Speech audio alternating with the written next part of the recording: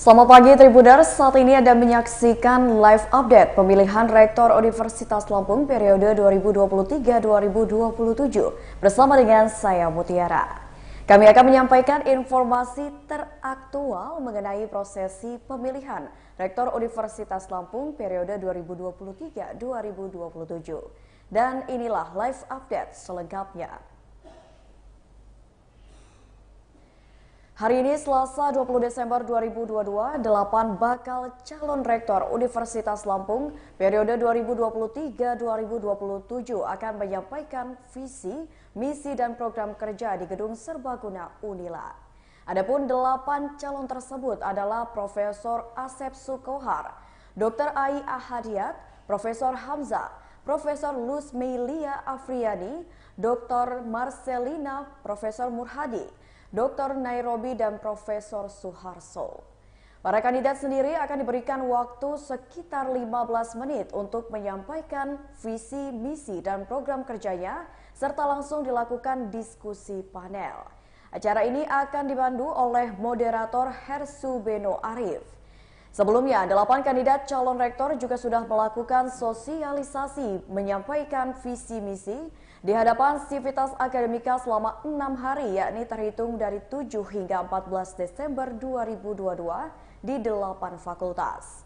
Ketua Panitia Pemilihan Rektor Unila, Profesor Abdurrahman mengatakan, agenda tersebut merupakan wadah bagi para calon pemimpin Universitas Lampung untuk menyosialisasikan visi, misi, dan program kerja untuk membangun Unila dalam 4 tahun periode kepemimpinan selanjutnya.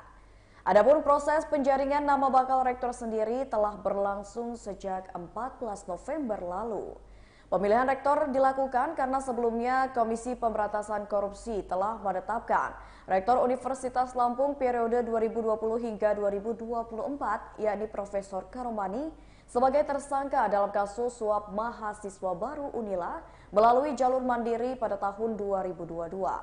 KPK juga menetapkan Wakil Rektor Universitas Lampung bidang akademik Universitas Lampung, Heri Yandi, dan Ketua Senat Universitas Lampung, Muhammad Basri, sebagai penerima suap, sedangkan pemberi suap adalah Andi Desviandi.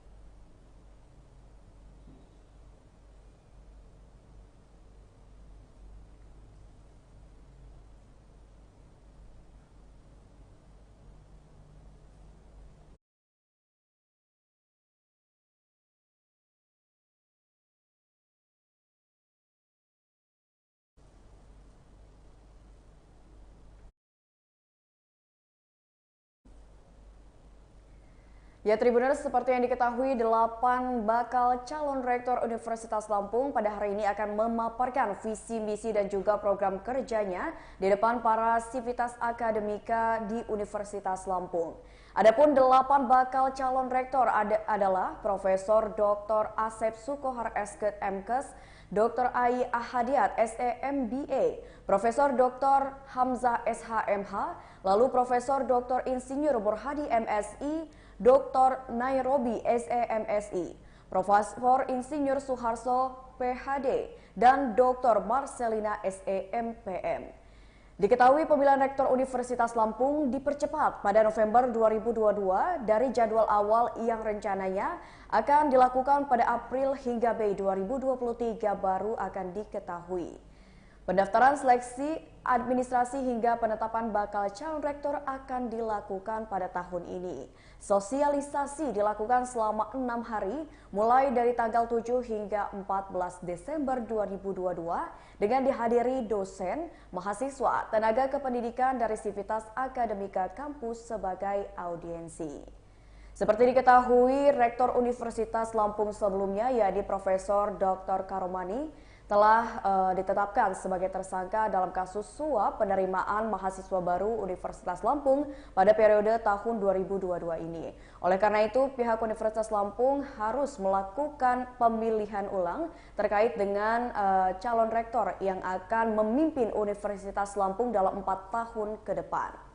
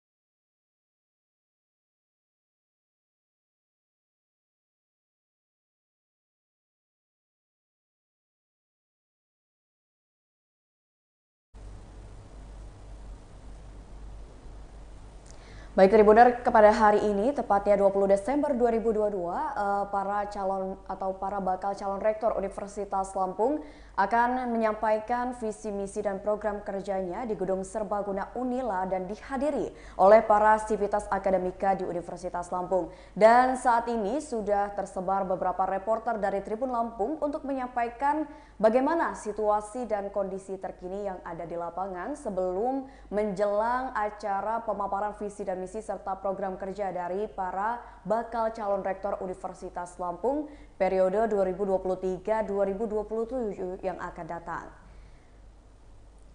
Dan perlu diketahui Tribuners, ada 8 kandidat yang akan dinyatakan sebagai bakal calon rektor Universitas Lampung, dan para 8 calon tersebut adalah Profesor Asep Sukohar, Dr. Ai Ahadiat, Profesor Hamzah, Profesor Lusmelia Afriani, Dr. Marcelina, Profesor Murhadi, Dr. Nairobi, dan Profesor Suharso. Para kandidat sendiri sebenarnya sudah menyampaikan visi dan misi serta program kerjanya ke 8 fakultas yang ada di Universitas Lampung, yakni terhitung dari tanggal 7 hingga 14 Desember 2022 lalu. Dan ketika menyampaikan visi dan misi serta program kerjanya dihadiri oleh para sivitas akademika yang ada di masing-masing fakultas. Dan pada hari ini Tribuners, tepatnya pada 20 Desember 2022, para bakal calon rektor Universitas Lampung akan memaparkan kembali seperti apa visi misi serta program kerja yang akan dilakukan mereka selama periode 2023 dan 2027 jika nantinya mereka terpilih sebagai rektor Universitas Lampung. Dan acara hari ini sebenarnya dihadiri oleh para sivitas akademika dan juga para senat dari Universitas Lampung.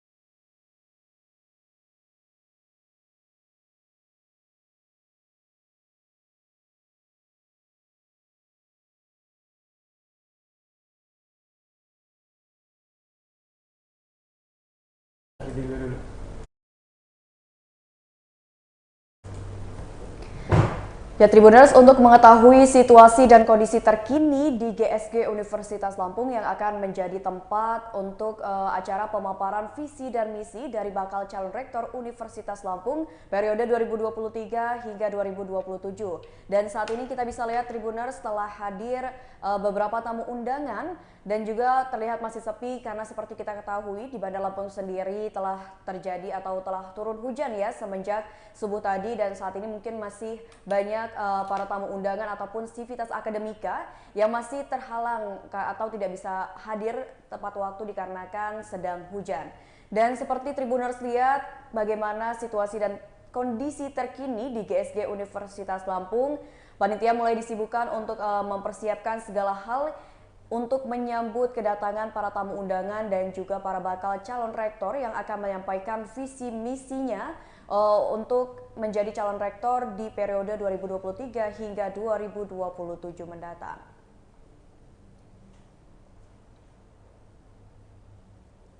Ya, sudah terlihat beberapa tamu undangan yang mungkin datang dari kalangan sivitas akademika, dosen-dosen Universitas Lampung, dan juga tokoh-tokoh yang memang harus menghadiri dari pemaparan visi misi bakal calon rektor Universitas Lampung periode 2023-2027. Di sini kita masih lihat bahwa masih banyak sekali kursi kosong yang memang belum dihadiri oleh para tamu undangan.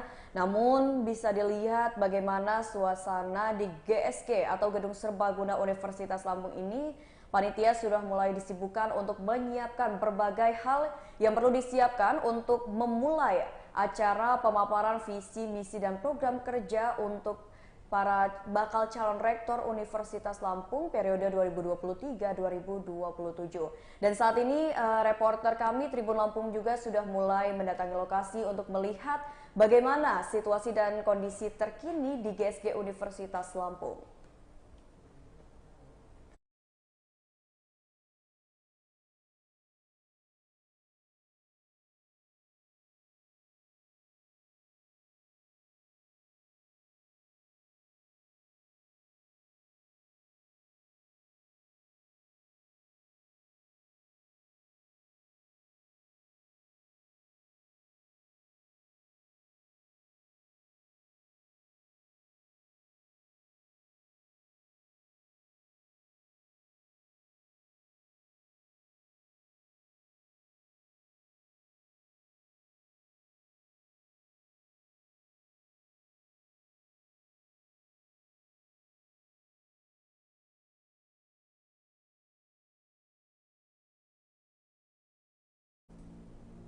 Ya, seperti diketahui Tribuners, pada 20 Desember 2022 atau tepatnya pada hari Selasa ini, kita akan menyaksikan pemaparan visi dan misi dari bakal calon rektor Universitas Lampung periode 2023-2027 yang akan dilaksanakan di Gedung Serbaguna Universitas Lampung.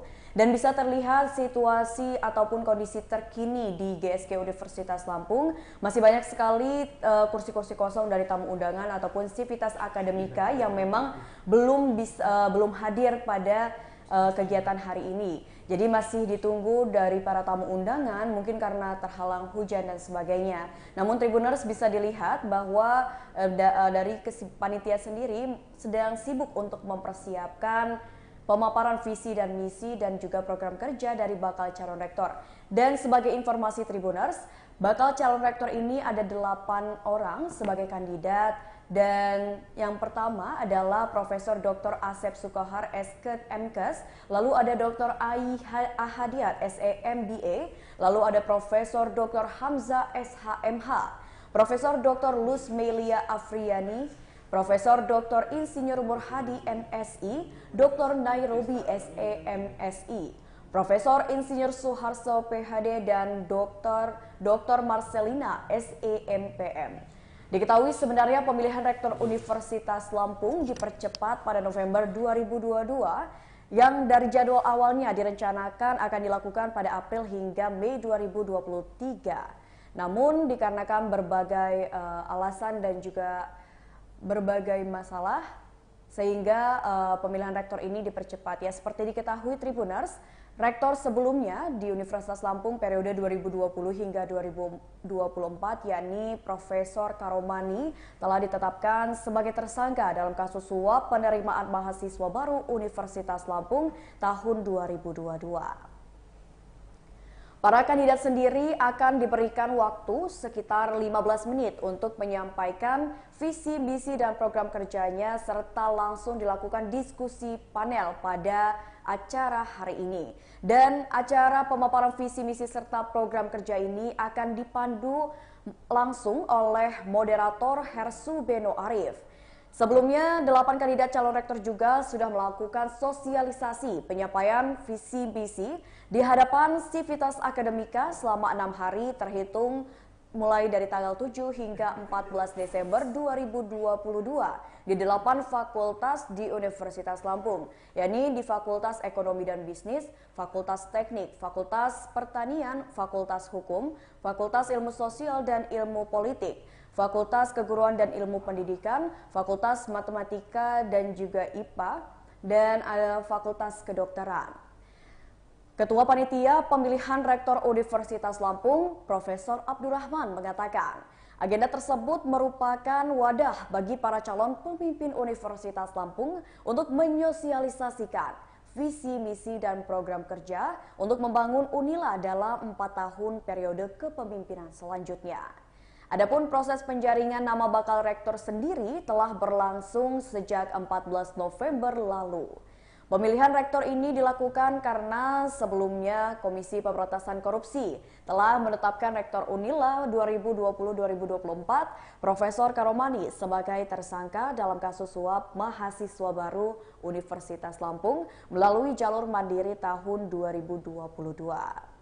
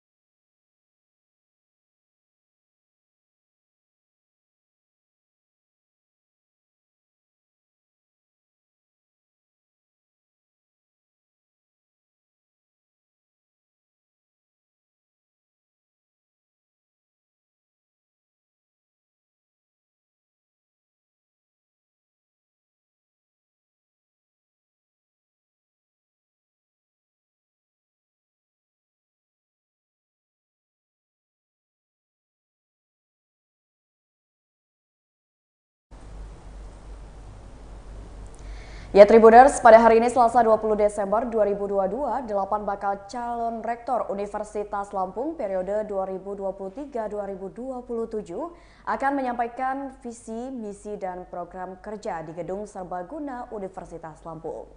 Adapun 8 calon tersebut adalah Profesor Asep Sukohar, Dr. Ai Ahadiat, Profesor Hamzah, Profesor Lusmeilia Afriani, Dr. Marcelina, Profesor Murhadi, Dr. Nairobi, dan Profesor Suharso.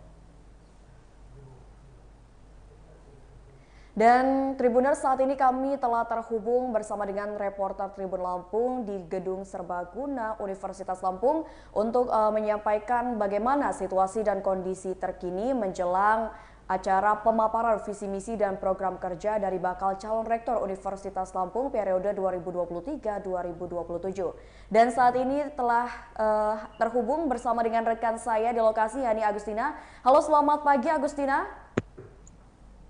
Selamat pagi.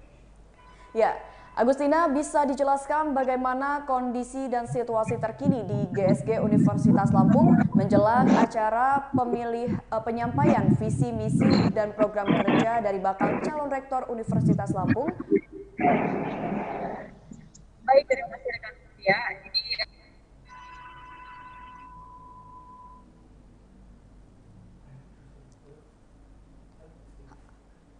Ya, halo Agustina. Maaf, suaranya tidak terdengar. Ya, Agustina, bisa sampaikan bagaimana situasi dan kondisi terkini di GSG Universitas Lampung? Ya, Tribuners, mungkin ada sedikit kendala dari reporter kami Tribun Lampung di lokasi karena seperti saat ini seperti kita ketahui bahwa reporter Tribun Lampung sudah di lokasi, yakni di Gedung Serbaguna Universitas Lampung untuk menyampaikan kondisi dan situasi terkini yang ada di sana seperti apa dan bagaimana persiapan yang dilakukan menjelang acara pemaparan visi misi dari bakal calon rektor Universitas Lampung yang nantinya akan disampaikan kepada seluruh sivitas akademika dan juga beserta dosen serta mahasiswa yang ada di sini. Oke, bisa dilihat sudah berapa banyak tamu undangan atau masih sangat sedikit nih? Agustina di lokasi yang sudah hadir. Untuk tamu undangan sudah ada beberapa dari dosen-dosen dari Fakultas Ekonomi Bisnis, kemudian ada juga dari dosen-dosen dari fakultas lain, kemudian beberapa mahasiswa juga sudah hadir, terutama untuk ke-8 calon rektor juga sudah siap di dalam, kemudian dan beberapa staf ahli juga sudah mulai mendatangi lokasi, begitu. Ya, baik Agustina, untuk informasi apakah sudah ada kapan acara pemaparan visi misi dan program kerja ini akan dimulai? Oke, untuk informasinya, memang sudah diadakan proses sosialisasi sebelum agenda ini berlangsung. Sosialisasi sebelumnya sudah diadakan di 8 fakultas yang ada di Universitas Lampung ini. Sosialisasi tersebut telah berlangsung mulai dari tanggal 7 Desember sampai dengan 14 Desember. Kemudian sosialisasi dilanjutkan pada hari ini, memang pada hari Selasa 20 Desember 2022. Sosialisasi ini akan disampaikan kepada seluruh sivitas akademik di Universitas Lampung ini, dan bakal calon yang ada di sini antara lain kita bisa lihat untuk datanya, salah satunya adalah Profesor Dr. Asep Sukohar, kemudian ada juga Dr. Ayia Hadiat, kemudian ada juga Dr. Hamzah, lalu selanjutnya ada Profesor Dr. Lusmeila Afriani, kemudian ada juga Dr. Marcelina, lalu selanjutnya ada Profesor Murhadi, dan selanjutnya ada Dr. Nairobi, dan selanjutnya yang terakhir ada Profesor Suharso. Dan nantinya mereka akan menyampaikan visi, misi, dan program kerja mereka, dan akan diberi waktu kurang lebih 15 menit. Dan setelah itu nantinya sebelum penyampaian visi, misi dimulai, akan diadakan pembukaan dulu, kemudian akan dia nyanyikan lagu Indonesia Raya, dan selanjutnya dilanjutkan dengan doa, dan selanjutnya akan sampaikan beberapa sambutan dari ketua pelaksana, lalu kemudian akan disampaikan visi misi dari ke-8 bakal calon rektor Unila tersebut. Baik Tina, lalu untuk agenda dimulainya acara pada hari ini sendiri pada pukul berapa Tina? Apakah sudah mendapatkan informasi? Untuk agenda sementara waktunya sedikit mengulur karena sebelumnya agenda yang terdaftar itu dijadwalkan pada pukul 7.45, dan memang kondisi saat ini sedang mendung dan tadi sempat hujan sedikit, jadi ada beberapa yang baru saja datang, dan untuk agenda di rundown-nya bisa terlihat untuk acara akan berlangsung sampai nanti di penghujung acara pukul 12.00. Baik Tina, terima kasih banyak atas informasinya dan selamat kembali bertugas Agustina. Ya baik Tribuners, itulah tadi laporan langsung dari reporter Tribun Lampung mengenai situasi dan kondisi terkini yang ada di Gedung Serbaguna Universitas Lampung menjelang acara pemaparan visi misi serta program kerja dari bakal calon rektor Universitas Lampung periode 2023-2027.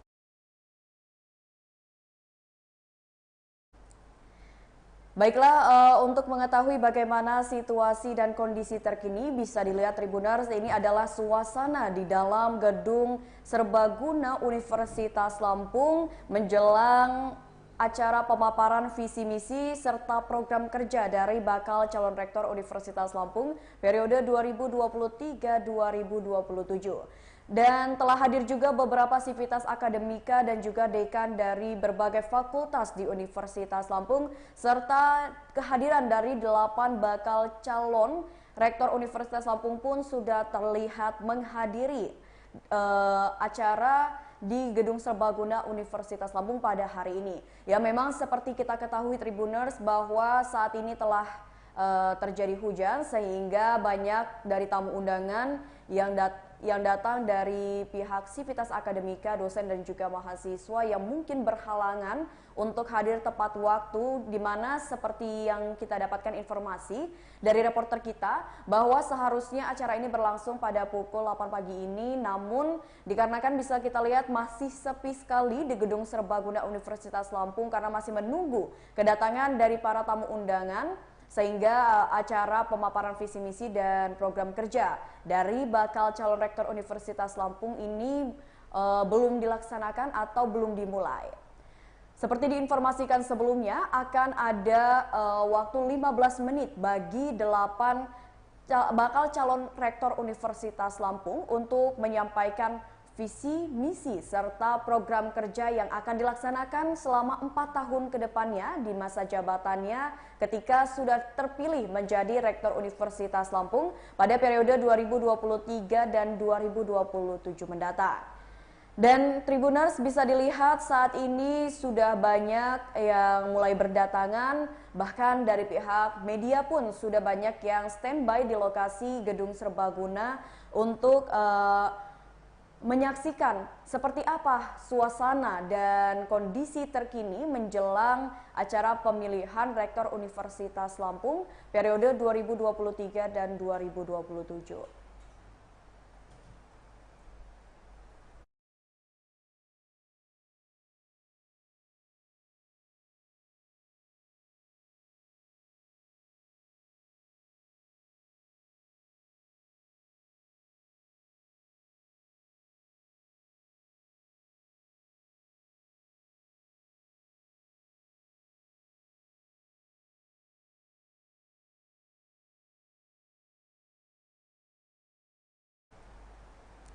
Ya Tribuners, pada hari ini 20 Desember 2022 pada Selasa akan ada 8 bakal calon rektor Universitas Lampung periode 2023-2027 yang akan menyampaikan visi misi serta program kerjanya di Gedung Serbaguna Universitas Lampung.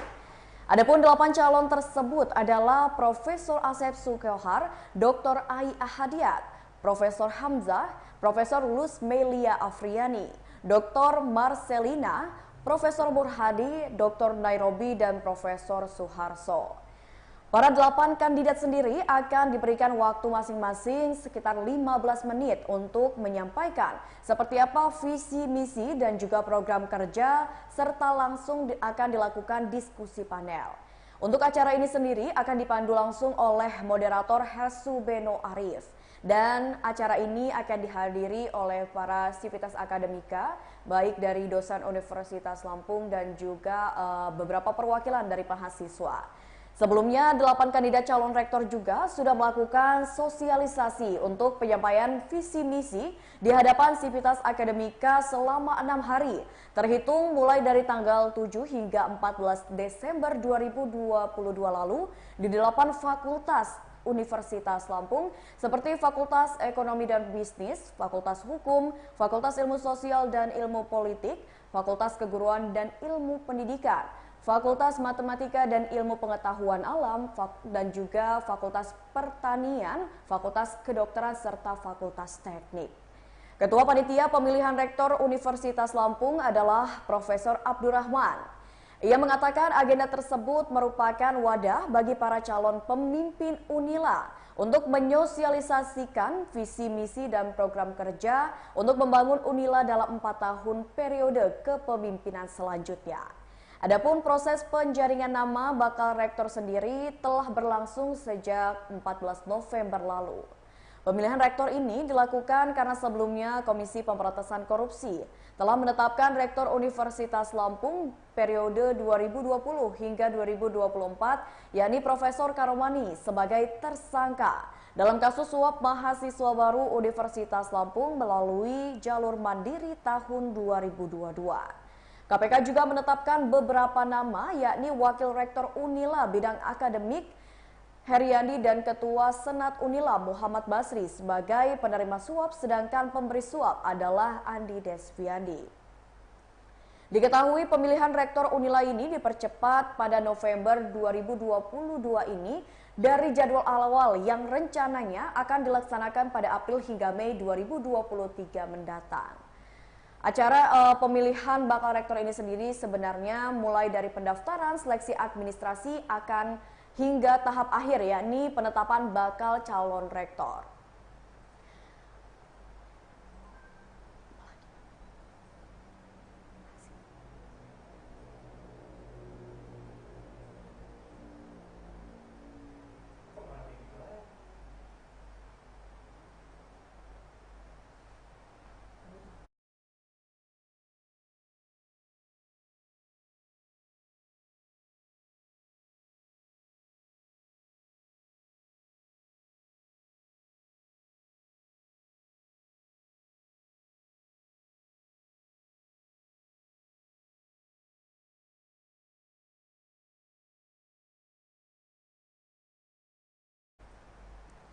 Baik Tribuners, inilah situasi dan kondisi terkini menjelang acara pemaparan visi, misi, dan program kerja dari bakal calon Rektor Universitas Lampung periode 2023-2027.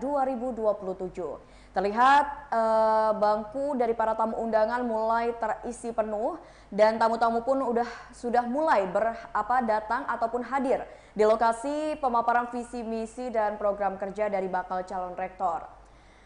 Seperti kita ketahui sebelumnya, untuk 8 kandidat atau 8 bakal calon rektor sendiri sudah hadir di lokasi, yakni di GSG Universitas Lampung untuk acara pemaparan visi, misi, serta program kerja.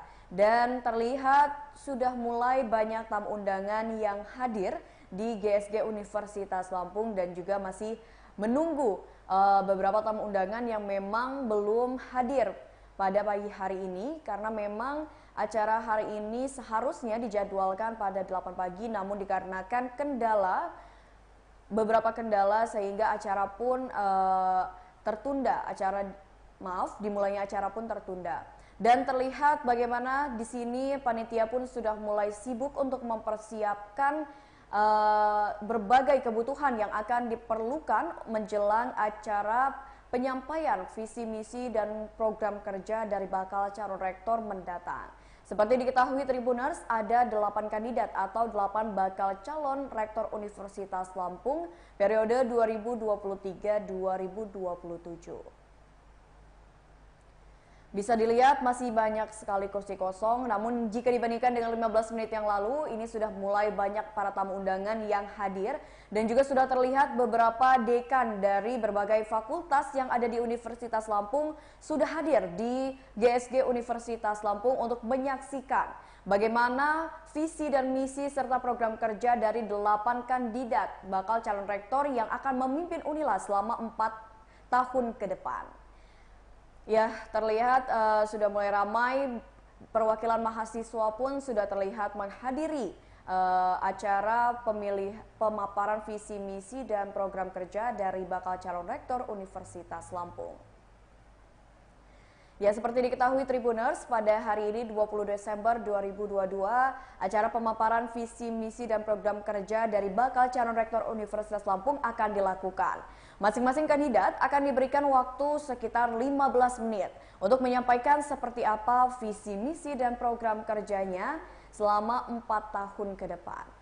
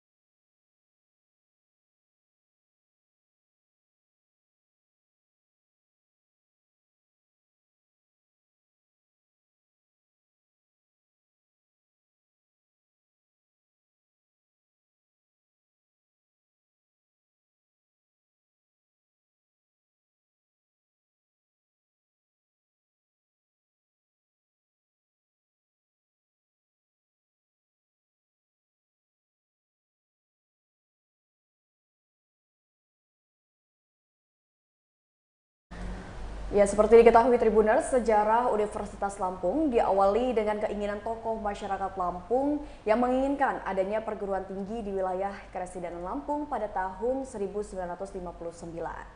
Beberapa tokoh yang turut serta dalam inisiasi pendirian Universitas Lampung, diantaranya adalah Zainal Abidin Pagar Alam, Jan Jitsu, Najir Shah Zaini MA, serta Hilman Hadikusuma. Hasil musyawarah tersebut melahirkan keberadaan Yayasan Pembina Perguruan Tinggi Lampung atau YPPTL. Pendirian yayasan yang diketuai oleh Najir Shah Zaini MA menjadi langkah awal bagi berdirinya perguruan tinggi pertama di Lampung pada tanggal 19 Juli 1960. Perguruan tinggi tersebut adalah Fakultas Ekonomi, Hukum, dan Sosial yang beralamat di Jalan Hasanuddin nomor 24 Bandar Lampung. Pendirian perguruan tinggi dilakukan melalui kerjasama dengan Universitas Sriwijaya. Lalu pada tahun 1961, Fakultas Ekonomi, Hukum, dan Sosial tercatat sebagai cabang Universitas Sriwijaya yang melayani pendidikan untuk Fakultas Ekonomi dan Hukum berlokasi di Teluk Betul. Lalu pada tahun 1964, program kerjasama yang dilakukan oleh Fakultas Ekonomi, Hukum, dan Sosial mulai meluas. Perguruan tinggi ini kemudian menjalin afiliasi dengan Universitas Indonesia yang ada di Jakarta, tentunya dengan persetujuan dari Presiden Unsri. Lalu pada tanggal 23 September 1965, pemerintah secara resmi mengeluarkan surat keputusan Menteri Perguruan Tinggi dan Ilmu Pengetahuan nomor 195 tahun 1965. Surat keputusan ini menjadi hari penting dalam sejarah Universitas Lampung. Terhitung sejak tanggal itulah Universitas Lampung dikenal sebagai universitas negeri pertama di Provinsi Lampung. Apalagi pada tahun 1966 melalui Kepres nomor 73, pemerintah secara resmi mengukuhkan posisi tersebut. Kelahiran Universitas Lampung pada tahun 1965 tersebut membuat dua fakultas, yakni Fakultas Ekonomi dan Bisnis serta Fakultas Hukum, tercatat sebagai fakultas tertua. Keberadaan kedua fakultas tersebut kemudian diikuti dengan deretan fakultas lain yang mampu menyediakan beragam jenis pendidikan bagi para mahasiswa.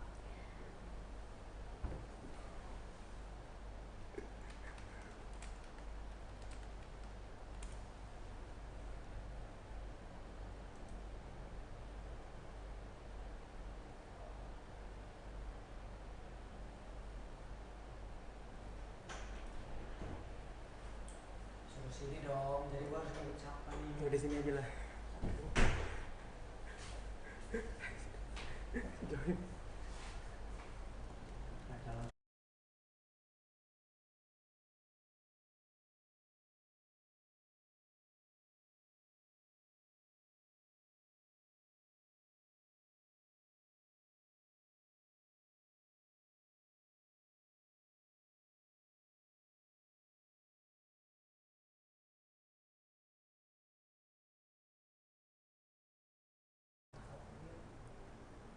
Tribuners, seperti diketahui pada pagi hari ini di saat hujan turun akan dilaksanakan pemaparan visi misi dan program kerja dari bakal calon rektor Universitas Lampung periode 2023-2027. Adapun 8 calon yang akan menyampaikan visi misi serta program kerjanya adalah Profesor Asep Sukohar, Dr. Ai Ahadiat, Profesor Hamzah, Profesor Lusmeilia Afriani, Dr. Marcelina, Profesor Murhadi, Dr. Nairobi, dan Profesor Suharso.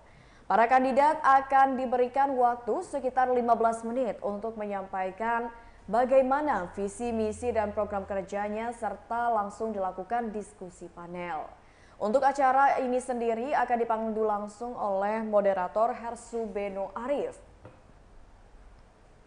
Sebagai informasi sebelumnya, para bakal calon rektor, yakni 8 kandidat sudah menyampaikan atau menyosialisasikan visi misi di hadapan para sivitas akademika selama 6 hari, yakni terhitung mulai dari tanggal 7 hingga 14 Desember 2022 di 8 fakultas. Ketua Panitia Pemilihan Rektor Universitas Lampung sendiri adalah Profesor Abdurrahman. Ia mengatakan proses penjaringan nama bakal rektor sendiri telah berlangsung sejak 14 November lalu. Pemilihan rektor dilakukan karena sebelumnya Komisi Pemberantasan Korupsi telah menetapkan Rektor Universitas Lampung periode 2020 hingga 2024 yakni Profesor Karomani sebagai tersangka dalam kasus suap mahasiswa baru Unila melalui jalur mandiri pada tahun 2022. KPK juga menetapkan beberapa nama yakni Wakil Rektor Unila bidang akademik Heriandi dan Ketua Senat Unila Muhammad Basri sebagai penerima suap, sedangkan pemberi suap adalah Andi Desviandi. Diketahui pemilihan rektor Unila ini dipercepat pada November 2022 lalu dari jadwal awal yang rencananya akan dilaksanakan pada April hingga Mei 2023 mendatang. Adapun prosesi sebelum mencapai acara pemaparan visi misi serta program kerja, sebelumnya pihak panitia telah melakukan sesi pendaftaran, seleksi administrasi dan hingga sampailah pada kegiatan atau acara penyampaian visi misi dari bakal calon rektor yang telah ditetapkan, yakni ada 8 kandidat yang akan menjadi bakal calon rektor Universitas Lampung periode 2023 hingga 2027 mendatang. Dan pada hari ini Tribuners, tepatnya 20 Desember 2022, 8 kandidat ini akan menyampaikan visi misi serta program kerjanya di hadapan para sivitas akademika, dosen, dan juga perwakilan mahasiswa yang hadir di Gedung Serbaguna Universitas Lampung.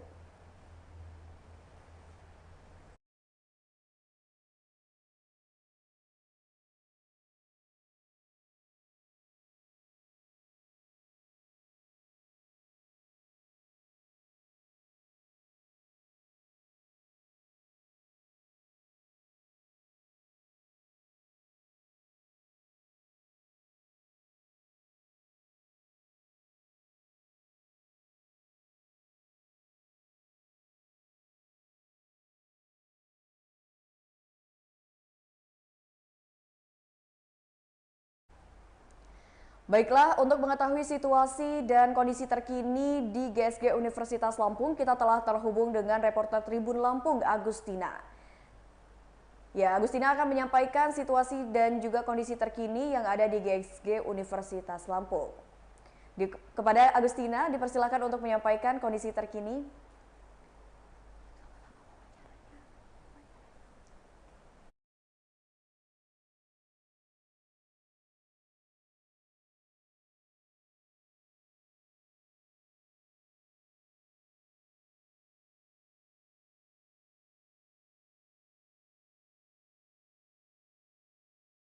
Jalanan dari rumah ke sini. Ya, karena pagi-pagi sudah hujan, tetapi melihat ini tahapan yang penting, sehingga saya upayakan untuk hadir di GSG ini. Oh, benar.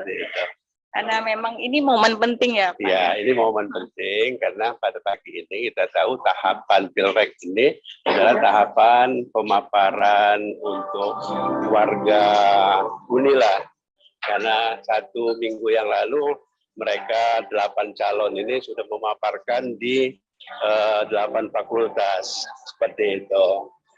Nah, jadi kurang lebih harapan dari Bapak ini gimana sih untuk Unila ke depannya gitu? Ya, saya pikir saya salah satu warga Universitas Lampung sangat berharap dari 8 calon ini nanti akan muncul satu rektor yang memiliki wawasan luas, yaitu yang membawa Unila ke world class university, tentunya seperti itu. Dan tantangan ke depan luar biasa. Yang pertama, mereka harus mampu mengembalikan citra atau nama baik Unila. Dilanjutkan dengan upaya-upaya untuk meningkatkan prestasi-prestasi, baik itu prestasi akademik maupun prestasi-prestasi yang lainnya. Seperti itu. Nah, harapan ke depan. Sehingga betul-betul tidak terlalu lama nama Unila pulih, kemudian kemajuan di bidang akademik juga mampu bersaing di tingkat internasional. Seperti itu. Baik, luar biasa sekali Bapak. Semoga harapannya semuanya bisa terwujud ya Pak ya, dengan sosok baru yang nantinya akan menata kembali Universitas Lampung ini. Baik, terima kasih Bapak. Sukses selalu. Oke, jadi Tribuners, jadi untuk pada saat ini acara sudah dimulai dengan menyanyikan lagu pembukaan yaitu Indonesia Raya. Memang untuk beberapa mahasiswa belum sepenuhnya hadir datang ke sini karena memang kondisinya sedang hujan Tribuners. Kita akan masuk ke dalam untuk melihat sekilas situasinya. Jadi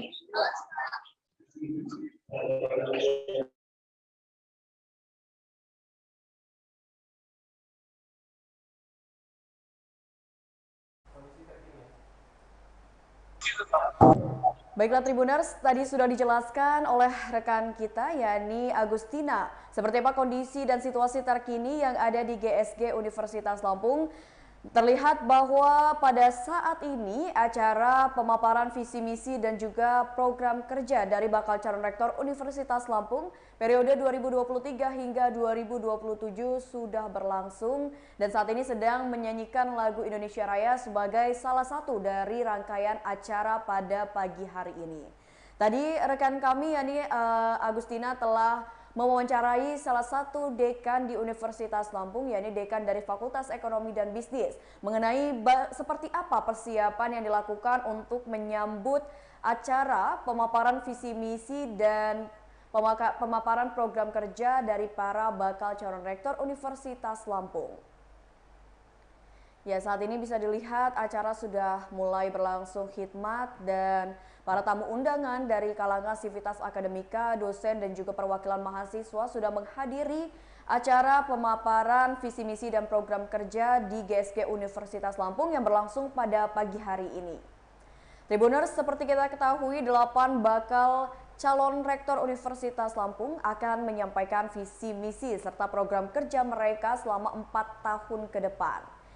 Dan terlihat di sini di GSG Universitas Lampung memang masih banyak kursi yang kosong di mana banyak sekali tamu undangan dari berbagai kalangan mulai dari sivitas akademika, dosen dan juga perwakilan mahasiswa yang nampaknya belum hadir di lokasi dikarenakan saat ini sedang terjadi hujan yang cukup lebat di daerah Bandar Lampung dan sekitarnya.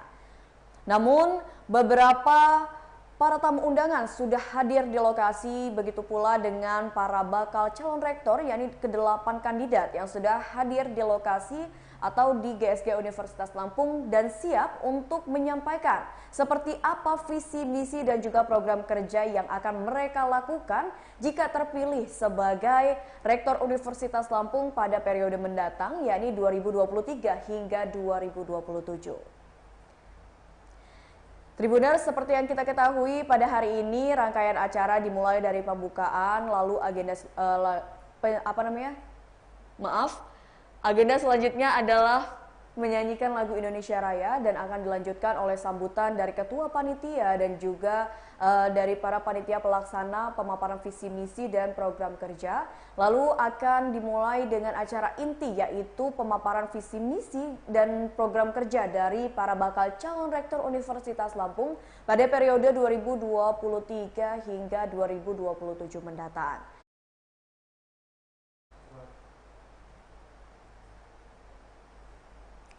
Baiklah, ini kondisi terkini di GSG Universitas Lampung. Nampaknya para tamu undangan sudah mulai berdatangan dan juga 8 kandidat atau 8 bakal calon rektor pun sudah hadir di GSG Universitas Lampung untuk menyampaikan visi misi serta program kerja mereka. Dan terlihat pada pagi hari ini acara pun sudah dimulai dengan khidmat dan tidak terhalang oleh suatu apapun. Dan bisa dilihat pada saat ini sedang ada di rangkaian acara pembacaan doa di mana ini merupakan acara pembukaan untuk menjelang acara inti yakni pemaparan visi dan misi dari 8 bakal calon rektor Universitas Lampung pada periode 2023 hingga 2027 mendatang. Namun Tribuners bisa dilihat walaupun sudah banyak tamu undangan yang hadir dan juga 8 kandidat sudah hadir, namun kursi kosong bisa kita lihat banyak sekali yang belum terisi oleh para tamu undangan dikarenakan pada pagi hari ini di wilayah Bandar Lampung sendiri sedang terjadi hujan yang cukup lebat dan mungkin itu menjadi satu kendala bagi para tamu undangan untuk bisa hadir tepat waktu di GSG Universitas Lampung. Bisa dilihat pula para senat dari Universitas Lampung pun sudah hadir di lokasi dan acara pembacaan doa pun berlangsung dengan khidmat.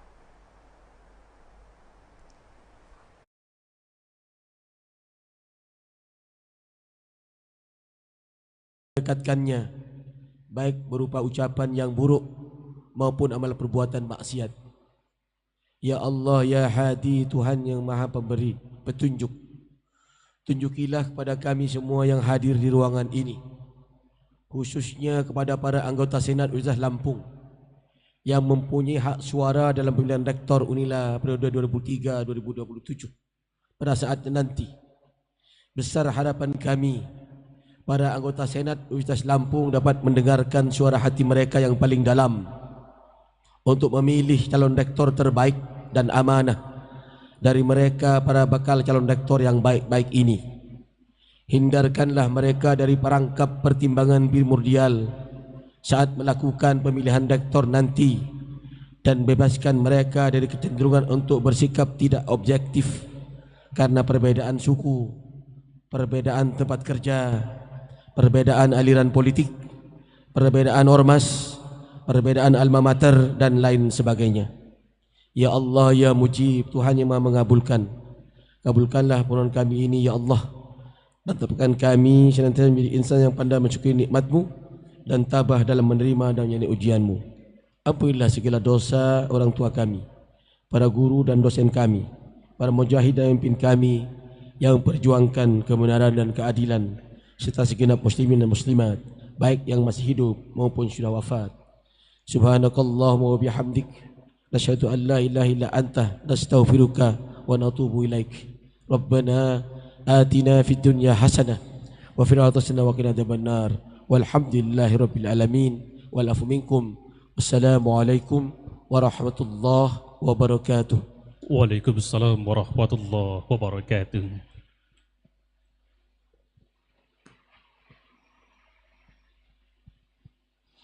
Jazakallah, terima kasih kepada Dr. M. Samsul Arif PPC yang telah memimpin doa kita pada pagi hari ini dan tentunya menjadi harapan.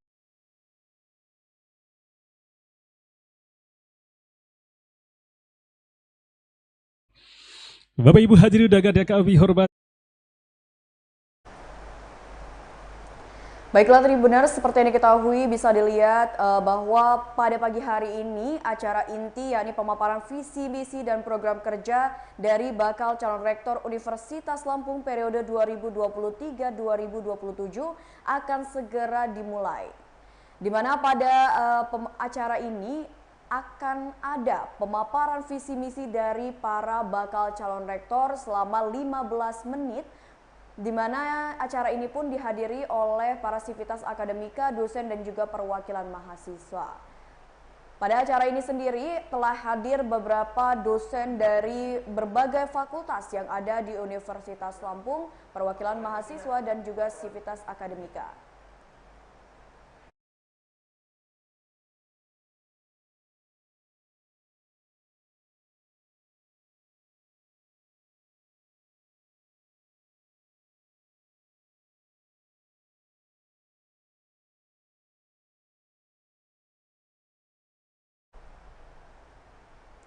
Baik Tribuners, untuk mengetahui bagaimana situasi dan kondisi terkini di GSG Universitas Lampung menjelang acara inti yakni pemaparan visi misi dan juga program kerja dari bakal calon rektor Universitas Lampung periode 2023-2027. Kita telah terhubung bersama dengan rekan kami Tribun Lampung yakni Agustina, reporter Agustina.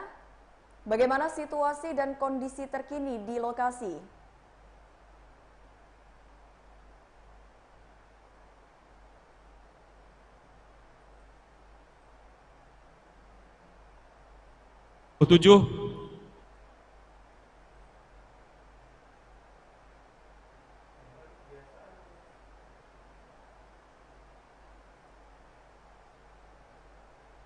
Polres, dari kepolisian, perwakilan, kemudian juga ada beberapa dari dosen juga yang sudah hadir di sini. Situasi di sini memang masih belum mendukung cuacanya, jadi beberapa tamu datang sedikit terlambat.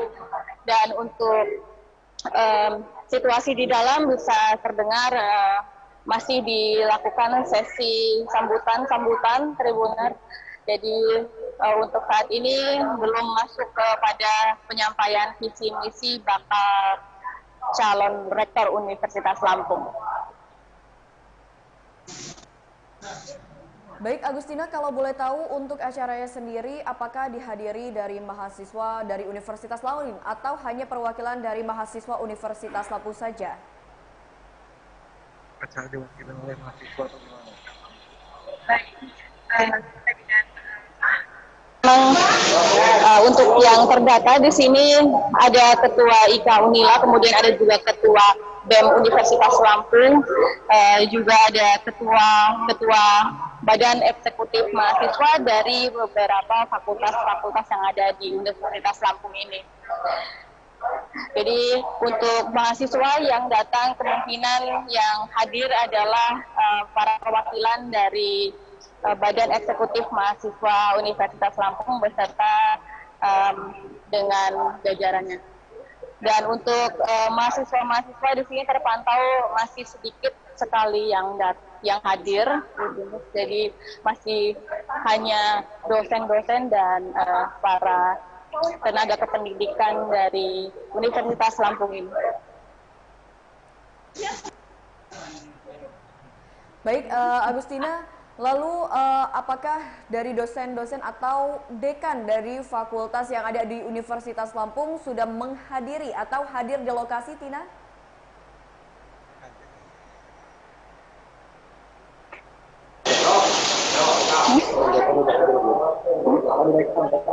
Baik, untuk para dekan ada beberapa yang hadir, terutama kan dari Fakultas Ilmu Sosial dan Ilmu Politik.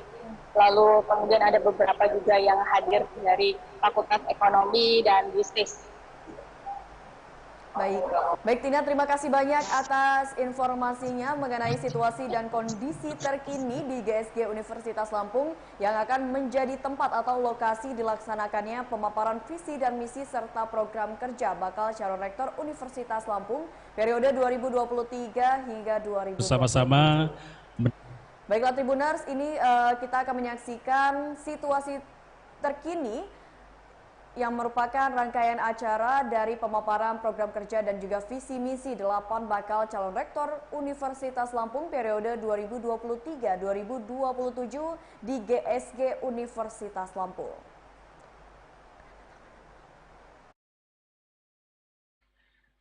Iya, mohon dilihatkan ke depan, Pak.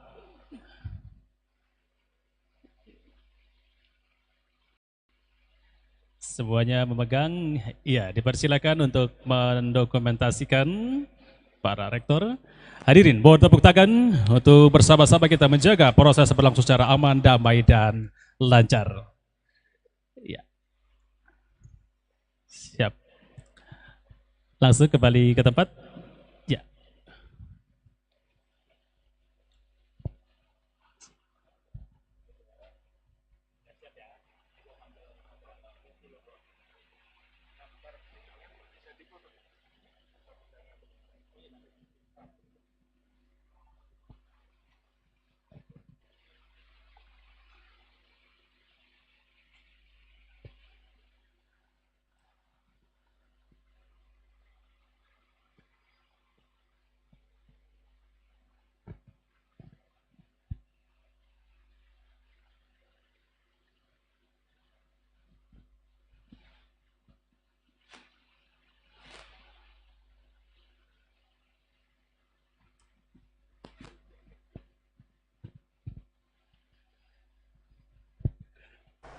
Baik Bapak Ibu hadirin undangan kami.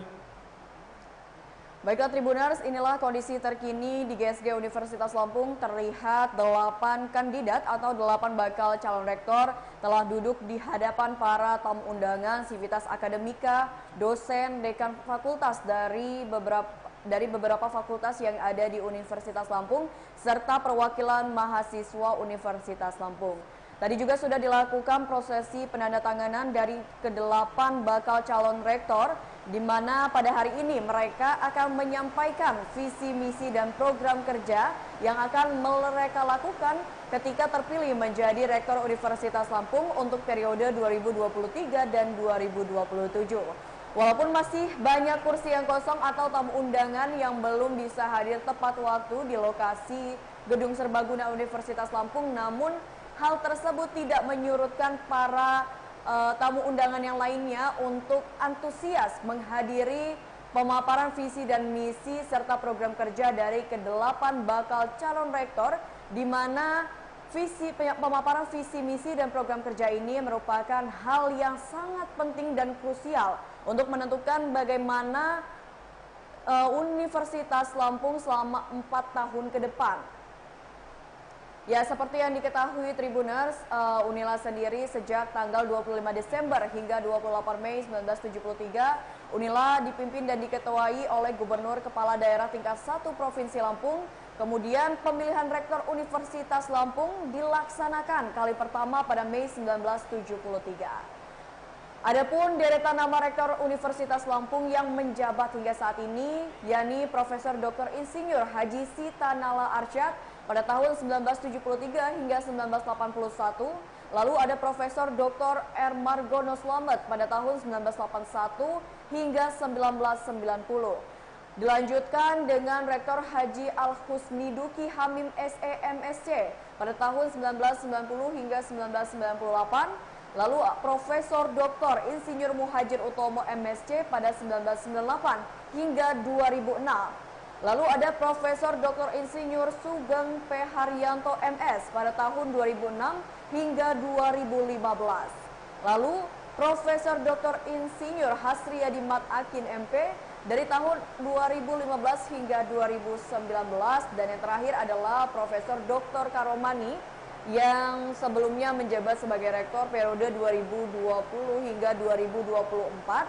Namun saat ini Profesor Karomani telah ditetapkan oleh Komisi Pemberantasan Korupsi sebagai tersangka dalam kasus suap penerimaan mahasiswa baru Universitas Lampung pada tahun 2022. Dan pada hari ini kita akan menyaksikan pemaparan visi, misi, dan program kerja dari ke-8 bakal calon rektor yang akan memimpin Universitas Lampung selama 4 tahun ke depan, yakni periode 2023 hingga 2027. Berbagai rangkaian acara pada pagi hari ini pun sudah dilakukan, mulai dari pembukaan, menyanyikan lagu Indonesia Raya, pembacaan doa, dan juga penandatanganan serta sambutan dilakukan oleh Ketua Panitia dan juga perwakilan dari tamu undangan. Dan juga terlihat bahwa beberapa dekan dari Fakultas Universitas Lampung sudah hadir pula di lokasi, yakni di GSG Universitas Lampung pada pagi hari ini. Juga ada perwakilan dari Badan Eksekutif Mahasiswa Universitas Lampung dan perwakilan mahasiswa yang memang sudah hadir di lokasi untuk menyaksikan seperti apa visi dan misi dan program kerja yang akan disampaikan oleh para bakal calon rektor yang akan memimpin Universitas Lampung selama 4 tahun ke depan.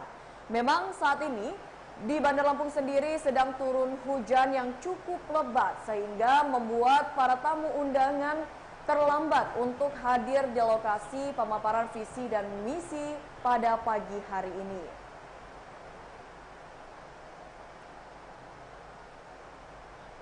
Langsung kembali ke tempat.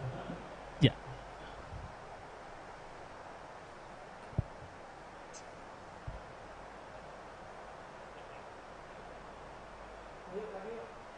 Ngapain?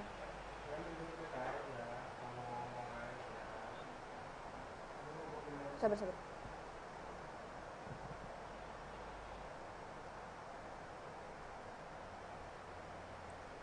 Dubbing aja kan ini? Dubbing apa di depan?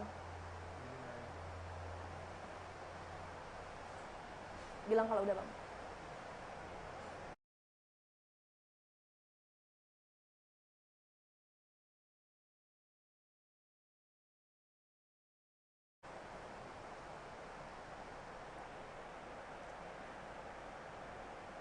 Hari ini, Selasa 20 Desember 2022, 8 bakal calon rektor Universitas Lampung periode 2023 hingga 2027 akan menyampaikan visi misi dan program kerjanya di Gedung Serbaguna Universitas Lampung.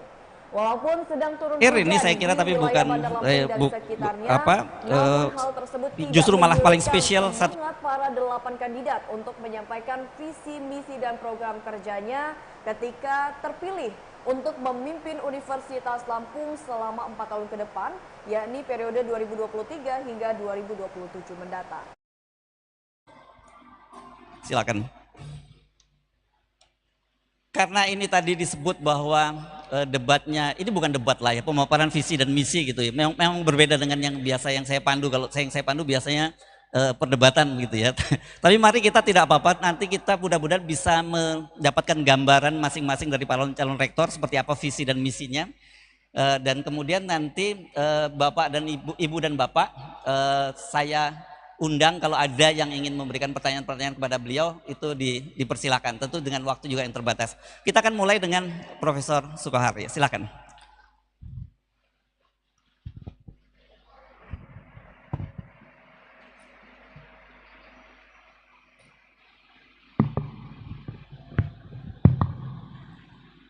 Bismillahirrahmanirrahim. Undangan Bapak Ibu Kepala Biro, Dekan, Wakil Dekan, Kaprodi, Kajur, dan seluruh tamu undangan yang hadir pada pagi hari ini.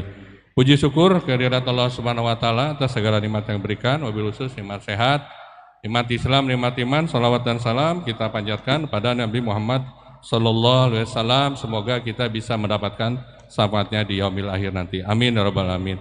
Bapak Ibu sekalian, alhamdulillah kita bisa diberikan umur sampai hari ini. Kita tahu bahwa COVID-19 sudah melandai, tapi kita tetap harus hati-hati. Ruangan ini, gedung ini menjadi saksi untuk COVID-19. Kita ketahui ada 42 warga Unila, baik guru besar dan lain sebagainya yang meninggal. Dan alhamdulillah Unila sudah berkontribusi untuk COVID-19, mana terdapat 25.000 warga Sivitas Akademi Unila yang telah divaksinasi di ruangan ini. Baik, saya lanjutkan. Saya akan menyampaikan visi, misi, dan program kerja. Pertama, ini adalah riwayat hidup saya. Nah, jadi visi dan misi Indonesia 2015-2085 sudah dicanangkan oleh Pak Presiden Jokowi, lalu diturunkan menjadi 4 pilar visi Indonesia 2045. 2045 adalah Indonesia Emas 2045, di mana Indonesia insya Allah masuk dalam jajaran negara maju. Ini adalah visi saya seandainya saya menjadi rektor, yaitu mentransformasikan ekosistem unggul Unila yang bermartabat, berdaya saing melalui kolaborasi inovasi menuju Indonesia Emas 2045.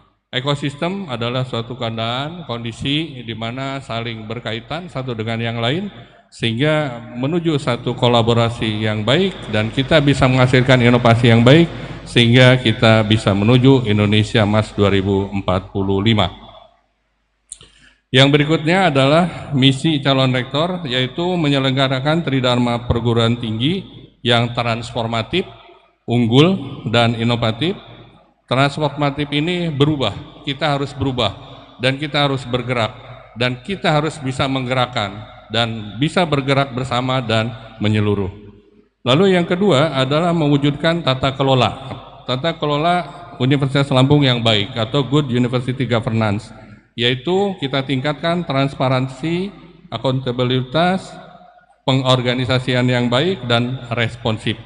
Yang ketiga, menumbuh kembangkan potensi sumber daya bagi penguatan kinerja institusi melalui percepatan inovasi. Yang keempat, melaksanakan dan mengembangkan kerjasama mitra dan dalam luar negeri. Tentunya mitra ini kita mulai dari mitra yang ada di lingkungan Unila, lalu kita meluas baik itu institusi pemerintah, swasta, dan internasional ataupun regional. Yang selanjutnya adalah di sini ingin saya sampaikan bahwa UNILA berperan bagaimana untuk menuju 5 besar ekonomi dunia. Di antaranya kita melalui tulang punggung inovasi, yaitu menciptakan sektor industri terkemuka, dan kita bekerja sama dengan sektor ekonomi terkemuka dan membangun infrastruktur yang memadai agar kita bisa menunjang ekonomi 5 besar ekonomi dunia. Dari sisi human capital yang berintegritas dan kreatif dan serta kompetitif, kita bisa membentuk SDM yang unggul. SDM yang unggul, kita menciptakan bagaimana penggunaan energi yang bersih dan kita bisa menunjang untuk bisa tercapainya Indonesia Emas 2045, yaitu 5 besar ekonomi dunia.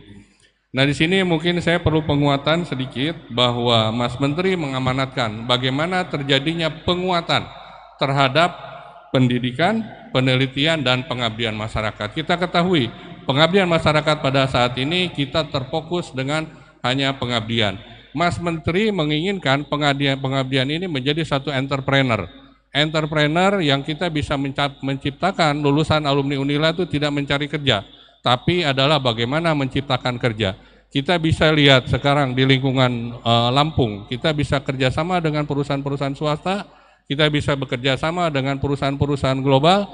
Misal, contoh, kita membuat internet entrepreneurship, itu banyak yang bisa kerjakan, banyak yang bisa kita lakukan kolaborasi, banyak yang juga kita kerjakan misalnya dari pertanian, dari kedokteran, ataupun dari fakultas teknik, sehingga kita menciptakan dan menghasilkan suatu income generating, dan SDM yang kita keluarkan dari UNILA itu sudah benar-benar siap di pasaran. Yang berikutnya adalah program utama, yaitu 2023-2027. Yang pertama, saya menyiapkan 100 hari program kerja. Di antaranya adalah penguatan penelitian, penguatan hilirisasi, dan penguatan publikasi internasional. Kita ketahui saat ini publikasi dan hasil inovasi ataupun penelitian dari UNILA ini memang belum maksimal, perlu kita tingkatkan.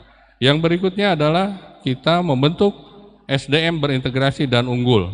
Lalu pada tahun 2024 kita akan melakukan digitalisasi sistem pendidikan, membentuk satu one data, sehingga kita bisa memudahkan untuk melakukan perencanaan, pelaksanaan, dan evaluasi. 2025 akan melakukan penguatan riset berbasis inovasi, dan 2026 kita menyiapkan entrepreneur university. Di antaranya adalah kita menyiapkan 60% prodi di UNILA akan kita targetkan terakreditasi internasional, dan 2026 inilah saya akan mencanangkan untuk menggeser UNILA dari BLU menuju PTNBH. Lalu yang berikutnya adalah 5 program strategis.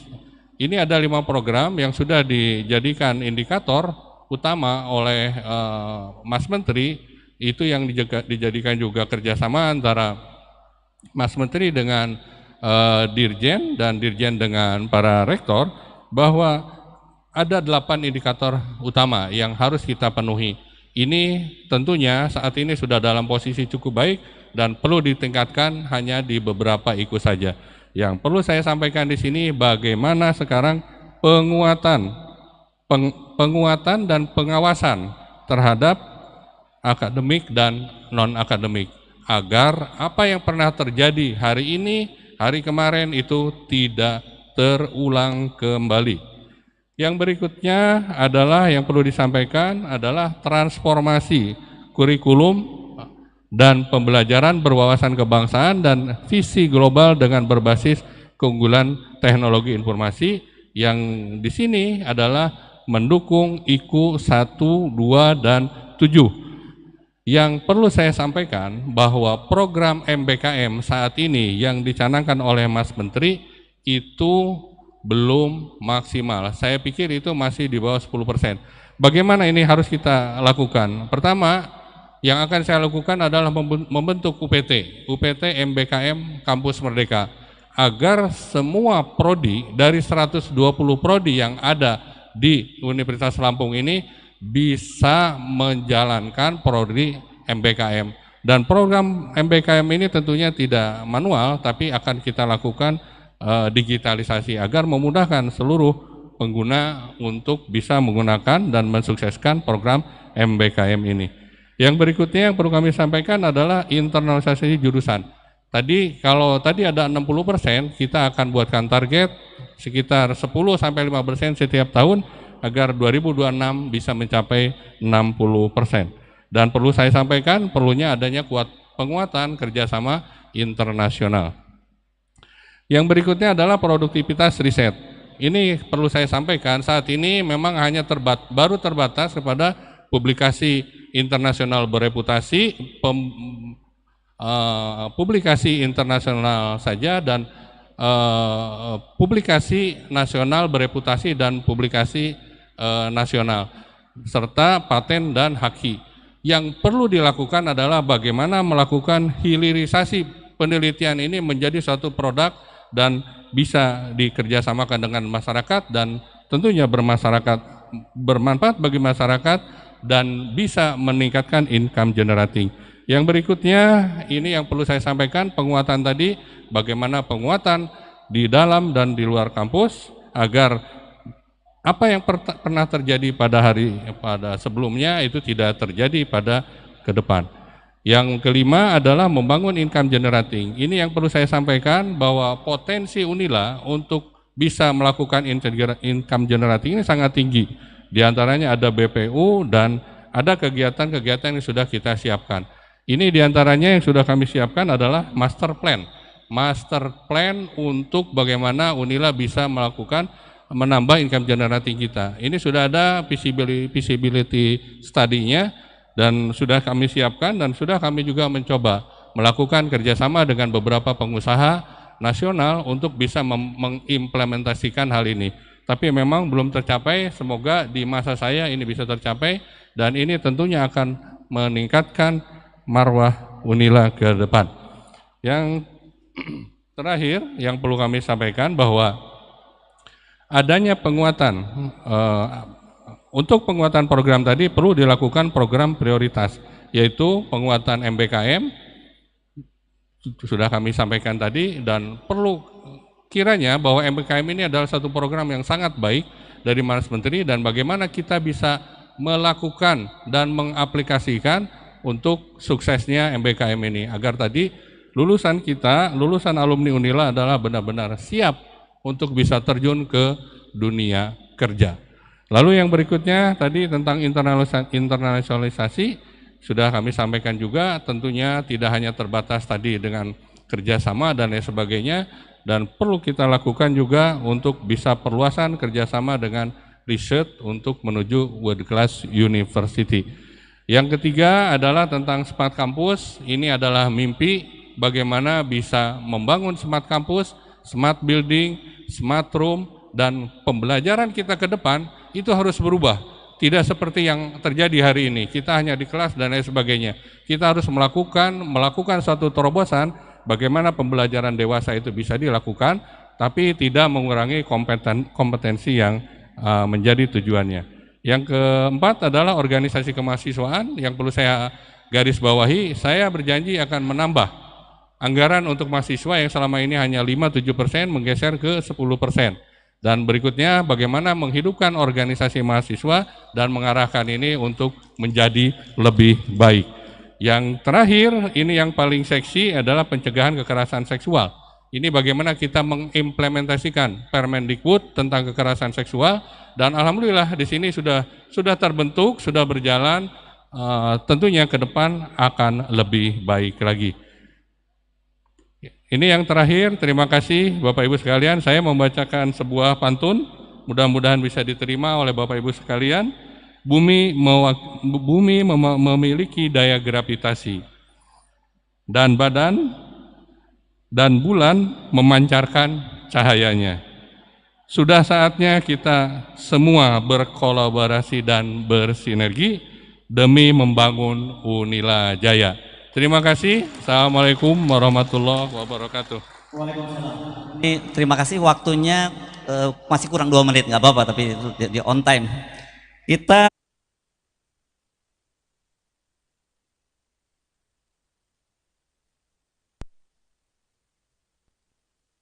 sudah dengarkan pemaparan visi misi serta program kerja dari salah satu bakal calon rektor Universitas Lampung, yakni Profesor Dr. Asep Sukohar Esket MKes, di mana Profesor Asep Sukohar telah menyampaikan visi dan misi serta program kerjanya untuk membangun Universitas Lampung menjadi yang lebih baik selama 4 tahun ke depannya jika beliau terpilih menjadi Rektor Universitas Lampung.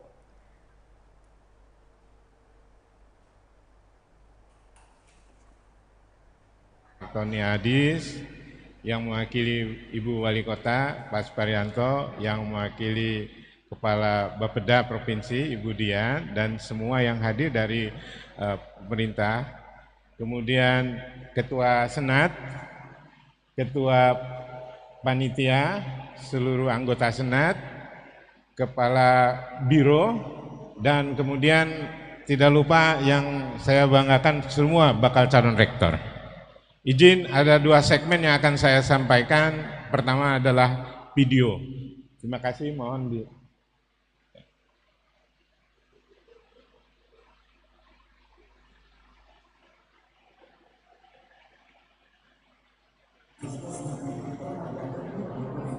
Tolong diulang.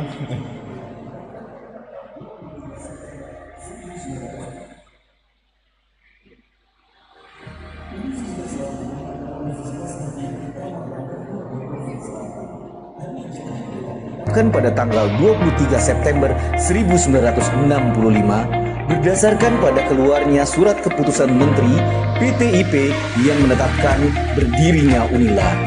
Selamat datang di era baru Universitas Lampung. Bismillahirrahmanirrahim. Assalamualaikum warahmatullahi wabarakatuh. Tabipun, Bapak dan Ibu sekalian, Bapak Rektor, Bapak Ketua, Ibu Sekretaris, dan anggota Senat Universitas Lampung, perkenankan saya Ai Ahadiat menyampaikan visi, misi, tujuan, strategi, dan program sebagai bakal calon rektor Universitas Lampung 2023-2027. Bapak dan Ibu sekalian, saya ingin mengajukan tagline, credo, yaitu meneguhkan Unila menjadi world class university. Visi Unila 2027 yaitu menjadi perguruan tinggi berkelas dunia dengan tridharma dan sistem inovasi yang kuat serta solutif terhadap permasalahan daerah, nasional, dan dihormati di tingkat global. Misi Unila melaksanakan pendidikan, penelitian, pengabdian masyarakat dengan prinsip peningkatan nilai bagi kesejahteraan dan daya saing bangsa secara berkelanjutan. Kemudian tujuan 1, meneguhkan tradisi, wibawa moral, dan wibawa intelektual untuk marwah akademik yang luhur. 2, menghasilkan lulusan dengan kapabilitas serta kompetensi teknologi, kewirausahaan, berkarakter keindonesiaan, leadership yang kuat, transformatif, dengan global mindset. 3, menghasilkan ipteks untuk kemajuan serta kesejahteraan masyarakat dan daya saing bangsa. 4, menghadirkan Unila sebagai penyedia solusi dan memberikan kontribusi bagi pembangunan daerah dan nasional. Terakhir, 5, menerapkan good university governance berbasis digital. Bapak dan Ibu sekalian, dalam rangka mewujudkan reporter Tribun Lampung Agustina di depan Gedung Serbaguna Universitas Lampung, dan saat ini Agustina telah bersama dengan salah satu tamu undangan atau peserta dari acara pemaparan visi misi dan program kerja bakal calon rektor Universitas Lampung. Silakan Tina untuk menyampaikan bagaimana situasi dan kondisi terkini usai pemaparan visi misi dari salah satu bakal calon rektor Universitas Lampung. Terima kasih rekan Mutia. Kembali kami laporkan langsung Guna Unila. Pada saat ini situasi memang masih hujan dan tadi sudah kita dengarkan salah satu pemaparan visi misi dari Profesor Asep Suharto ya, dan nah sekarang sudah dengan Pak Andri. Beliau adalah salah satu karyawan dari Fakultas Ekonomi Bisnis Universitas Lampung. Selamat pagi Pak Andri. Pagi, Pak. Oke. Jadi terkait visi misi yang telah dipaparkan tadi, menurut Bapak mana sih yang paling menarik dan paling berpotensi untuk mengembangkan Universitas Lampung ke depannya? Ya, mungkin dari sisi yang internasionalisasi ya. Karena menurut kami ya itu kan membawa Unila di kancah nggak hanya nasional tapi di internasional. Itu bagaimana citra yang selama ini kan Unila ini agak mengalami musibah lah istilahnya. Nah, bagaimana membangkitkan Unila nggak hanya di nasional tapi juga di internasional. Bagaimana untuk program kerja terkait kemahasiswaan menurut Bapak gimana? Terkait kemahasiswaan, sebenarnya kalau menurut saya untuk kemahasiswaan itu yang masih perlu dikembangkan lagi, terutama itu sejaring dengan alumni, karena kita lemah di alumninya. Gitu. Kalau mahasiswa mungkin ya seperti itulah ya gitu. Kalau alumni itu kita di kancah pertama di lingkungan kerja itu terutama di nasional ya kita masih kurang. Jadi banyak yang nggak mengenal Unila itu apa gitu. Unila itu di mana gitu. Bahkan ada yang dosen kita pun itu waktu di seminar nasional itu kadang belum kejadian kemarin ini mereka Unila di mana sih? Apa yang di Aceh itu? Karena kan ada Universitas Lambung Mangkurat ya. Mereka lebih mengenal itu dibandingkan dengan Unila. Oke, baik. Terima kasih Bapak Asep, Bapak Andri. Oke, jadi Tribuners untuk pemaparan dari Pak Andrinya, mungkin memang semoga saja bisa lebih baik lah pokoknya. Dan untuk itu kami kembalikan ke Mutia. Ya baik, rekan Agustina, terima kasih banyak atas pemaparan dari situasi terkini di GSG Universitas Lampung, dan juga tadi sudah kita dengarkan salah satu pendapat dari tamu undangan mengenai pemaparan visi misi dari bakal calon rektor Universitas Lampung periode 2023-2027 mendatang. Dan selanjutnya kita akan mendengarkan pemaparan visi misi dari bakal calon rektor Universitas Lampung yang lain. Spirit, dan tentunya kita yaitu akan daya juang pantang menyerah visi dan dibungkus oleh teamwork yang solid. Ada sasaran atau goals dalam rangka untuk mendudukan dan mewujudkan dan meneguhkan Unila sebagai world class university.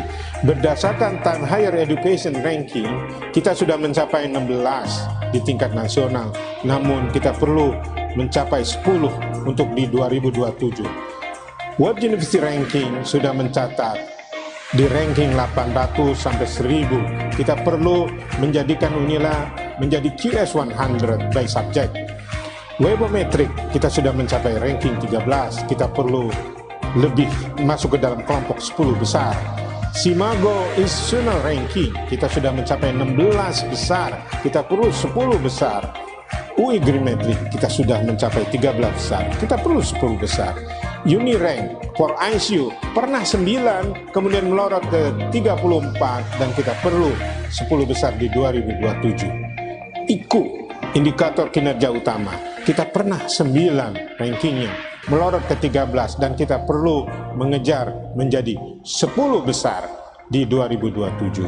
Bapak dan Ibu sekalian, seluruh prodi harus terakreditasi oleh LAM dan institusi terakreditasi oleh Bank PT. 50% prodi di Unila kita targetkan terakreditasi secara internasional. Demikian goals. Selamat datang di Unila baru. Unila World Class University, terakreditasi secara internasional, terakreditasi secara nasional oleh seluruh lembaga akreditasi ternama. Mari kita berkolaborasi, bersemangat. Unila hari ini tidak sedang baik-baik saja. kita harus melakukan perbaikan. Reputasinya sedang terpuruk. Kita harus bekerja keras untuk menciptakan Unila menjadi bermarwah kembali dan disegani di tingkat nasional dan dihormati secara internasional. Demikian, Assalamualaikum warahmatullahi wabarakatuh. Terima kasih. Kita masuk ke slide. Baik. Bapak dan Ibu sekalian, izinkan saya memaparkan kelanjutan daripada visi misi dari yang sudah disampaikan melalui video tadi. Next. Nah, ini adalah meneguhkan Unila menjadi world class university. Dapat arahan oleh Pak Menteri, oleh Pak Dirjen, melalui Bapak PLT bahwa ada upaya yang harus dirubah. Kita harus bertransformasi cara pandang. Tridharma perguruan tinggi menjadi keseimbangan antara pendidikan, penelitian, dan kewirausahaan. Ada world generation, knowledge exploitation di akhir ketika kita melakukan Tridharma perguruan tinggi. Yang tadinya hanya biasa-biasa saja, kita harus melakukan keseimbangan pendidikan, penelitian, dan kewirausahaan. Jadi manfaat daripada ilmu, penelitian itu berujung pada peningkatan kesejahteraan dan daya ungkit terhadap kemakmuran yang ada di daerah maupun nasional.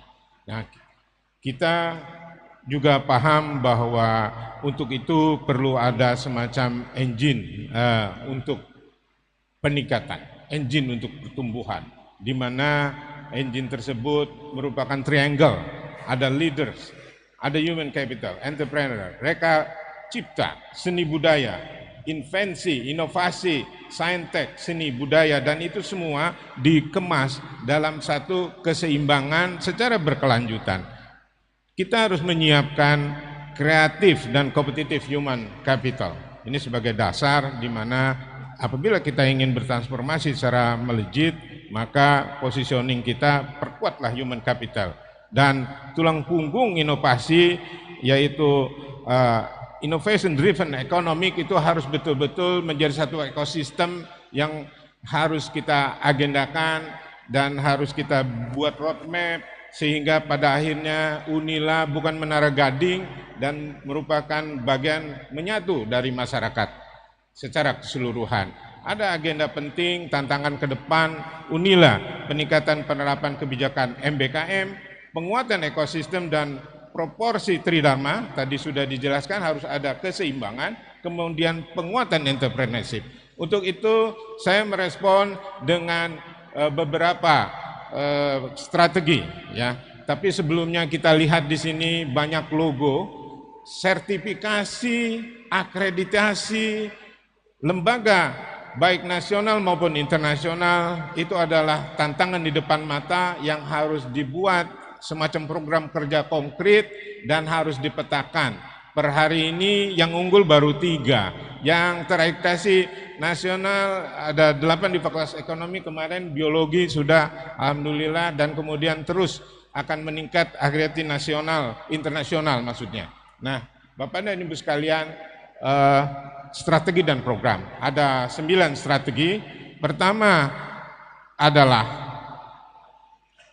penguatan 8 indikator kinerja utama Unila sebagai PTN. Di sini ada IQ1, lulusan mendapat pekerjaan yang layak, di mana harus 1,5 lebih UMR atau UMP gaji pertama pada saat dia fresh graduate. Kemudian mahasiswa mendapat pengalaman di luar kampus, dosen berkegiatan di luar kampus, praktisi mengajar di dalam kampus, hasil kerja dosen digunakan oleh masyarakat atau mendapat rekognisi internasional. Kemudian program studi bekerjasama dengan mitra kelas dunia, kelas yang kolaboratif dan partisipatif. Dan terakhir IQ8, program studi berstandar internasional. Kemudian strategi yang kedua, penguatan sarana prasarana Unila berkelas dunia. Sarana kita kelasnya harus berkelas dunia. Toilet juga harus bintang 5. Nah, ada hal yang mungkin kita harus menjadi ikon ya. Rumah sakit yang akan dibangun harus berkelas dunia. Dan ini harus merupakan janji ya, dan itu merupakan benchmark bahkan landmark ya, bahwa Unila bisa hadir untuk bisa memberi pelayanan kesehatan dan dibantu oleh research dan pendidikan yang berstandar tinggi. Dan kemudian strategi berikutnya pengembangan SDM, tentu SDM yang berkelas dunia. Kita harus punya dosen, kita hampir 10% professorship Unila dan akan terus meningkat, bila perlu sampai 20%. Saya meyakini sampai 2027 lebih dari 20% profesor kita dari jumlah dosen yang ada di Unila. Kemudian citasi kita meningkat, kemudian indeks Scopus rata-rata di setiap dosen juga meningkat. Ada hal yang menarik, kita akan tawarkan apabila teman-teman praktisi dari luar yang ngajar mendapatkan NIDK dan itu dimungkinkan untuk menjadi profesor. Kemudian yang berikutnya adalah pengembangan tata pamong, tata kelola, dan kerjasama. Nah, ini harus berbasis digital. Good University Governance harus transparan, harus accountable, harus reliable, harus independen, dan ajas keadilan harus kita kedepankan sehingga tidak akan terjadi insiden OTT kembali. Insya Allah kita sama-sama jaga semua. Kerjasama juga harus bahu-membahu, setiap individu adalah merupakan network point bagi Unila untuk melakukan kerjasama nasional dan internasional kepada seluruh pentahelik. Kemudian yang berikutnya adalah pembinaan mahasiswa menuju world class student and graduate. Mahasiswa kita harus world class, harus tahu bagaimana bergaul secara internasional dan etika akademik, norma-norma internasional, dan bergaul bagaimana nanti pada akhirnya setelah lulus mahasiswa kita menempati organisasi seperti kalau boleh dibilang Kadin, HIPMI, dan merupakan pebisnis yang tangguh. Nah, kemudian yang berikutnya adalah manajemen keuangan yang sehat dan berkelanjutan. Banyak program, banyak ide, visinya tinggi, harus didukung oleh dana yang memadai. Kita akan lakukan banyak hal seperti membangun endowment fund, membangun kerjasama sehingga win-win, solusi bagi yang lain, mendatangkan hasil bagi Unila, bahkan justru bersinergi sehingga sama-sama maju ya. Baik, kemudian berikutnya adalah kurikulum dan jaminan pembelajaran. Kurikulum harus internasional. Pastikan mahasiswa kita bisa diterima di perguruan tinggi luar negeri, dosen kita bisa ngajar di kelas internasional dan bisa mengajar di luar negeri. Demikian juga sebaliknya, kita akan mendatangkan banyak dosen luar negeri, banyak mahasiswa untuk masuk sebagai world class university. Penelitian dan pengabdian berkelas dunia, kita akan membangun ekosistem penelitian dan pengabdian. Kemudian dan tentunya harus ada produk hasil yang tadi saya jelaskan, entrepreneurship. Terakhir adalah strategi menerapkan program MBKN secara sistemik dan terintegrasi. Kita bukan merupakan bagian terpisah dari Kementerian Pendidikan, Kebudayaan, dan Ristek. Kita harus masuk ke sistem yang menyatu MSIB, contohnya mahasiswa magang dan studi independen bersertifikat, ISMA. Ada 1.000 mahasiswa yang dikirim ke luar negeri, Unila masih sedikit. Kita coba nanti by design mahasiswa Unila bisa ke luar negeri. Kampus mengajar dan kemudian pertukaran mahasiswa merdeka. Kemudian terakhir berikutnya adalah roadmap. Yakin bahwa entrepreneurship, ecopreneurship, socialpreneurship, technopreneurship 2027 bisa kita wujudkan di Unila nanti. Saya sedikit sharing dalam 25 detik ini. S3 saya di UGM, sandwich program dengan University of Kentucky. S2 saya di Western Michigan University. Dan S1 saya di FE Unila. Demikian, billahi taufiq wal hidayah. Wassalamualaikum warahmatullahi wabarakatuh. Assalamualaikum. Ini luar biasa, semua tepat waktu. Tapi pun. Silakan, Dr. Aji.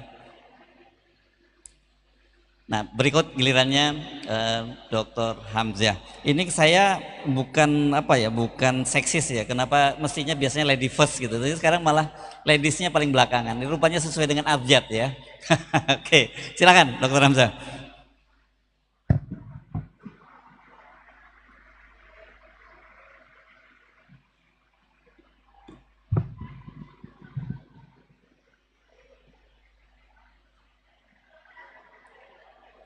Bismillahirrahmanirrahim. Assalamualaikum warahmatullahi wabarakatuh.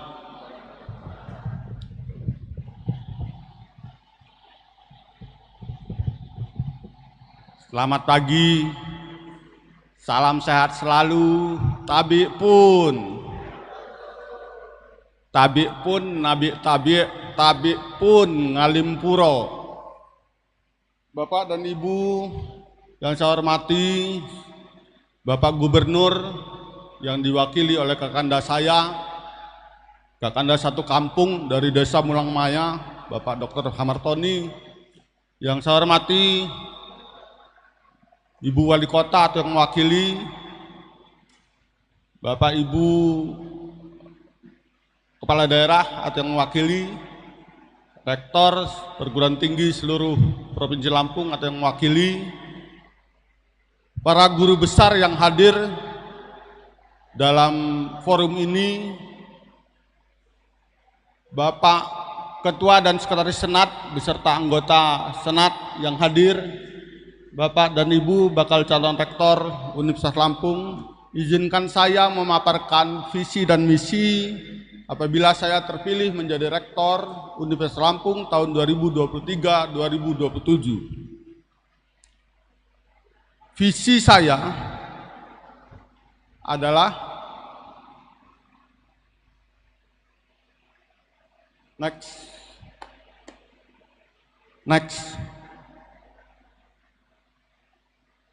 Saya perkenalkan dulu, pendidikan saya S1 di Fakultas Hukum Universitas Lampung.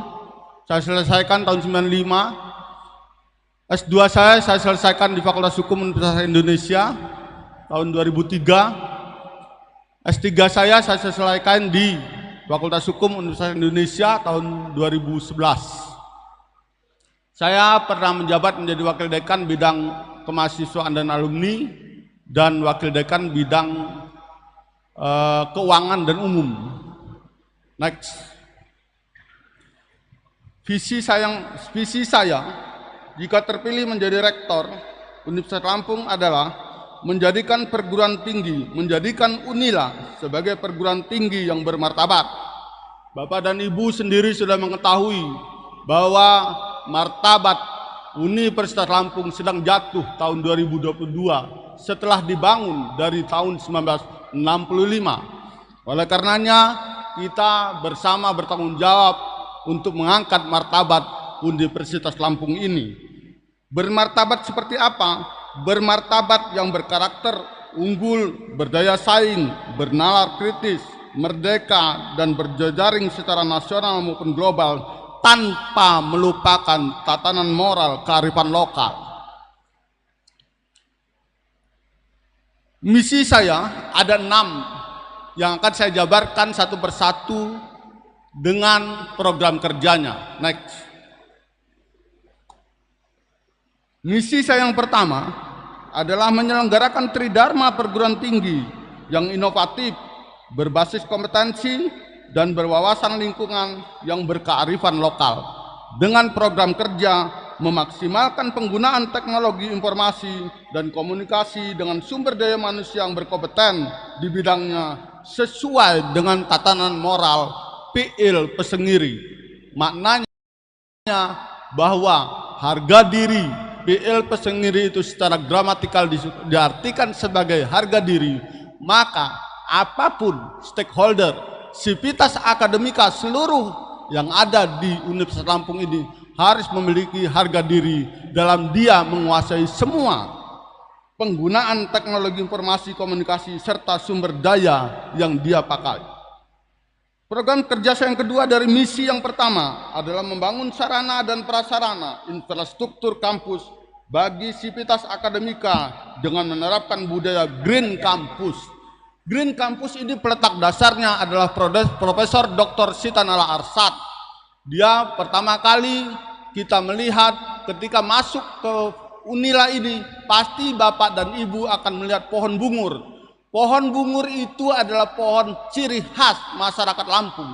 Karena setiap kampung dan desa orang Lampung itu pasti berada di tepi sungai. Pohon bungur itu adalah pohon yang sangat kokoh, berada di tepi sungai. Akarnya kuat, batangnya kuat, bunganya sangat indah.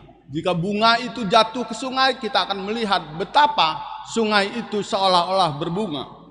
Green Campus dalam makna filosofis juga sudah diletakkan oleh Profesor Dr. Sitanala Arsad kepada kita yang mengangkat martabat Universitas Lampung ini.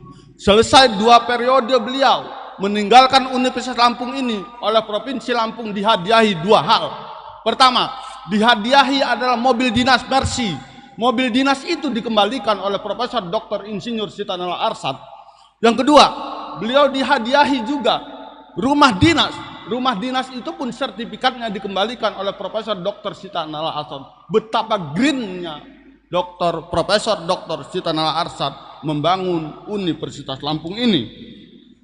Misi saya yang kedua adalah membangun reputasi perguruan tinggi yang berintegritas untuk membentuk lulusan yang berkarakter dan berkualitas. Dengan program kerja membangun tata kelola perguruan tinggi yang menerapkan prinsip good university governance. Good university governance ini bukanlah suatu slogan yang biasa, tapi slogan ini harus kita terapkan bersama, yaitu kita melakukan transparansi, akuntabilitas, responsibility, independensi, fairness, serta memaksimalkan penjaminan mutu. Jadi mengelola perguruan tinggi ini harus mengelola dengan cara yang transparan. Berapa dana PNBP yang ada di Universitas Lampung ini? Diperuntukkan untuk apa? Dan bagaimana mekanisme keuangannya? Dan seterusnya, ini harus dilakukan secara transparan. Program kerja yang kedua dari misi yang kedua adalah melaksanakan kurikulum Merdeka Belajar, kampus merdeka secara efektif dan efisien dengan menyediakan pembiayaan cukup agar menghasilkan lulusan yang siap pakai. Misi saya yang ketiga adalah mengkolaborasikan riset perguruan tinggi dengan dunia usaha dan dunia industri. Peletak dasar ini jika kita mau mengenang, kita mau belajar adalah Bapak Al-Husni Duki Hamid dengan semboyannya yang disebut dengan Link and Max. Ini adalah misi yang ketiga. Dengan program kerja saya adalah mengembangkan kerjasama dengan pemerintah, daerah, dunia usaha dan dunia industri untuk membiayai riset yang saling menguntungkan. Riset ini benar-benar ada riset yang transparan, riset yang adil. Tidak boleh ada riset yang bernama lu lagi. Semuanya harus saling berbagi. Dari misi yang ketiga juga, saya membuat program kerja adalah memaksimalkan hasil riset yang industrial applicable product dengan berorientasi pada HKI. Tidak saja paten, tapi juga di dalamnya riset yang menghasilkan hak cipta, desain industri, rahasia dagang, sirkuit tata letak terpadu. Itu semua adalah industrial applicable product yang berorientasi HKI. Misi saya yang keempat adalah meningkatkan status Universitas Lampung menjadi PTNBH. PTNBH yang benar-benar PTNBH Bapak dan Ibu, bukan PTNBH dengan maksud-maksud tertentu. Oleh karenanya kita akan membuat program kerja meningkatkan jumlah program studi berakreditasi unggul. Sampai hari ini akreditasi unggul hanya ada 3, 2 di Fakultas Ekonomi, 1 di FISIP. Oleh karenanya kita harus clear dalam mengejar PTNBH ini.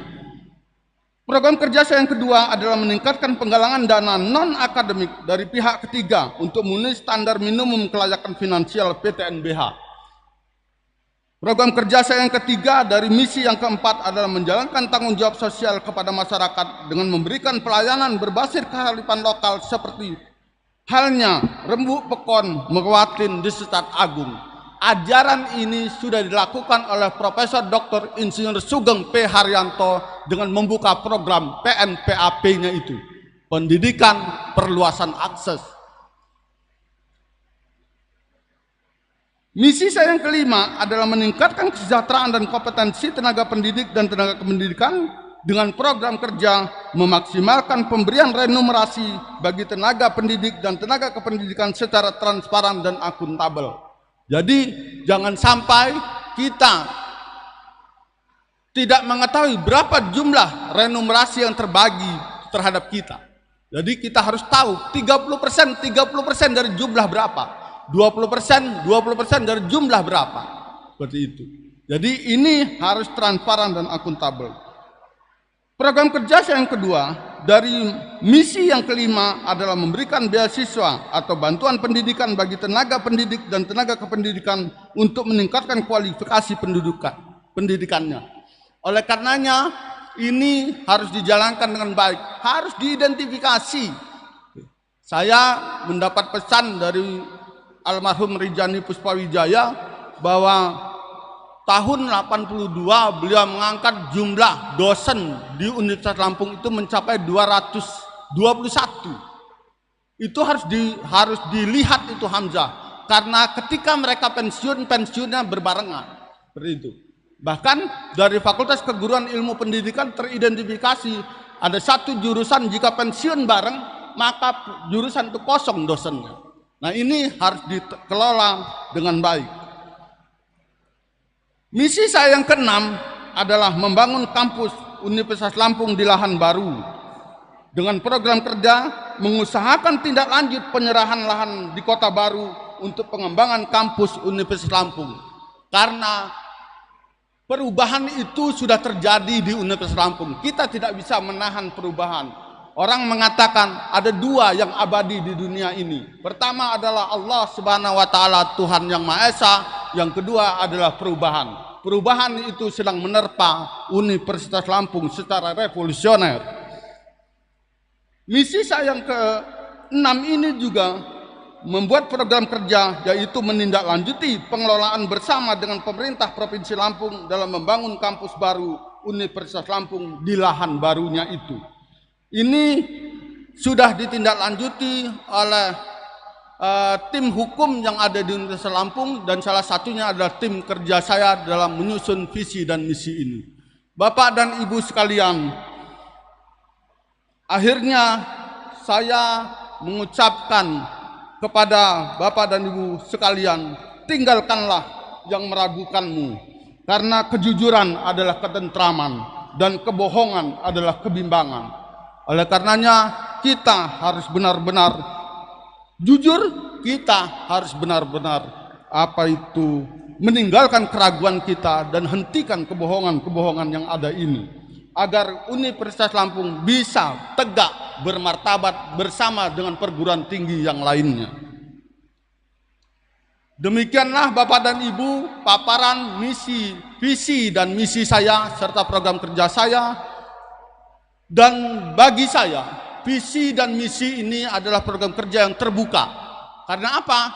Karena terlalu besar Universitas Lampung ini untuk saya angkat sendirian. Terlalu besar Universitas Lampung ini untuk saya kerjakan sendirian. Oleh karenanya, sinergi kita, kolaborasi kita sangat dibutuhkan untuk membangun Universitas Lampung yang bermartabat ini. Bapak dan Ibu sekalian, ragukanlah bumi itu bulat, ragukanlah matahari itu api, ragukanlah bintang itu bersinar, tapi jangan ragukan cintaku kepada Universitas Lampung ini. Akhir kata, saya mengucapkan terima kasih atas waktu yang diberikan kepada saya. Saya akhiri, wabillahi taufik wal hidayah. Wassalamualaikum warahmatullahi wabarakatuh. Tabi pun.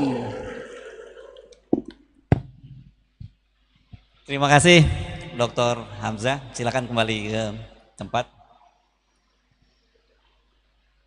Ini mengundang calon rektor yang terakhir pada sesi yang pertama, ya, Profesor Lusmelia. Silakan.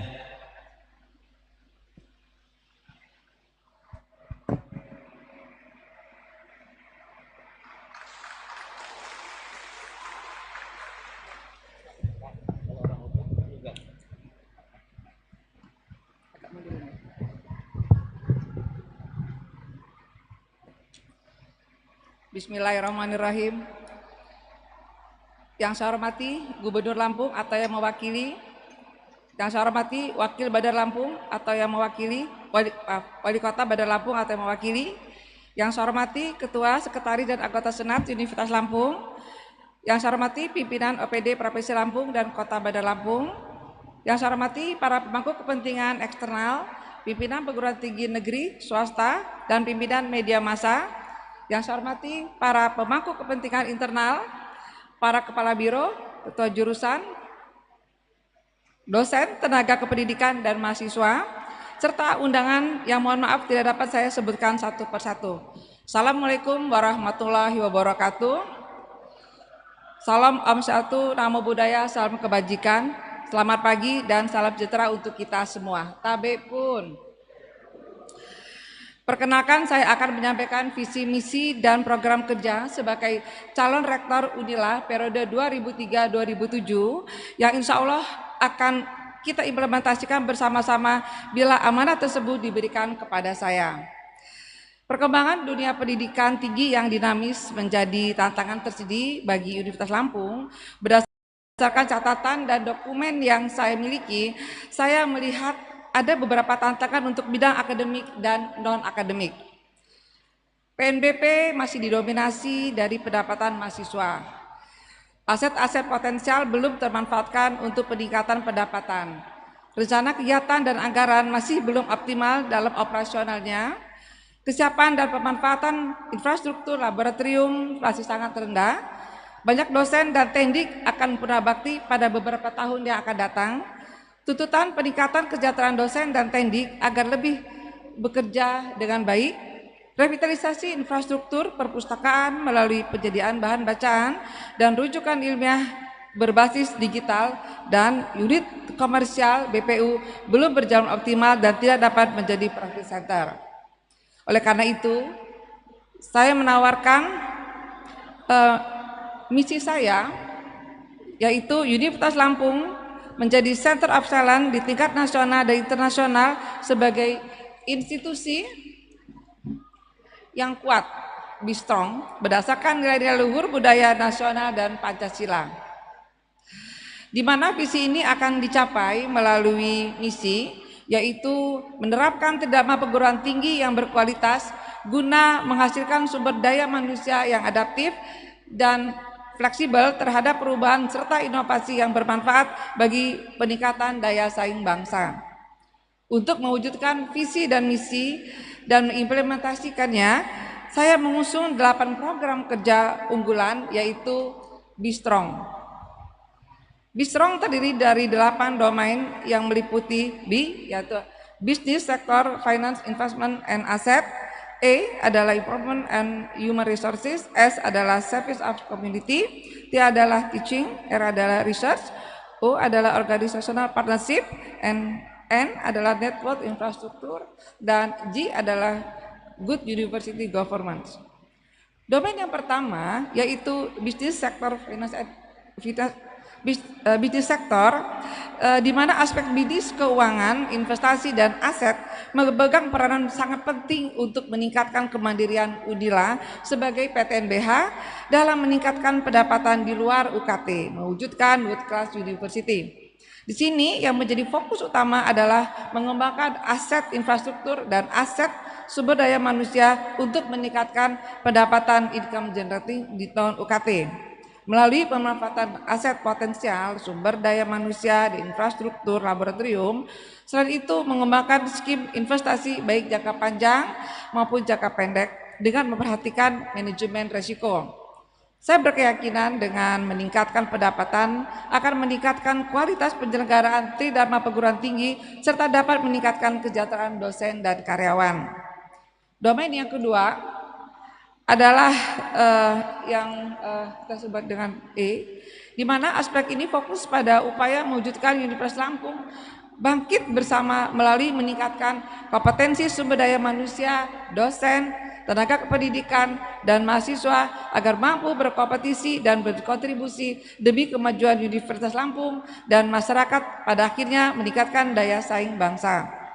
Fokus utama adalah dosen, tenaga kependidikan, dan mahasiswa yang lebih kompetitif agar mampu lebih berkontribusi kepada Unila dan masyarakat.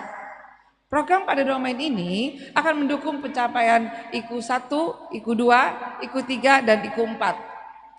Selanjutnya adalah S, yaitu Service for Community. Salah satu pilar penting dalam pendidikan tinggi adalah pelayanan kepada pengguna dan kegiatan pengabdian kepada masyarakat agar dapat memberikan kepuasan pelanggan dan meningkatkan pemberdayaan masyarakat untuk mewujudkan kesejahteraan. Program yang akan dilaksanakan adalah memberikan layanan prima, nyaman, dan inklusif termasuk bagi penyandang disabilitas. Selain itu, program pengabdian kepada masyarakat yang mampu memperdayakan dan meningkatkan kesejahteraan masyarakat, di mana program unggulan lain adalah komitmen pada pemberdayaan wanita dan anak, serta melakukan pencegahan dan penanggulangan terhadap kekerasan seksual dengan membentuk tim khusus atau Satgas, di mana program ini akan berdampak pada peningkatan pencapaian IKU 5. Program berikutnya adalah yaitu teaching. Program ini mengacu pada penyelenggaraan pendidikan berkualitas dengan melibatkan dunia usaha dan dunia industri dan pengguna lainnya dalam sebuah ekosistem Merdeka Belajar Kampus Merdeka sebagai upaya penguatan profil pelajar Pancasila sebagai pemimpin, integritas, dan entrepreneur. Program unggulan ini adalah mendukung pelaksanaan MBKM melalui penyempurnaan kurikulum berkelanjutan berdasarkan kebutuhan dunia usaha, dunia industri, dan pengguna lainnya.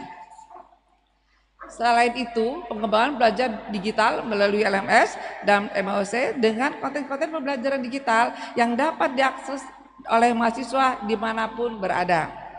Meningkatkan akreditasi nasional dan internasional melalui pendampingan dan fasilitas bagi seluruh program studi, mengembangkan pembelajaran kolaboratif dan partisipatif melalui pemecahan kasus dan project based learning, mengundang para praktisi dan profesional untuk mengajar di kampus tercinta ini. Program ini akan mendukung tercapainya IKU 1, IKU 2, IKU 4, IKU 6, IKU 7, dan IKU 8. Selanjutnya adalah R, Research, di mana program ini fokus pada penguatan agenda riset yang berorientasi pada inovasi dan pengembangan berbasis ipteks dalam rangka peningkatan reputasi akademik. Program penelitian diarahkan untuk melahirkan invensi dan inovasi serta pengembangan ilmu pengetahuan seni dan budaya. Program ini sejalan dengan usaha pencapaian IKU 5 dan IKU 6. Program kerja selanjutnya itu akan organisasi partnership, di mana akan dilakukan melalui kerjasama yang produktif, bermanfaat, dan berkelanjutan dengan dunia usaha dan dunia industri dan mitra lainnya baik dalam dan di luar negeri. Melalui program ini akan mendapatkan mudah tercapai yaitu IKU 1, IKU 2, IKU 5, dan IKU 6. Program yang ketujuh adalah N, yaitu Network Infrastruktur, di mana fokus program ini adalah meningkatkan dan mengembangkan digitalisasi kampus untuk mewujudkan World Class University. Program ini akan mendukung ketercapaian IKU 7 dan IKU 8. Dan akhirnya program yang ke-8 yaitu G, Good University Government, yang bertujuan untuk menyelenggarakan tata kelola organisasi yang transparan, akuntabel, kredibel, bertanggung jawab, dan adil berbasis manajemen risiko untuk mewujudkan organisasi yang kuat dan lincah. Bapak Ibu, ke-8 program unggulan kerja saya ini sangat berjalan dengan mendukung apa yang disebut dengan academic triangle, yaitu bagaimana sinergi antara pendidikan, penelitian, dan inovasi serta kewirausahaan dapat terwujud dengan baik untuk mencapai kampus dengan iklim dan pengembangan akademik yang mandiri dan berkelanjutan.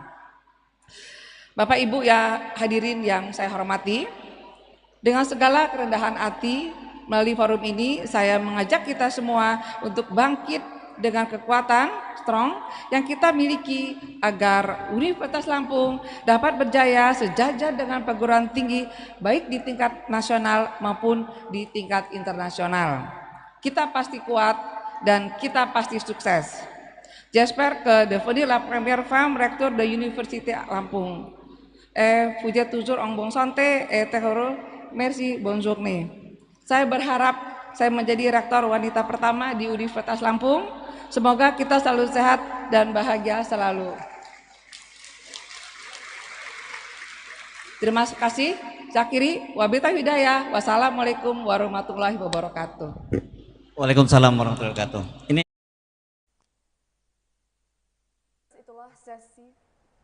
Baiklah Tribuners, itulah sesi pertama dari pemaparan visi misi dan program kerja dari bakal calon rektor Universitas Lampung periode 2023 hingga 2027.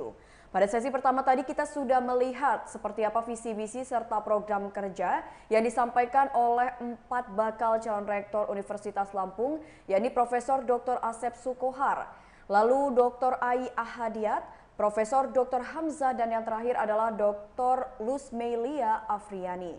Dan selanjutnya Tribuners, kita akan langsung menyaksikan acara selanjutnya, yakni sesi tanya jawab yang akan dilangsungkan pada saat ini, di mana keempat bakal calon rektor yang tadi sudah memaparkan visi misinya akan melakukan sesi tanya jawab beserta dengan audiens di Gedung Serbaguna Universitas Lampung.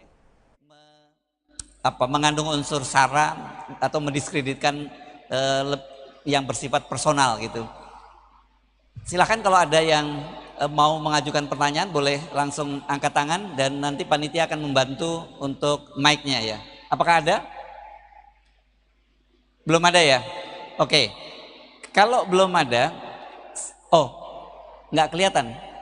Coba berdiri. Oh, di belakang. Yuk, silakan berdiri. Tolong dibantu panitia. Disebutkan nama dan dari mana. Mohon langsung pada dan tujukan kepada siapa pertanyaannya ya. Silakan.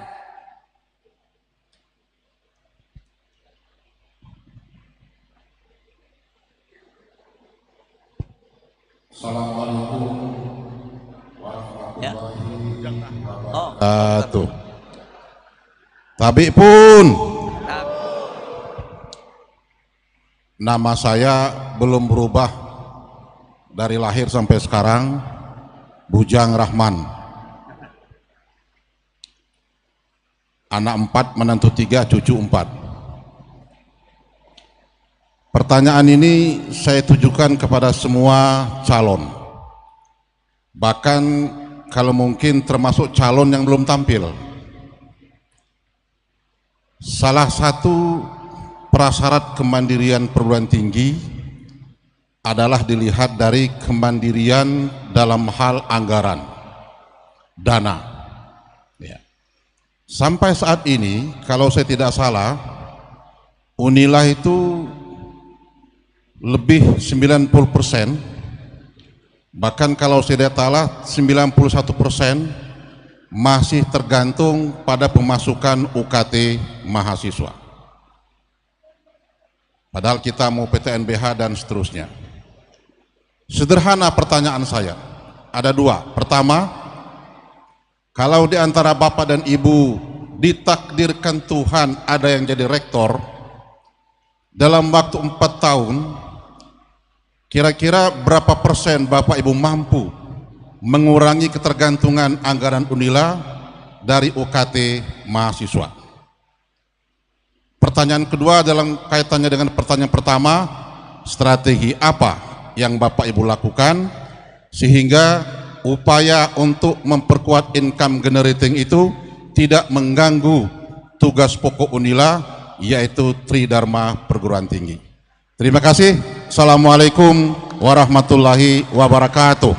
Ini pertanyaannya langsung to the point ya, 2 soal. Ada yang mau mengajukan juga pertanyaan yang lain? Kalau tidak, saya akan kembali dulu ke para panelisnya ya, atau para calon rektornya ya. Saya balik saja ya, karena tadi dari Profesor Asep, sekarang dari Profesor Lusmelia. Jadi sekarang yang pertama dulu. Ada 2 pertanyaan tadi, mudah-mudahan sudah dijawab. Bagaimana berapa tahun bisa mengurangi ketergantungan itu dan bagaimana strateginya ya untuk soal keuangannya. Silakan. Ada mic-nya ya, Bu.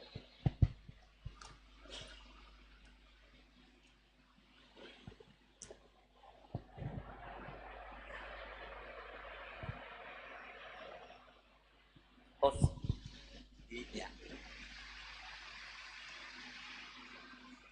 Sudah? Oke, sudah kayaknya ya. Apa? Sembunyi.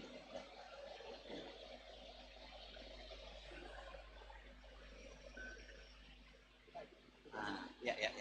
Tolong dibantu ya. Terima kasih Pak Bujang. Terima kasih Pak pada kesempatan pertama saya. Jadi memang pada saat ini 90% itu kita dibiayai oleh dari UKT, dari UKT-nya mahasiswa. Itu sebabnya tantangan ke depan, karena kita mau PTNBH, kita berupaya semaksimal mungkin supaya tidak ketergantungan dari UKT tersebut. Di mana kita berharap bahwa kalau sudah pendapatan di luar UKT 30% pendapatan kita, itu kita bisa maju untuk menjadi PTNBH.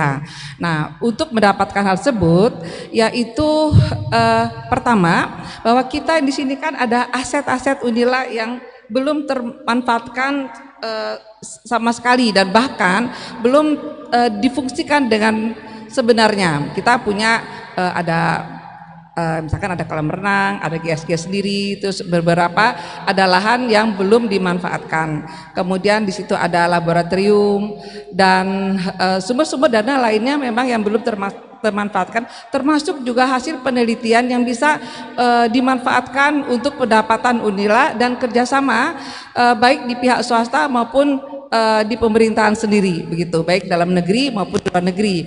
Memang pada saat ini sangat rendah, di mana kalau sama itu masih sekitar 20 miliar per tahunnya, dan itu akan kita tingkatkan. Oleh sebab itu dengan program saya yang saya buat, yang kita dengan tagline-nya Be Strong, itu saya di depan saya bilang itu dengan B, yaitu Business Sector Finance Investment and Asset. Kenapa saya diletakkan di sini?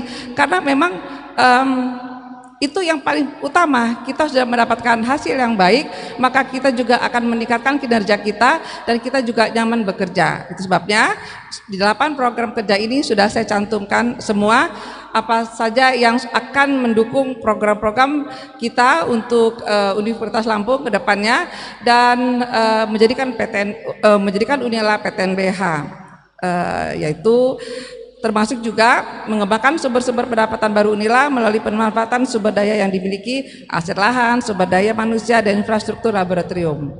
Begitu jawaban dari saya, Pak. Mungkin singkat bisa langsung dengan sasarannya. Terima kasih. Langsung saja urutannya dibalik ya. Baik, terima kasih. Yang saya hormati Bapak Profesor Dr. Bujang Rahman. Beliau ini namanya Bujang, tetapi statusnya tidak bujang. Prof. Bujang yang saya hormati, bagaimana untuk meningkatkan keuangan Unila dan strateginya? Menurut saya, kita harus lakukan integralitas kerja. Integralitas kerja untuk menghitung aset-aset bergerak maupun tidak bergerak yang ada di Universitas Lampung, yang sampai hari ini tidak ada blueprintnya.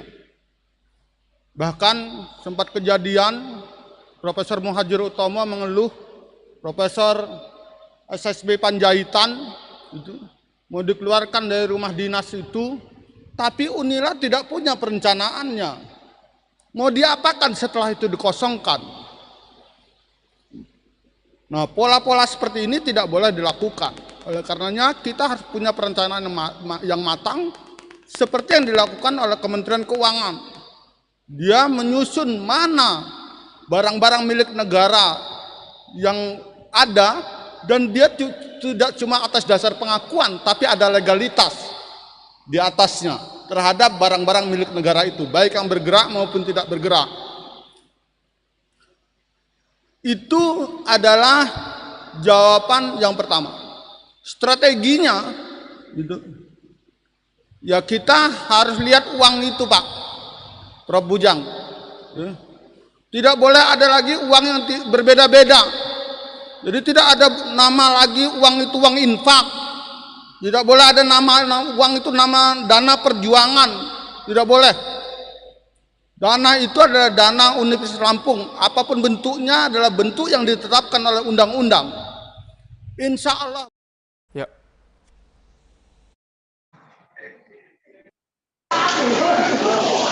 Baik, jadi kami kembali melaporkan dari Gedung Serbaguna Universitas Lampung dan saat ini kami sedang bersama dengan Bapak Muhammad Nur Wahidin MSI, dosen Magister Teknologi Pendidikan FKIP Unila. Selamat siang, Bapak. Selamat siang, Mbak.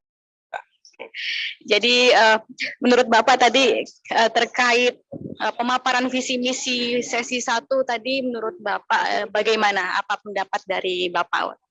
Saya kira dari ke-8 calon rektor Universitas Lampung periode 2023-2027, saya kira semuanya bagus, tidak ada yang kurang bagus karena semuanya ingin meningkatkan, memajukan Universitas Lampung secara keseluruhan, baik di tingkat nasional maupun internasional. Tetapi saya kira ada visi misi yang sangat bagus lagi, yaitu adanya keinginan untuk mendapatkan pendapatan di luar uang kuliah tunggal, ya. Jadi pendapatan di luar uang kuliah tunggal, misalnya mendirikan hotel atau apapun, ya, mungkin pom bensin dan seterusnya. Nah, itu saya kira menarik. Seperti itu saya kira belum dilakukan, dan kemudian mensejahterakan tenaga pendidik dan tenaga pendidikan, ya, saya kira itu salah satu visi yang sangat luar biasa.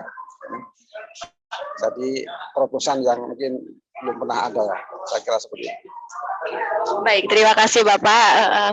Oke, baik. Sekian laporan kami dari Gedung Serbaguna Unila. Kembali ke studio. Akan melakukan pitching investor.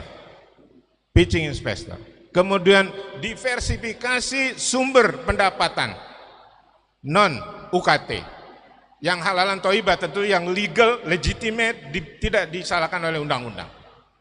Dan ini masih terbuka model ini, bahkan ada yang mungkin belum terpikirkan. Kita akan create model-model bagaimana menampung dan memberikan kemungkinan seluruh dari mulai mahasiswa, fresh graduate, dosen, alumni untuk sama-sama tertarik bekerja sama dengan Unila, karena Unila bisa mendatangkan berkah bagi kita semua, bagi partner. Unila tidak boleh minta-minta, tetapi Unila menempatkan diri pada posisi sejajar win-win, bahkan even, ya, kalau bisa lebih tinggi, sehingga kita menjadi acuan, ya, menjadi rujukan. Saya rasa itu nanti berikutnya setelah terpilih baru akan terelaborasi lebih jelas. Nanti kita akan perdebatkan, diskusikan, mudah-mudahan insya Allah mohon dicatat Kakanda dan seluruh Bapak dan Ibu sekalian bahwa pertanyaan ini teramat penting bagi saya untuk diabaikan. Ini tidak boleh diabaikan dan ini adalah merupakan pecutan, ya. Dan insya Allah dengan kebersamaan kita, kreativitas kita, saya yakin ide-ide out of the box itu tersedia. Demikian. Assalamualaikum warahmatullahi wabarakatuh. Waalaikumsalam warahmatullahi wabarakatuh. Silakan Profesor Asep.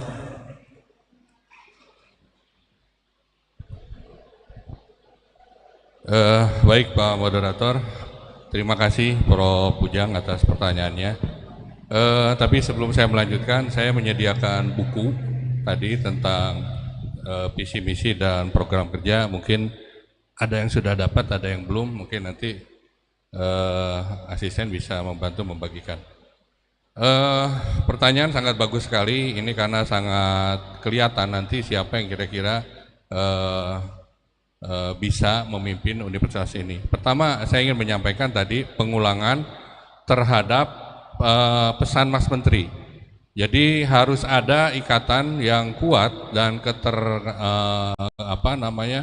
keterikatan antara pendidikan, riset, dan pengabdian. Di mana pengabdian kita ketahui tadi saya sudah jelaskan juga bagaimana pengabdian itu diubah menjadi satu entrepreneurship. Jangan juga menyamakan bahwa dunia pendidikan ini akan bergeser menjadi satu industri, tidak, tapi menguatkan hilirisasi dari penelitian yang dihasilkan dari pendidikan dan riset yang sudah ada. Pertanyaannya, berapa anggaran dalam untuk kita nanti bisa stabil? Saya perlu sampaikan bahwa data ya, kalau kita pakai 2015, data PNBP kita ada 165 miliar. Tahun 2020 277 miliar. Tahun 2021 itu sekitar 350 miliar. Dan 2022 itu mendekati 400 miliar. Artinya saya punya gambaran dan saat ini adalah bahwa PNBP kita di luar UKT itu mendekati 10-12%. Saya mempunyai estimasi setiap tahun sebagaimana tadi saya gambarkan, 26 bisa mencapai mendekati 200 miliar, di mana setiap tahun dimulai dari tahun 2023 kita akan menggeser dengan target sekitar 30 miliar kenaikannya. 30 miliar per tahun. Dan saat ini kita lihat data kita ada sekitar 40-50 miliar pendapatan di luar UKT. Artinya kita dalam 4 tahun bisa mendekati 200 miliar di luar UKT. Itu adalah persyaratan minimal yang bisa kita menggeser atau kita bergerak menuju PTNBH. Bagaimana strateginya? Strateginya adalah ada dua ya, optimalisasi aset. Aset ini adalah aset keuangan. Bagaimana kita bisa mengoptimalisasi adalah uang-uang yang ada di Unila ini dari baik itu dari rupiah murni ya, dari APBN atau memang yang dari PNBP agar bisa menghasilkan uang kembali gitu. Jadi dan itu tentunya tadi target 30 miliar kalau menurut saya sesuatu hal yang sangat mungkin bisa kita lakukan. Yang kedua adalah bagaimana kita mengoptimalisasikan aset tidak bergerak. Kita lihat dan tadi juga sudah saya sampaikan bagaimana kita mengoptimalisasikan RSPTN yang akan dibangun dan lahan yang ada di antara RSPTN dengan Unila. Feasibility study-nya sudah dibuat untuk menunjang bagaimana kita mendapatkan income generating Unila ke depan. Yang berikutnya yang perlu saya sampaikan adalah kerjasama. Saya melihat contoh Fakultas Peternakan. Fakultas Peternakan saya lihat itu ada di kedokteran, itu ada kandang ayam ya. Itu kerjasama kalau menurut saya dengan perusahaan. Bagaimana kita membuat kerjasama yang tidak bermodal dan kita hanya menyediakan tempat, dan menurut saya kerjasama ini bisa ditingkatkan dalam jumlah yang lebih besar dan itu tentunya akan menambah income generating, baik itu ayam potong ataupun ayam telur. Di selain itu saya lihat di pertanian masih banyak kerjasama yang bisa ditingkatkan kembali. Begitupun di kedokteran. Di kedokteran yang perlu saya sampaikan adalah bagaimana sekarang meningkatkan optimalisasi dari poliklinik. Poliklinik kita saat ini kapitasinya mungkin sekitar 1.200. Dari kapitasi itu adalah kepesertaan BPJS Kesehatan dari yang awalnya 0 besar pada tahun 2020. Saat ini ada 1.200. Targetnya adalah seluruh warga Sivitas Akademika Unila beserta keluarganya kapitasinya kita daftarkan di Poli. Kalau seandainya memang ada 40.000, itu paling tidak 400 juta pendapatan poliklinik dalam 1 tahun, paling tidak 5 miliar. Yang berikutnya, yang paling mungkin dilakukan adalah mendirikan klinik hemodialisis di depan. Klinik hemodialisis ini menurut saya sangat menjanjikan. Saya mempunyai satu klinik beserta dengan teman-teman di Metro, itu dengan kapasitas jumlah tempat tidur 12, itu sangat luar biasa ya, dividennya per tahun.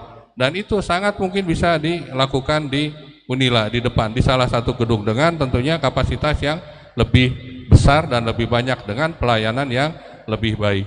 Yang berikutnya adalah bagaimana kita bisa meningkatkan pendapatan dari usaha-usaha lain, yaitu internet entrepreneurship. Saya lihat di pertanian itu juga potensi ya, untuk bagaimana memasarkan, bekerja sama dengan petani-petani untuk memasarkan produk hasil pertanian. Di antaranya hasil pertanian misalnya hidroponik yang harganya cukup tinggi. Kita bisa membuka seperti Tokopedia, seperti toko-toko online lainnya, bekerja sama dengan petani, kita mendapatkan fee dari transaksi itu. Dan itu sangat luar biasa, dan itu tentunya kita tidak memerlukan modal ruang ya, dan bangunan dan lain sebagainya. Itu menurut saya potensinya sangat besar sekali. Lalu yang berikutnya adalah meningkatkan utilisasi dari laboratorium. Saya lihat di Fakultas Teknik itu sangat bagus sekali untuk bisa kerjasama dengan tol dan lain sebagainya. Bagaimana kita bisa memaksimalkan laboratorium ini dengan melakukan revitalisasi terhadap peralatan-peralatan yang ada. Kita kerjasama dengan pendanaan dari negara. Apakah kita bisa melakukan itu sehingga bukan hanya untuk mahasiswa, tapi untuk juga penelitian tingkat S2 3 dan pelayanan publik. Lalu yang berikutnya menurut saya adalah SDM kita. SDM kita itu sangat banyak sekali Bapak Ibu sekalian, dan menurut saya itu ada sesuatu yang bisa kita kerjasamakan dengan pihak luar, baik nasional, internasional, ataupun regional, untuk bisa meningkatkan income generating. Dan akhirnya menurut saya target 30–50 miliar per tahun itu menurut saya sangat visible, dan itu sangat mungkin sekali kita capai, dan pada 2026 saat itulah kita menuju entrepreneurship dan world class university, dan tentunya di situ kita bisa bergeser ke PTNBH. Demikian yang bisa disampaikan. Terima kasih. Assalamualaikum warahmatullahi wabarakatuh.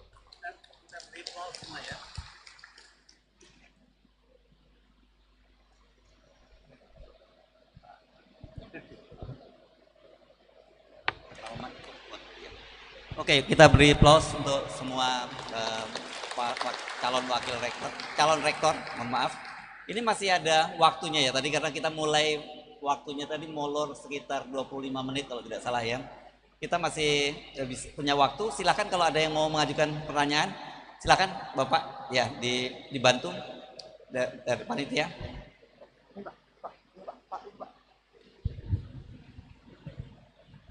Terima kasih. Bapak ini dulu, mohon maaf, yang di depan dulu. Oh, iya. Nanti giliran Bapak yang kedua ya. Jadi kalau gitu nanti langsung saja dua-duanya. Silakan Pak.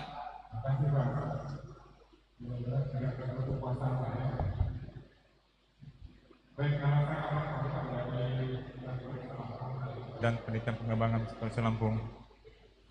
Saya diberikan tugas untuk mewakili beliau karena hari ini Pak Gubernur melaksanakan tugas di kabupaten lain, sehingga saya diberi kesempatan untuk hadir di sini.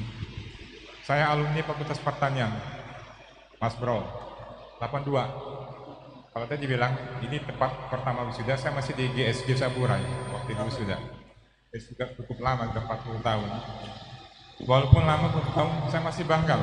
Izin Bang, suaranya belum jelas. Dengan beliau sebagai alumni.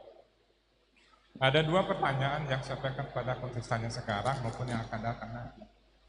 Ringan-ringan saja pertama tentang kita ketahui bahwa hari ini kita masih take down. Halo. Suaranya nggak jelas Pak. Beneran Pak ya? Suaranya nggak jelas. Kenapa? Kurang jelas. Oh, maskernya ya saya kira. Iya. Ya silakan. Nah, lebih clear Pak. Baik, terima kasih. Kita rasakan bahwa hari kita masih take down, Pak.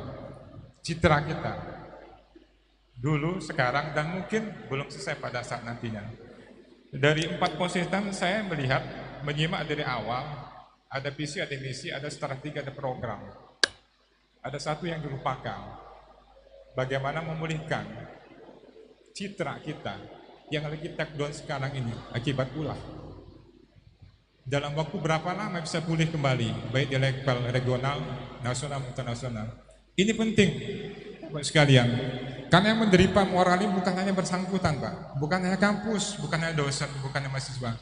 Tapi masyarakat, pemerintah daerah juga ikut dirasakan akibat citra yang terpuruk sekarang ini. Nah, oleh karena itu sekalian, dari 4 kontestan bahkan 8 kontestan, apa yang bisa dilakukan dalam memulihkan citra ini, Pak? Kalau tadi saya bicara visinya jauh ke depan, misinya juga begitu, strategi bagus, tidak ada yang jelek-jelek. Tapi saya boleh secara real, apa yang kalian lakukan nanti ketika nanti menjadi rektor terpilih dalam upaya mempercepat pemulihan citra akibat peristiwa yang kita dengar selama ini. Ini yang pertama. Yang kedua, sebagai PNS PC Lampung, saya belum melihat kolaborasi real dari Unila kepada pemerintah daerah, baik provinsi maupun kabupaten kota. Saya belum melihat begitu banyak akses atau dispensasi pemerintah Unila kepada pemerintah daerah. Untuk diketahui Bapak sekalian, PNS di Lampung ini berdasarkan data statistik 2019 ya, itu kurang lebih 111.000, mungkin sekarang sudah 120.000. Provinsi Lampung itu ada 18.000 pegawai negeri, 50% itu adalah guru SMA, dan ini digarap oleh PNS swasta. Kenapa Uni tidak menggarap ini dalam rangka meningkatkan pendidikan? Di mana aksesnya, di mana dispensasinya? Itu belum ada. Belum kami rasakan. Nah, artinya kontestan harus melakukan strategi roadmap dari tahun ke tahun bagaimana memberikan akses kepada daerah, kabupaten daerah bagi PNS yang bisa meningkatkan kualitas pendidikan melalui kerjasama dengan Unila. Jadi garapan sebenarnya banyak, jumlah pegawai kita banyak. Saya katakan tadi kalau PPS 119 mungkin sekarang 120.000. Di Lampung aja saya katakan 50% itu guru dari 18.000. Jadi begitu besar sebenarnya pulang-pulang untuk memberikan peningkatan pendidikan. Apalagi kalau kita tridharma pendidikan ada pendidikan, penelitian, dan pengabdian. Ditambah lagi dengan kebersamaan, makna dari pengabdian itu. Nah, ini saja 2 saja yang saya mau tanyakan kepada kontestan. Apa yang bisa dilakukan terhadap pertama tentang citra, pemulihan citra, kedua bagaimana kolaborasi antara Unila dengan pemerintah daerah baik provinsi maupun kabupaten kota. Realnya seperti apa? Terima kasih, Pak. Ada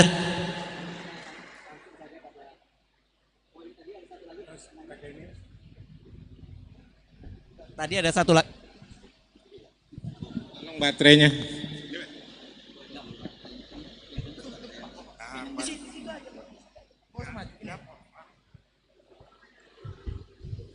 Terima kasih. Assalamualaikum warahmatullahi wabarakatuh. Tapi pun saya Mirwan Karim dari Fakultas Ekonomi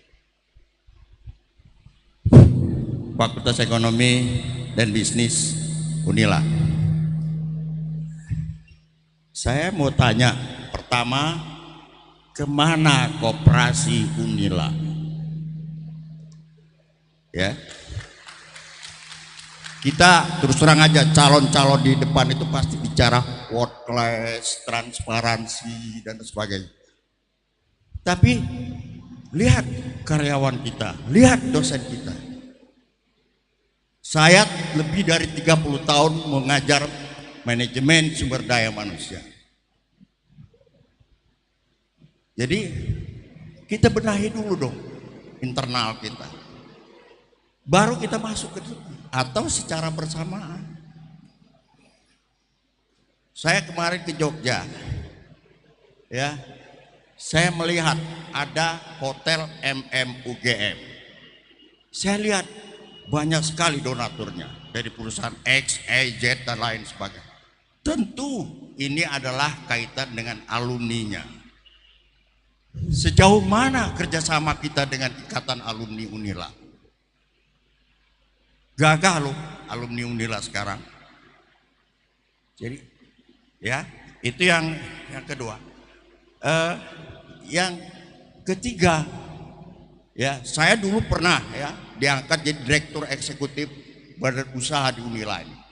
Ketika baru 3 bulan SK Menteri diturunkan, tidak bisa dibubarkan pada saat rektor Unila Al Husni Duki Hamim almarhum bubar. Sudah ngumpul KTP dan lain sebagainya. Nah, dalam kaitan untuk mencari dana, jangan kita berkait-kaitan berkutut kepada mahasiswa. Saya melihat kemarin di perguruan tinggi di Jogja, dia memiliki 4 SPBU. 4 SPBU, sebuah perguruan tinggi. Luar biasa. Jadi jangan kita bicara tentang sewa kos dan lain sebagainya. Kemudian angkutan juga bisa dikaitkan. Jangan kita bicara keliling kampus dengan bus dari hasil pemberian bank-bank, tapi kita juga bisa membuat tiketing para mahasiswa dan umum dari Teluk, dari Panjang, dari Karang ke sini, ke Unila. Itu juga sumber dana. Tidak harus angkot yang tidak AC. Di Jakarta aja sudah ada angkot AC. Jadi banyak hal-hal yang bisa dilakukan oleh Unila. Saya kira itu yang bisa saya sampaikan. Assalamualaikum warahmatullahi wabarakatuh. Waalaikumsalam warahmatullahi wabarakatuh. Ada satu hal lagi, belum? Cukup Pak ya, cukup. Sebentar, ada prinsip. Langsung saja Pak. Saya pernah terus terang aja, barangkali termasuk kawan-kawan, dirugikan 1 semester di Unila ini. Saya dibatalkan remunerisasi saya. Kinerja saya cukup. Hanya terlambat memasukkan. Saya bersama dekan menghadap rektor. Oke, kata rektor. Sampai Bu Susi ditolak. Dan yang apa namanya, yang menghadap itu bukan saya aja, banyak. Kenapa alasannya? Kalau dibuka, banyak yang buka. Itu hak siapa? Baik, hak dosen yang punya kinerja. Ya. Kenapa harus begitu? Itu tidak manusia, tidak Pancasilais. Seharusnya kalau sudah tutup dibuka lagi, nih sanksinya Anda harus dipotong 25%. Ya. Bagus kan itu? Pancasilais sila keempat. Terima kasih. Terima kasih Pak. Ya. Saya mohon maaf ini karena waktunya ini tinggal sekitar 15 menit ya. Kita bagi, mohon maaf nanti mungkin sesi kedua bisa ditanyakan lagi ya Pak ya, yang sekarang belum sempat. Jadi masing-masing kalau 15 menit ini kira-kira 3,5 menit ya masing-masing untuk menjawab. Ada yang saya kira memang esensial. Kenapa kita datang semua ke sini, ada persoalan tadi ya, citra buruk. Saya juga merasakan juga begitu Pak sebagai alumni Unila di luar itu. Karena ini memang serius sekali dan menurut saya kita mungkin prinsipnya forgive tapi not forget ya, gitu yang harus mesti diingatkan soal citra ini yang sangat penting sekali. Diputar balik, sekarang kita balik lagi dari Pak Profesor Asep, kemudian Dr. Ayi dan Profesor Hamzah, kemudian juga Profesor Lismalia. Baik, terima kasih Pak Hamartoni. Ya, ini pekerjaan kita bersama Pak. Jadi bagaimana kita meningkatkan citra Unila pasca kejadian Agustus 2022. Ini bukan tes, ini tentunya bukan pekerjaan sendiri, ini adalah pekerjaan bagaimana kita dari unsur pimpinan sampai dengan terbawah dan seluruh sivitas akademika Unila untuk bahu-membahu membangun citra ini. Di antaranya adalah bukan mungkin menurut saya, pasca Agustus itu juga kalau saya lihat itu masih dalam kondisi yang masih berduka, itu prestasi sudah banyak sekali yang dihasilkan baik dari mahasiswa, dosen ataupun tendik ya, ataupun ada penghargaan lainnya. Ini diantaranya adalah bagaimana kita membangun citra Unila, yang tentunya kita juga terus harus bekerja sama dengan lintas sektoral untuk meningkatkan kepercayaan publik terhadap Unila, karena menurut saya ini adalah sesuatu hal yang prioritas kita lakukan. Terkait dengan misalnya penerimaan mahasiswa baru, itu sudah kami sampaikan juga bahwa itu dari Majelis Rektor sudah ditarik oleh Kementerian, sehingga proses penerimaan mahasiswa baru ke depan itu akan ditangani oleh Kementerian. Jadi kebijakan yang pernah diberikan sebelum itu akan dihilangkan di tahun 2023. Yang berikutnya tentunya bagaimana kita juga bisa bekerja sama dengan media Pak. Ini yang menurut saya media ini sangat penting sekali untuk membangun citra kita. Sehingga kita setiap ada kegiatan, setiap ada prestasi, itu menurut saya harus kita publikasi. Termasuk mungkin terobosan-terobosan yang Unila dapatkan dari Agustus itu juga harus terus dipublikasi. Yang berikutnya adalah bagaimana meningkatkan kualitas pendidikan. Yang pertama meningkatkan SDM, Pak, SDM dengan meningkatkan kompetensi, dan tentunya menurut saya ini adalah sesuatu hal modal yang yang utama. Jadi diantaranya yang sudah dilakukan adalah bagaimana kita bisa memenuhi dosen yang pensiun, lalu yang kedua menggeser para dosen yang lektor kepala sudah S3 di atas 5 tahun, itu jumlahnya sekitar 350-an, kita geser ke guru besar. Jadi target guru besar kita di 2026 itu mendekati 200. Saat ini di akhir tahun 2022 kita mendekati 100, Pak. Di mana dulu kita paling tinggi itu sekitar 65 atau 66 guru besar yang bisa dihasilkan Unila. Ini kita push lagi dengan berbagai fasilitas yang ada. Di antaranya adalah fasilitas misalnya pendidikan, fasilitas publikasi, atau paten, atau mungkin produk-produk yang bisa dihasilkan dari para tenaga ahli ini. Tentunya yang berikutnya adalah kita tingkatkan sarana prasarana. Tentunya peningkatan sarana prasarana ini kita tidak bisa juga menggantungkan dari APBN atau PNBP kita. Kita harus bisa mencari mendapatkan loan atau tambahan dana-dana dari luar Unila. Lalu tadi tentang dari ekonomi, kemana koperasi kita? Bapak yang saya hormati, koperasi Unila ini penuh masalah, Pak. Ya, jadi akhirnya diputuskan oleh Pak Rektor yang lama itu untuk diberhentikan sementara. Insya Allah kalau saya terpilih akan saya benahi kembali, karena ini menyangkut dengan berbagai aspek dan ini sudah ditindaklanjuti oleh SPI dan itu menyangkut ke berbagai permasalahan, Pak. Ini koperasi sisa peninggalan, jadi sisa peninggalan dari periode sebelumnya juga yang memang belum terselesaikan. Lalu yang berikutnya tentang tadi adanya ketidaknyamanan yang seperti disampaikan oleh Bapak, itu tentunya nanti akan coba kita telusuri, kita perbaiki, dan perlu kami sampaikan bahwa saat ini Unila sedang bergerak menuju One Data, ya. Jadi semua aktivitas, kinerja dan apapun yang terkait dengan itu akan kita coba digitalisasi supaya memudahkan untuk melakukan perencanaan, pelaksanaan, dan evaluasi. Tentang hasil usaha, tadi tentang SPBU dan lain sebagainya, menurut saya ada yang lebih menghasilkan daripada SPBU. SPBU ini ke depan mungkin akan bergeser menjadi SPKU, ya. Jadi dengan listrik.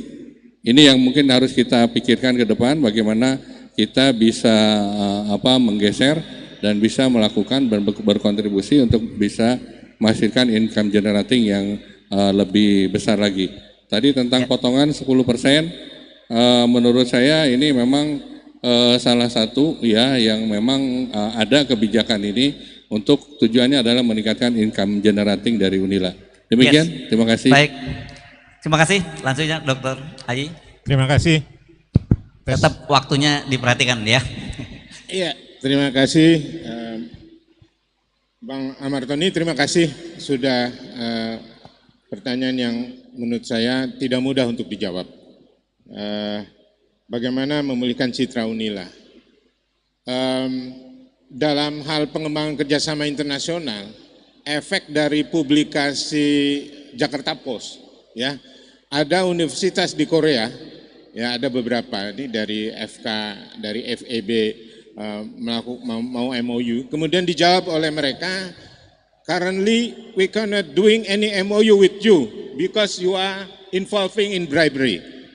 Pada saat itu shock dan saya laporkan ke pimpinan, dan kemudian ini bukan di nasional saja, citra ini hancur, reputasi hancur, trustnya hancur. Saya dengan background pendidikan manajemen, ada marketing manajemen, itu bagaimana merecovery ini tidak mudah, tapi ada metode-metode yang bisa kita lakukan. Ya, per hari pertama atau hari kedua dilantik itu langsung kita akan melakukan pentahapan strategi recovery citra ini. Jadi image kita akan insya Allah dengan kebersamaan dan metode yang pas kita akan cepat pulih. Ya. Kemudian itu Bang Amartoni nanti akan kita diskusikan secara detail ya setelah dilantik tentunya ya, kalaupun dilantiknya insya Allah itu. Kemudian PNS yang 150 lebih itu ya, 50% guru dan kemudian ada yang pensiun dan ada yang kemudian dipasok oleh universitas yang mungkin di bawah standar menurut penilaian publik. Kita akan lakukan pemetaan. Bagaimana memastikan Unila positioningnya bisa masuk secara mainstream untuk bisa memasok tenaga profesional di berbagai sektor. Per hari ini dengan semangat Unila, di sini ada Prof. Abbas tadi saya lihat, ada Warek 4, itu kami mampu mengajukan 3 kampus baru di luar Gedung Meneng, di luar Metro dan di luar Panglima Polim. Kampus Tubaba, kampus Waikanan dan kampus Terbanggi Lampung Tengah. Jadi kita punya 6 kampus. Kalau Pak Gubernur memenuhi janji, ada 7 kampus 150 hektar. Saya yakin pengembangan SDM kita harus mapping dulu berapa yang dibutuhkan dan bagaimana secara internal kita harus melakukan penguatan manajerial. Bagaimana setiap prodi mampu ya mengembangkan, dan itu banyak sekali rasio-rasio yang harus dipenuhi terkait dengan infrastruktur, dosen untuk bisa memenuhi dan diizinkan untuk buka prodi baru. Tapi insya Allah itu bukan merupakan hal yang tidak bisa kita lakukan. Sulit tapi bisa kita lakukan dan dengan kerja keras kita sehingga kita memenuhi kecukupan SDM dan kualifikasi SDM. Tidak bisa prodi baru kita akan sertifikasi, tidak bisa, dan terus ada opsi-opsi plan A plan B-nya yang kita bisa lakukan. Kemudian Bank MK, saya nyebutnya Bank MK, Bang Mirwan Karim ini. Ya. Sahabat Mas Erik pernah di Lampos ya, sahabat yes. Ya. Senior. Kemana Koperasi Unila? Tentu Koperasi Unila sudah tidak ada kabar lagi karena nggak pernah berkabar juga. Kita akan lakukan revitalisasi. Kita hadirkan kembali. Nah, waktu saya udah habis. Cuman 1 menit lagi saya minta. Ya. Nah, alumni bagaimana berperan untuk pengembangan. Saya akan lakukan langkah-langkah seperti universitas lain dan langkah-langkah yang bukan seperti universitas lain sehingga alumni dan stakeholder bisa bahu-membahu untuk bisa membangun Unila. Badan pengelola usaha Unila kita harus upscaling. Kita harus betul-betul kembangkan bersinergi dengan badan usaha yang lain.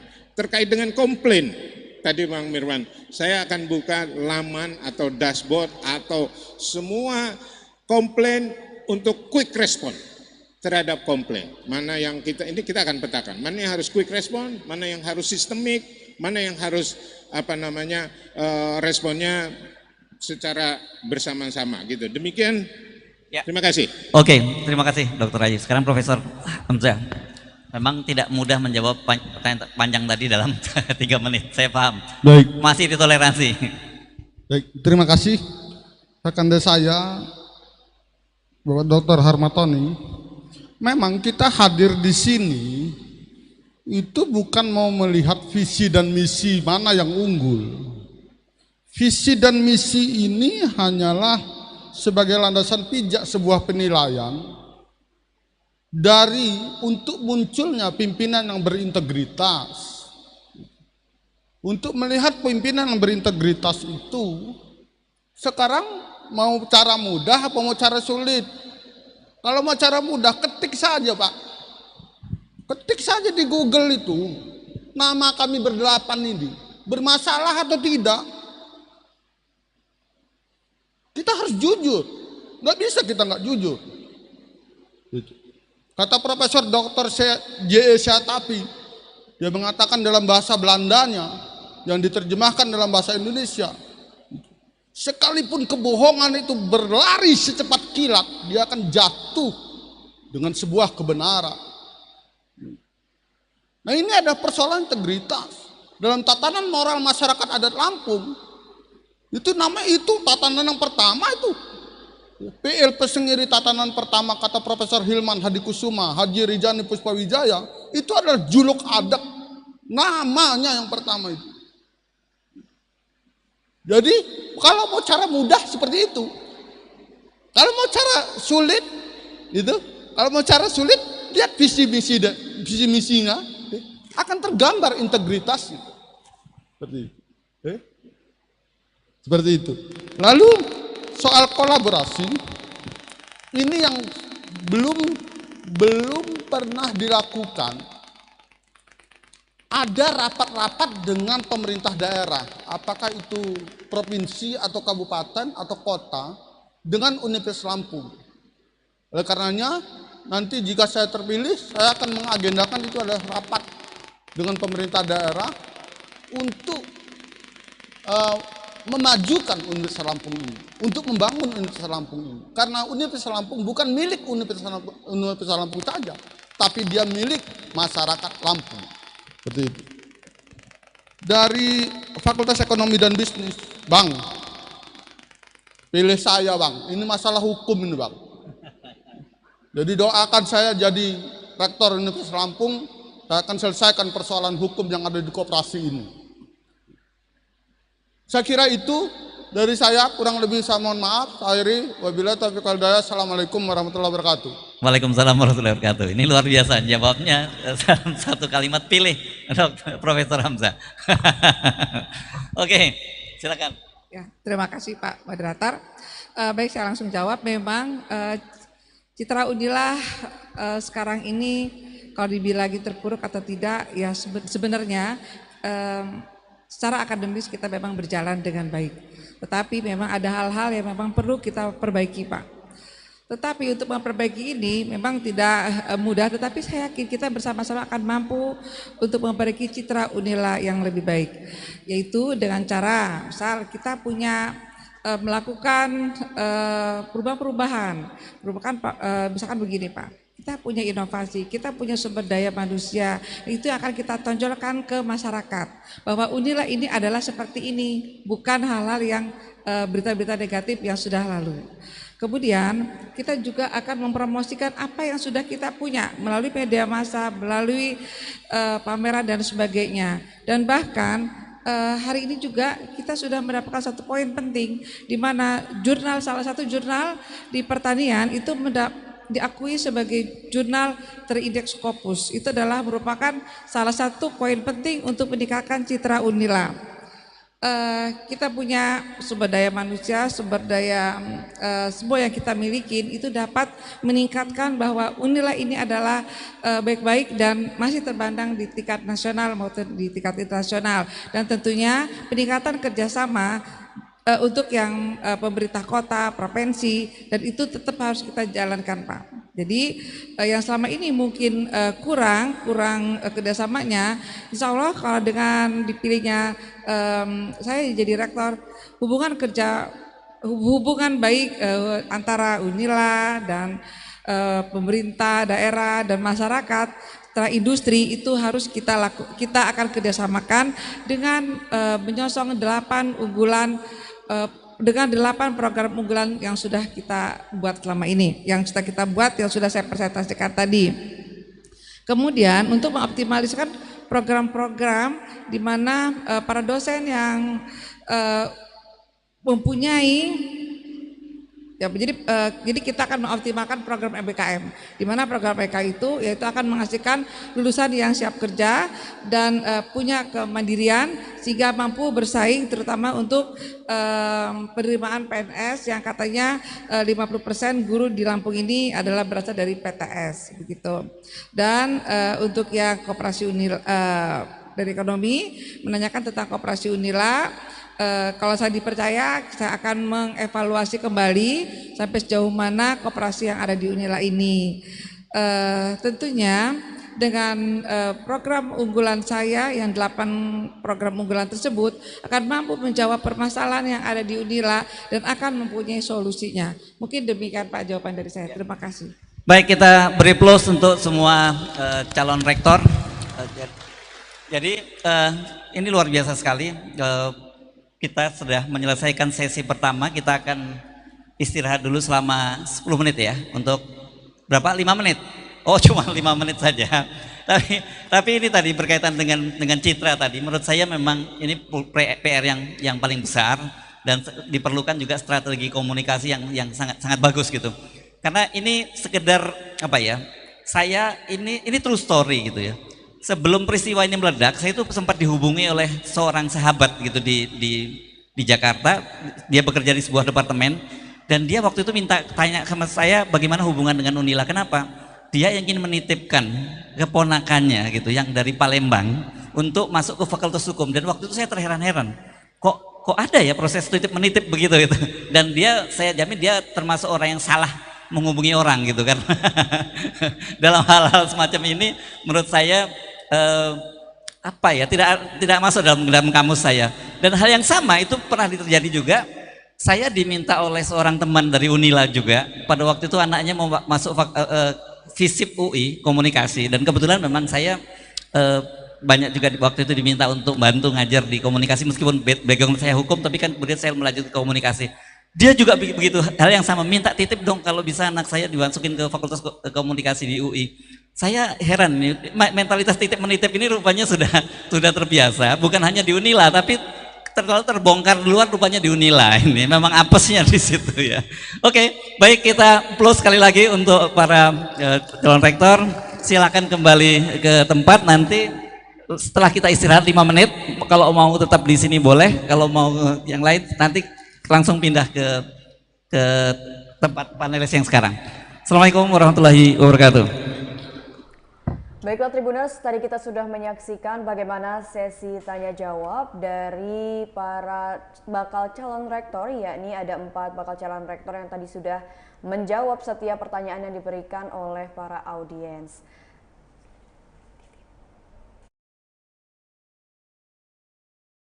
Ini sedang berlangsung istirahat, di mana para bakal calon rektor dan juga audiensi dipersilahkan untuk mengambil makanan atau juga minum. Istirahat ini akan dilakukan selama 15 menit dan setelahnya kita akan menyaksikan pemaparan visi misi dan program kerja sesi kedua yang akan disampaikan oleh bakal calon rektor Unila yang terdiri dari 4 orang.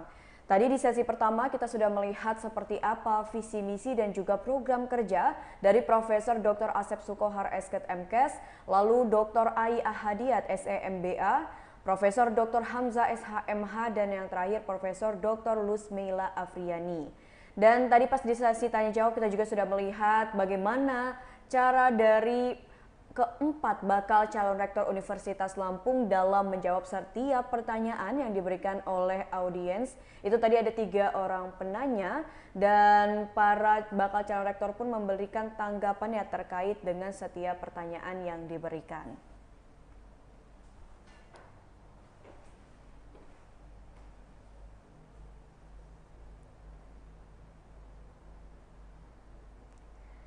Ya Tribuners, tadi kita sudah menyaksikan pemaparan visi misi dan juga program kerja dari 4 bakal calon rektor, yakni Profesor Asep Sukohar, Dr. Ai Ahadiat, Profesor Hamzah, dan Profesor Lusmeila Afriani di sesi pertama. Dan sesi tanya jawab pun sudah dilakukan, di mana para keempat kandidat sudah mendapatkan pertanyaan dari 3 penanya dan mereka pun menjawabnya sesuai dengan hal yang akan mereka lakukan ke depannya ketika akan menjadi atau terpilih menjadi Rektor Universitas Lampung untuk periode 2023 hingga 2027. Dan saat ini di GSG Universitas Lampung sedang istirahat untuk melanjutkan ke sesi kedua, yakni pemaparan visi misi dari keempat calon bakal rektor yang akan menyampaikan visi misinya dan juga akan melakukan sesi tanya jawab seperti di sesi pertama tadi. Tribuners, perlu diketahui bahwa akan ada 8 bakal calon yang hari ini memaparkan visi misi mereka. Selain dari keempat calon yang sudah memaparkannya pada sesi pertama, akan ada 4 calon lagi yang memaparkannya di sesi kedua, yakni ada Profesor Marcelina, Profesor Murhadi, Dr. Nairobi, dan Profesor Suharso. Dan 15 menit menjelang sesi kedua ini kita akan melihat seperti apa situasi dan kondisi terkini di GSG Universitas Lampung, di mana GSG Universitas Lampung ini dijadikan tempat atau lokasi berlangsungnya acara pemaparan visi dan misi serta program kerja dari 8 kandidat bakal calon rektor Universitas Lampung periode 2023 hingga 2027.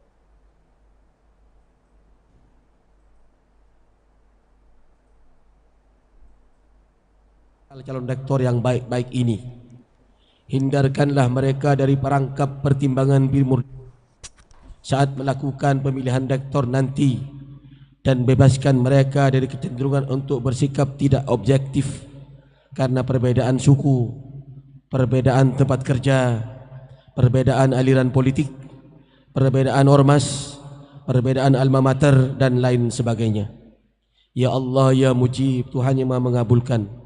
Kabulkanlah permohonan kami ini, ya Allah, dan tetapkan kami senantiasa menjadi insan yang pandai mensyukuri nikmat-Mu dan tabah dalam menerima dan menjalani ujian-Mu. Ampunilah segala dosa orang tua kami, para guru dan dosen kami, para mujahid dan pemimpin kami yang memperjuangkan kebenaran dan keadilan, serta segenap muslimin dan muslimat, baik yang masih hidup maupun sudah wafat. Subhanakallahumma wa bihamdik, nasyhadu an la ilaha illa anta, nastaghfiruka wa natubu ilaik. Rabbana atina fid dunya hasanah wa fil akhirati hasanah wa qina adzabannar. Walhamdulillahi rabbil alamin. Wal afu minkum. Wassalamualaikum warahmatullahi wabarakatuh. Baik Tribuners, saat ini kita sudah terhubung dengan reporter Tribun Lampung di GSG Universitas Lampung, yakni Agustina. Halo Agustina. Ya baik. Saat ini baik, terima kasih rekan Mutia. Saat ini kami kembali melaporkan langsung di Gedung Serbaguna Universitas Lampung, dan pada siang ini semuanya sudah selesai melangsungkan diskusi panel pada sesi 1 di keempat kandidat pertama, dan saat ini saya sudah bersama dengan Bapak Dr. Dr. Andes Dedi Supriyadi MPD. Beliau adalah dosen prodi bahasa Inggris Universitas Lampung ya Pak? Iya betul. Oke, jadi kebetulan Bapak tadi juga menyaksikan diskusi panel sesi pertama ya. Jadi bagaimana menurut Bapak untuk diskusi panel tadi? Bagaimana tanggapannya? Secara umum diskusi tadi itu bagus dan mengandung makna yang positif ya. Semua yang ditanyakan oleh peserta untuk Pilrek ini ya. Hanya pengamatan saya ada yang belum juga disentuh tentang ini pertanyaannya rektor ini dia harus betul-betul punya leadership yang kuat ya. Contohnya sebagai calon pimpinan itu kan harus tahu how to manage, how to control, how to evaluate, how to make decision ya. Nah, itu tadi belum disentuh oleh teman-teman. Yang kedua, untuk calon rektor ini betul-betul harus punya kepribadian yang akhlakul karimahnya yang baik ya, yang baik. Karena warga Unila ini bukan hanya kaum intelektual saja, mulai dari tukang sapu, satpam, security, ya, kemudian supir, Nah, mereka ini sebenarnya ingin diperlakukan yang baik, yang normal. Dengan kata lain, ingin dimanusiakan. Ya. Nah, jadi coba bayangkan, tanpa mereka kampus ini akan kotor, nggak ada tukang sapu. Kampus ini nggak akan aman kalau nggak ada security. Para pejabat nggak akan bisa ke kampus kalau nggak ada supirnya. Artinya mereka itu satu kesatuan, satu sistem, ya. Jadi mereka banyak yang komen saya, Pak, kami juga ingin diperhatikan. Contoh, kalau kami langsung menanya, kami ini minder kadang-kadang terhadap pimpinan, apalagi rektor. Nah, barangkali kalau mereka itu lewat, kalau para pejabat itu lewat, mungkin dengan klakson atau dibukakan pintu, say hello kepada mereka, mereka itu luar biasa, merasa bangga. Sehingga sense of belonging mereka terhadap lembaga Universitas Lampung itu lebih tinggi. Karena mereka itu merasa diperhatikan juga, gitu kan? Nah, itu. Kemudian juga para calon rektor yang akan terpilih nanti harus juga memperhatikan. Nah, ini salah satunya UPT Bahasa. Namanya UPT Bahasa Universitas Lampung bukan hanya bahasa Inggris saja, tapi harus juga ada bahasa Prancis, bahasa Jerman, bahasa Jepang, dan bahasa Lampung terutama, bahasa Indonesia juga masuk. Nah, itu perlu diperhatikan oleh rektor itu ke depan. Nah, caranya gimana?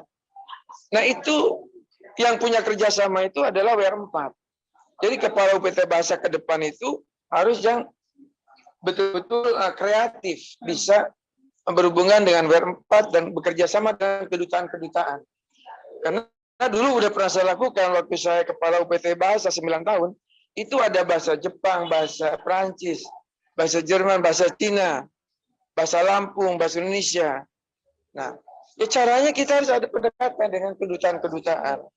Sehingga waktu itu saya pun dikirim ke Amerika Serikat, ke Boston, itu untuk mengikuti konferensi pengajaran bahasa Inggris sedunia berapa ratus negara di Boston, Amerika. Nah, kemudian kita juga diberikan bantuan buku-buku dan lain sebagainya untuk pengembangan bahasa mereka. Jadi itu yang tadi saya lihat belum tersentuh, belum ada yang menanyakan, ya. Nah, kalau secara yang lain-lain saya pikir udah terwakili lah tadi, ya, udah terwakili. Hanya itu tadi yang belum terwakili. Sementara itu dulu. Iya. Oke, jadi kalau untuk harapan untuk Universitas Lampung ke depan menurut Bapak gimana? Nah, untuk ke depan terus, kalau harapan saya tidak hanya nasional, ya, harus juga kompetisi secara internasional. Karena ini udah global, ya kan? Global, ya kan? Makanya calon rektor yang nanti akan datang minimal harus mengetahui bilingualism, harus dua bahasa Indonesia, bahasa Inggris. Apalagi kalau mereka lebih dari dua bahasa, contohnya bahasa Perancis. Sekarang ini kan lagi era globalisasi, ya. Nah, harus sistem pengadaan peralatan perang dan sebagainya, ya, untuk peningkatan ini ABRI itu banyak berkolaborasi dengan Perancis, setahu saya. Jadi calon rektor ke depan itu harus betul-betul tahu juga bahasa Perancis, ya. Nah, perekonomian mungkin bahasa Jepang, ya kan, bahasa Cina, ya.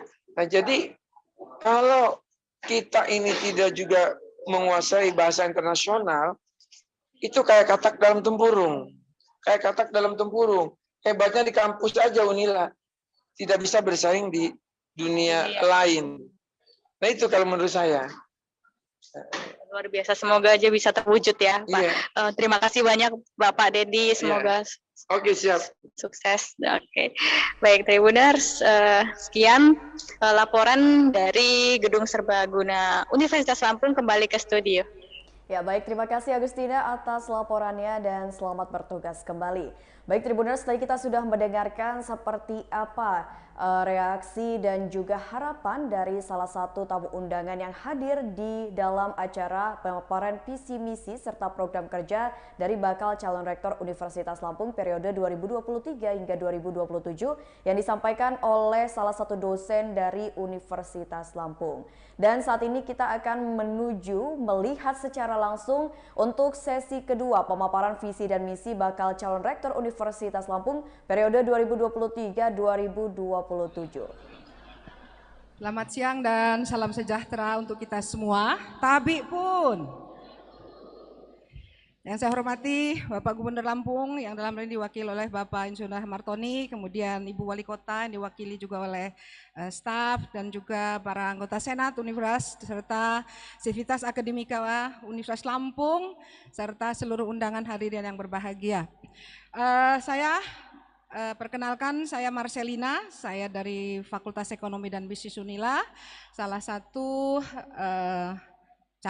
bakal calon rektor yang akan maju di Pilrek 2023-2027. Bapak Ibu sekalian, sebelum saya menyampaikan visi, misi serta program kerja yang akan saya lakukan ketika saya qadarullah terpilih menjadi rektor Universitas Lampung, saya akan jelaskan dulu arah pengembangan Universitas Lampung. Bapak Ibu sekalian, posisi internal sudah cukup kuat. Pertama, kita mempunyai 8 fakultas dengan 118 prodi, yang sebagian atau S3-nya ada 27, kemudian 7 S3, kemudian 60 S1, S2 35, profesi dan diploma. Kemudian kita juga sudah mempunyai akreditasi, beberapa akreditasi mulai dari FIBA, kemudian ABES, ASIN, kemudian Lamemba dan seterusnya, serta sudah memiliki jurnal yang terakreditasi secara SINTA. Dan juga kita mempunyai alumni Bapak Ibu sekalian sebanyak 30.000, sekitar 30.000 alumni yang sudah menyebar dengan jumlah mahasiswa juga begitu banyak 29.000 yang aktif dengan dosen sekitar 1.334. Artinya Bapak Ibu sekalian Unila sudah cukup besar, sudah punya potensi, sudah diletakkan oleh pendiri kita seperti ini gitu. Belum lagi posisi Unila atau Lampung yang berada di geografis yang strategis, pintu Sumatera dan Jawa. Artinya dalam posisi ini kita bisa memanfaatkan incoming student, jadi calon-calon mahasiswa yang smart berprestasi untuk bisa masuk ke Unila, dibandingkan mungkin dari Unsri atau Bengkulu atau dari Riau yang memang mereka fokus ke lokal sumber daya manusia. Kemudian kita juga ada jalan tol, infrastruktur yang membuat kita mudah bergerak atau mobilitas. Belum lagi sumber daya alam dan seterusnya. Artinya Bapak dan Ibu sekalian, Universitas Lampung saat ini dalam posisi potensi yang cukup besar, tinggal kita menambahkan saja dengan sebuah leadership, dengan sebuah kepemimpinan yang berintegritas, ya, dengan mengoles sedikit pada kepemimpinan yang berani untuk mengambil perubahan serta kepemimpinan yang fokus dan paling tidak adalah yang jujur. Nah, dengan potensi itu Bapak Ibu sekalian, saya yakin ditarik dari Unila atau Indonesia Emas 2045, kita bisa mewujudkan Unila unggul, mandiri dan bersaing internasional. Nah, untuk mencapai visi tersebut Bapak Ibu, saya mempunyai 6 misi. Yang pertama adalah saya akan lakukan tahun pertama tata kelola universitas. Ya, tata kelola Unila yang berintegritas ini dalam rangka untuk mengembalikan kepercayaan, trust publik kepada Unila yang sempat sedikit agak goyang akibat tsunami yang kita lalui beberapa lama ini. Kemudian Tridharma Perguruan Tinggi juga akan kita lakukan secara berkarakter dan berdaya saing, termasuk juga kualitas dosen dan tenaga pendidikan tidak luput dari program saya. Unit-unit bisnis yang profesional serta kerjasama akan kita tingkatkan. Kemudian tujuan yang akan saya lakukan Bapak sekalian, pertama adalah membuat Unila itu menjadi lebih terpercaya, kemudian akan menghasilkan lulusan yang berkarakter dan berdaya saing internasional, kemudian akan meningkatkan kualitas dosen, kompetisi dosen melalui publikasi yang saya akan coba publikasi dari para dosen tidak hanya masuk kepada Scopus tetapi hilirisasi menjadi sebuah produk atau jasa sehingga nanti kita bisa punya paten, para dosen punya haki, dan ini nanti kalau diberdayakan bisa menjadi unit-unit bisnis dalam rangka mencari, mengenerate income. Kemudian akan menghasilkan inovasi, kemudian juga rencana saya adalah akan melakukan pengembangan unit-unit bisnis yang profesional serta perluasan jaringan. Nah, untuk mencapai itu Bapak Ibu sekalian, saya punya milestone supaya arah tidak salah. 2004, 2023, 2004 tahun pertama saya akan lakukan penguatan organisasi di Unila internal, kemudian 2024-25 saya akan lakukan akreditasi internasional berbagai atau program studi karena saat ini baru beberapa persen, kemudian 2025-2026 mencapai SDM unggul dan terakhir adalah berdaya saing internasional. Adapun program kerja saya Bapak Ibu sekalian ada 6, yang pertama adalah reformasi birokrasi.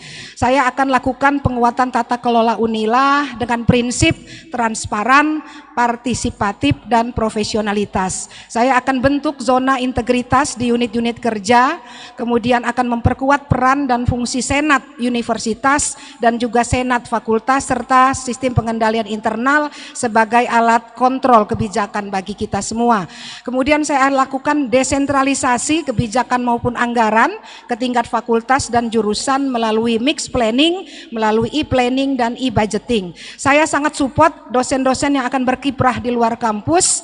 Kemudian saya ingin jadikan kampus atau Unila adalah tempat terbaik bagi pemerintah daerah terutama, industri, swasta, media, serta stakeholder lain untuk berkonsultasi. Kemudian saya akan mensupport meningkatkan profesionalitas, keahlian dan skill daripada para tenaga kependidikan sehingga mereka nanti bisa memberikan pelayanan prima yang berintegritas kepada pelanggan kita, stakeholder. Nah, untuk yang kedua Bapak Ibu sekalian, pendidikan berkarakter, saya akan ciptakan nanti adalah menyiapkan alumni yang berkarakter. Saya ingin menciptakan, mengimplementasikan learning and living campus. Artinya kita akan buat kampus itu tempat yang nyaman untuk belajar dan untuk berkehidupan. Kemudian saya akan support mahasiswa yang mengikuti berbagai kompetisi di tingkat daerah, nasional maupun internasional. Kemudian saya akan mencoba bekerjasama dengan jurusan untuk melakukan pendidikan multidisiplin ilmu. Karena saat ini memang mahasiswa yang kita hadapi adalah mahasiswa generasi Z yang sangat paham akan sangat dengan smartphone yang menghubungkan mereka dengan dunia luar. Kemudian saya akan membuka peluang-peluang sebanyak-banyaknya untuk praktisi mengajar dan aktivis bersama. Berikutnya untuk Sarpras berkualitas, karena ini adalah never ending proses dalam rangka mengambil keputusan, saya akan membangun yang sudah ada dan juga akan menghasilkan lagi beberapa sarana atau sistem informasi. Yang pertama adalah sistem informasi kepegawaian yang sudah ada akan kita kembangkan, juga sistem keuangan, sistem informasi informasi tentang kerjasama, bahkan sistem informasi aset.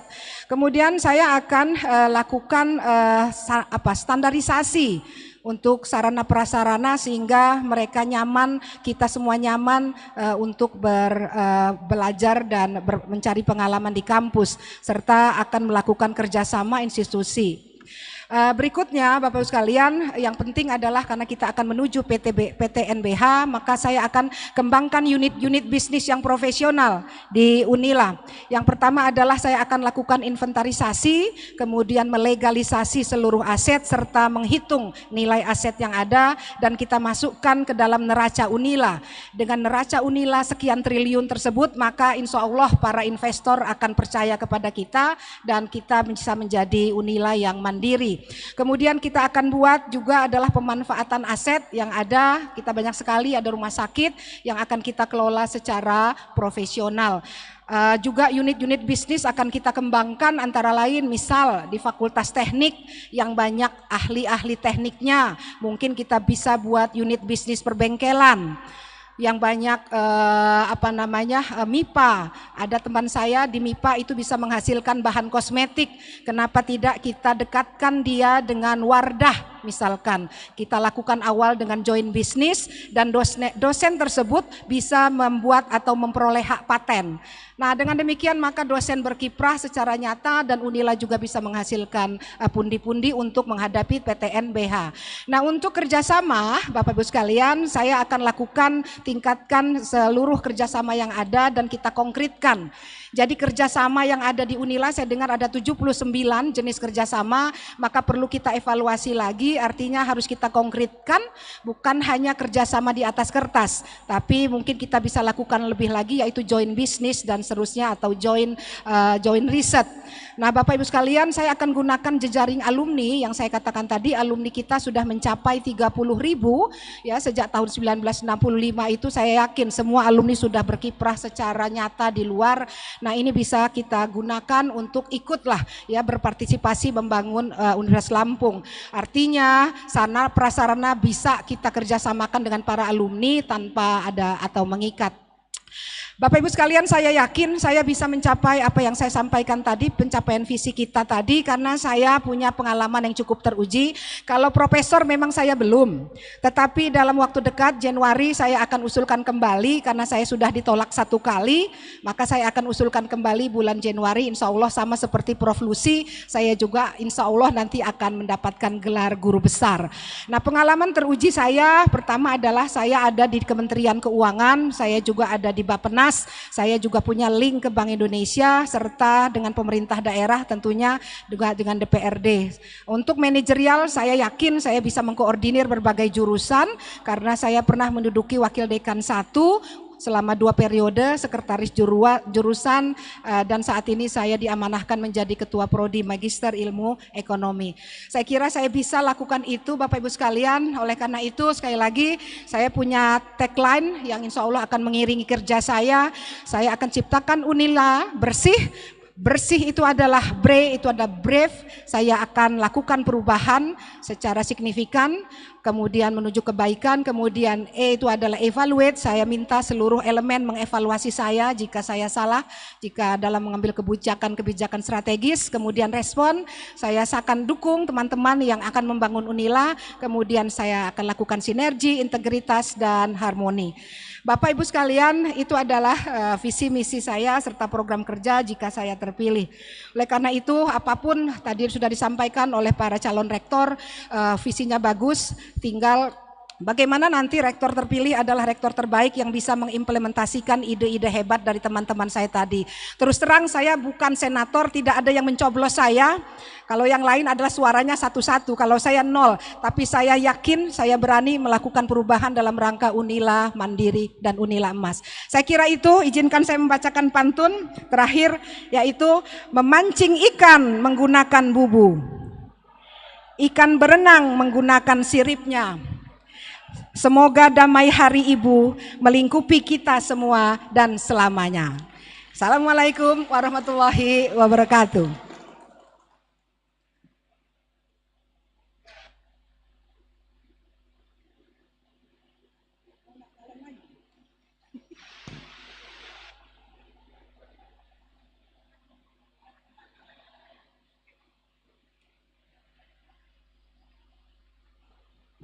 Oke, terima kasih.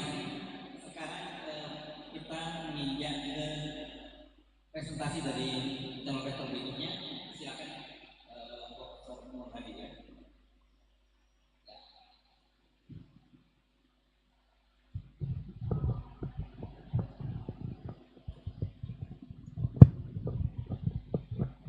Udah, cukuplah. Baiklah, bismillahirrahmanirrahim. Assalamualaikum warahmatullahi wabarakatuh. Salam sejahtera, salam sehat buat kita semua. Tapi pun Santai dulu lah. Saya peserta tadi cepat ngomong, saya mau ngomong santai karena simple but powerful itu tagline saya. Yang saya hormati Bapak Gubernur dalam hal ini yang atau yang mewakili, kemudian Ibu Wali Kota saya mewakili, Bapak Ibu pejabat lainnya, kemudian perwakilan dari perguruan tinggi di Lampung, Bapak Ibu dosen, profesor dan senior, juga yang junior, juga mahasiswa kalau ada, yang mulia, yang mulia ini panggilannya, Ketua Senat dan para anggota Senat yang akan memilih kami, nah, gitu kan. Tapi salam sehat, salam sejahtera, salam super buat kami berdelapan. Kasih tepuk tangan. Karena kemampuan kami untuk maju, ya.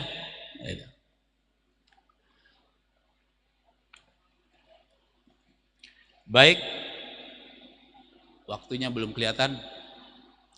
Jadi visi saya itu normatif saja. Belum. Menjadikan Universitas Lampung sebagai institusi berintegritas, berkinerja spektakuler, unggul di tingkat nasional dan global. Biasa baik, normatif.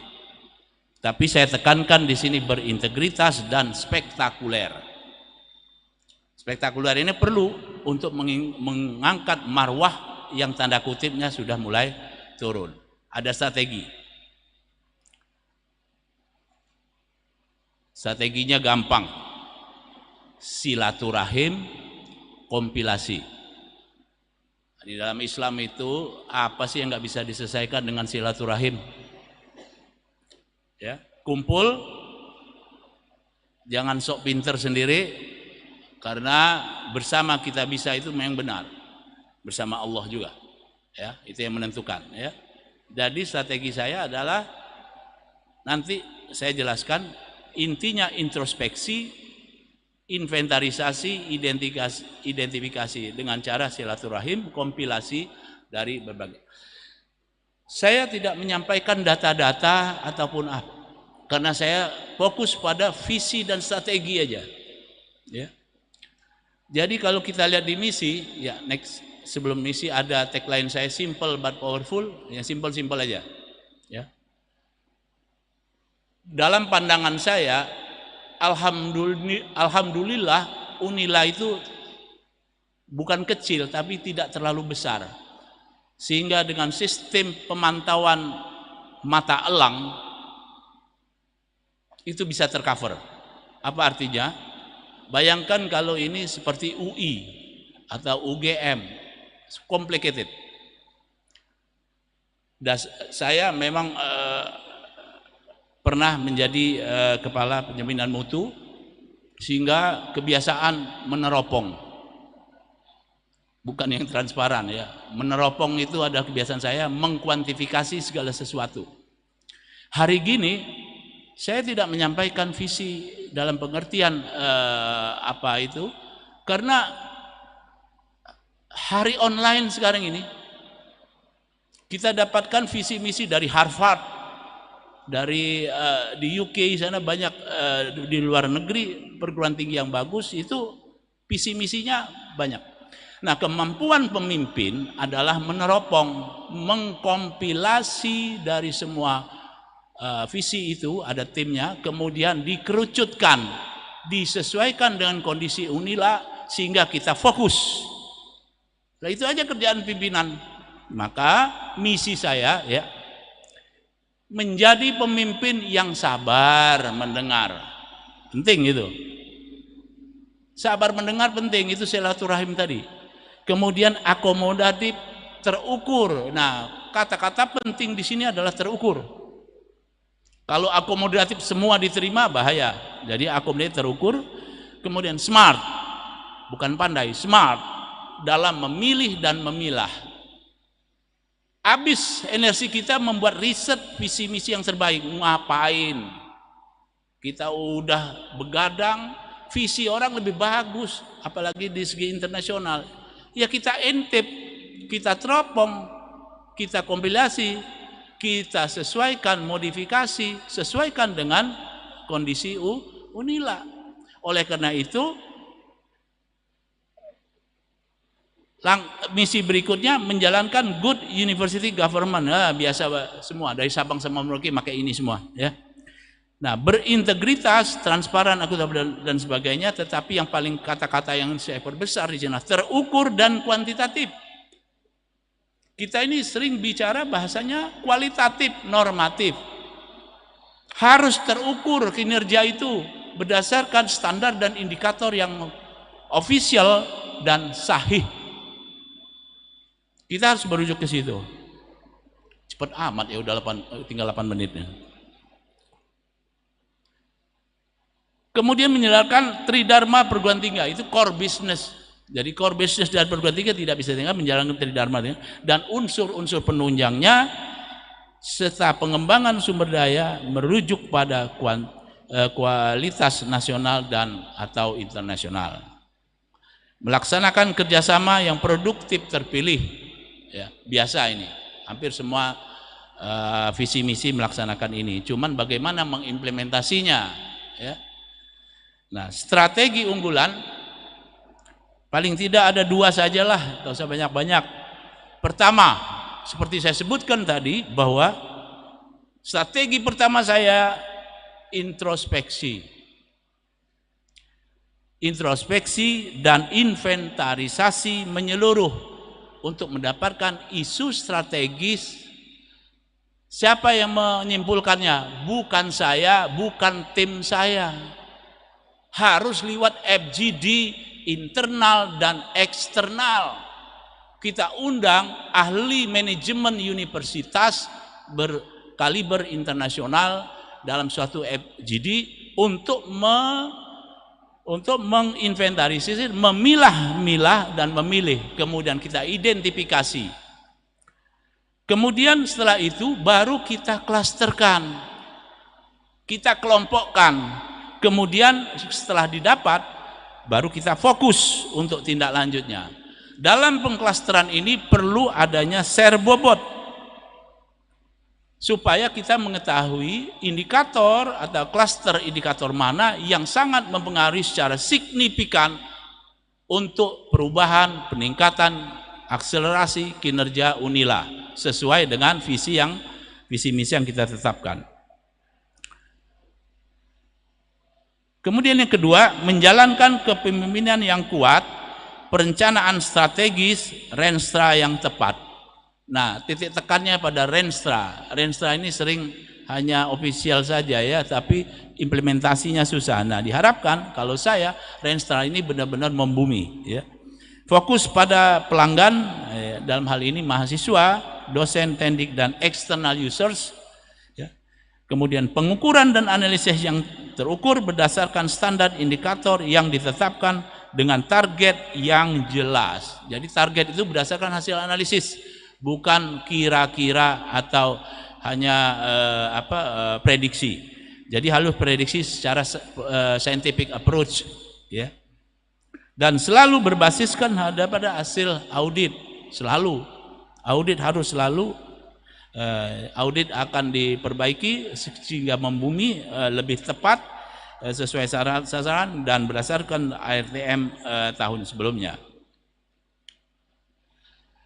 Nah, ini penjelasannya. Introspeksi itu maksudnya menintrospeksi posisi kinerja tridharma perguruan tinggi dan unsur penunjang di UNILA minimal 5 tahun ke belakang, ya. Minimal 5 tahun. Kemudian kita share bobot untuk menetapkan kelompok indikator dari semua unit utama, ya. Kemudian unit penunjang, sehingga kita terarah mana yang menjadi fokus dan prioritas. Yang kedua, inventarisasi program dan kegiatan terkait dengan tridharma ini yang, nah ini jangan dilupakan. Kita harus menginventarisasi yang sudah, sedang dan akan dilaksanakan dari pemimpin sebelumnya. Jadi jangan langsung dihapus. kita yakin kinerja sebelumnya itu pasti ada sisi-sisi yang baik. Nah, itu perlu kita inventarisir, kemudian kita pilah dan kita pilih. Yang ketiga, identifikasi dan analisis kecenderungan. Ini penting. Kita mau lihat kecenderungannya kemana, ya, dengan tentu setelah share bobot tadi, sehingga kita dapat menetapkan masing-masing indikator yang sudah ditetapkan. Kemudian pengelompokan. Setelah diidentifikasi, kita kelompokkan indikator yang signifikan tadi, ya, untuk kita tahu faktor yang menentukan keberhasilan dari kinerja UNILA itu. Fokus terhadap program dan kegiatan. Nah, ini perlu. Kalau sudah official ketok palu, ada bukan notulensi, tapi dokumen sahih official sudah ditetapkan bahwa fokus ke kelompok kegiatan ini itu harus dilaksanakan, komit seorang pemimpin. Kemudian selalu melakukan monep dan audit internal secara periodik dan kontinu. Salah satu indikator yang keniscayaan kita tidak boleh menghindar, yaitu indikator kinerja utama IQ yang ada 8. Akan kita bedah, ya, bagaimana kita meningkatkannya dari prioritas IQ 1 sampai 8, kita akan prioritaskan sesuai dengan hasil inventarisasi monep sebelumnya. Target kira-kira ya yang pertama, kalau strategi saya adalah yang setelah saya teropong, yang dimungkinkan adalah akselerasi akreditasi unggul dari akreditasi A UNILA dalam waktu dekat untuk meningkatkan marwah performa kinerja UNILA dan memberi semangat kepada sivitas akademika. Ya. Kalau UNILA udah ngetop sekarang, di mana-mana udah terkenal UNILA. Terserah, itu sebagai hikmah. Nah, oleh karena itu kita manage, ya, dengan cara kita tunjukkan bahwa kita bisa bangkit lebih cepat. Apa itu? Lupa saya. Ya. Pulih lebih cepat, bangkit lebih kuat. Ya. Yang kedua, akselerasi akreditasi prodi unggul dan atau internasional minimal 60%. Ini udah kita mulai akselerasinya, insya Allah. Melaksanakan inovasi pembelajaran mendorong pembangunnya pusat-pusat keunggulan. Nah, penting ini. Jadi kita identifikasikan terbangunnya pusat-pusat keunggulan yang mandiri, berbasis kearifan lokal, namun berkualitas nasional internasional. Kemudian inventarisasi, identifikasi, optimalisasi, implementasi program MBKM. Jadi kita berdasarkan monep atau pelaksanaan sebelumnya, kita akan pelajari arahnya kemana. Fokus pada peningkatan infrastruktur. Nah, peningkatan infrastruktur, kalau saya ditakdirkan jadi pimpinan di UNILA, saya fokus kepada IT. Ya, habis-habisan itu di IT. Ya, supaya semua itu terintegrasi dan efektif semua kerja itu. Jadi masuk ke jurusan itu ada tombol-tombol screen, tombol-tombol, sehingga terintegrasi semuanya. Jadi walaupun gedungnya nggak bagus, tapi bersih, hijau, tetapi sarana IT-nya sangat komprehensif dan update. Yang keenam, peningkatan kinerja layanan akademik biasa, kemudian melanjutkan secara masif peningkatan kinerja hulu hilir penelitian. Ya, itu kita teruskan. Kemudian meningkatkan kesejahteraan secara terukur dan konsisten, baik itu bagi dosen maupun tendik. Pengalaman saya cukuplah untuk maju sebagai calon rektor. Silakan dibaca sendiri. Kurang lebihnya itulah gaya saya. Mohon maaf, kurang lebihnya saya akhiri. Wassalamualaikum warahmatullahi wabarakatuh. Waalaikumsalam warahmatullahi wabarakatuh. Tepat waktu. Ya, terima kasih. Profesor Muradi. Ini kita undang, ini kalau namanya orang pikiran nanti ekspatriat, tapi ini asli Lampung ini ya, ini lulusan UNILA juga. Silakan, Dr. Robi. Wah, banyak tim sesnya rupanya ini. Atau tim huri. Bismillahirrahmanirrahim. Assalamualaikum warahmatullahi wabarakatuh. Selamat siang, salam sejahtera buat kita bersama. Tabi pun yang saya hormati Pak Gubernur atau yang mewakili Ibu Wali Kota atau yang mewakili Bapak Ibu Ketua Senat, anggota Senat, dan para guru besar, jajaran pimpinan universitas dan fakultas, serta Bapak Ibu dosen, tenaga kependidikan yang hadir pada hari ini untuk tetap bersabar sampai selesai acara yang saya banggakan. Bapak Ibu sekalian, mohon izin kalau Bapak Ibu lihat nanti mungkin tampilan saya, PPT saya di beberapa fakultas ini sudah berubah. Saya mendapatkan beberapa masukan dan insya Allah masukan itu oleh tim kami dijadikan sebagai bahan dasar kami untuk membuat ke depan visi dan misi dari Universitas Lampung.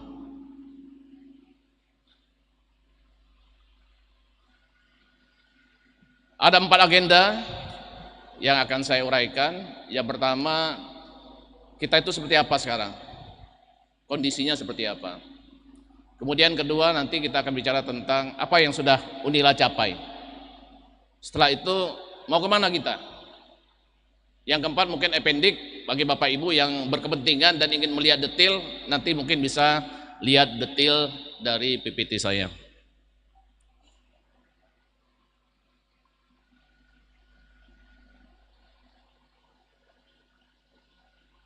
Tolong.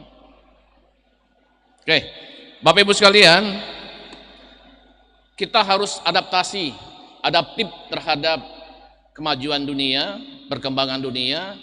Sekarang ini ada perubahan di dalam dunia pendidikan, semua bisa diotomatisasi, bisa menjadi robot. Pertanyaannya, apakah dosen bisa dijadikan robot? Tentu saja tidak. Jadi kita perlu alat lain, kita perlu sarana untuk membuat kita mengikuti teknologi yang semakin modern. Kemudian yang kedua, sekarang ini yang namanya online itu sudah merupakan suatu kebutuhan yang sangat tinggi. Pendidikan sudah dijalankan secara online. Beberapa perguruan tinggi hebat di dunia sudah menggunakan online. Oleh karena itu maka dengan online ini kita harus siapkan juga online. Pendidikan online, demokratisasi pendidikan harus siap kita sambut.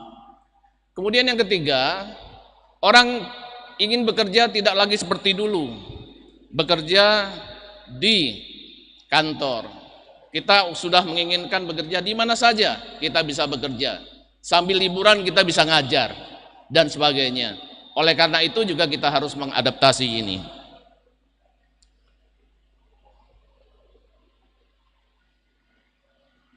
Kemudian berikutnya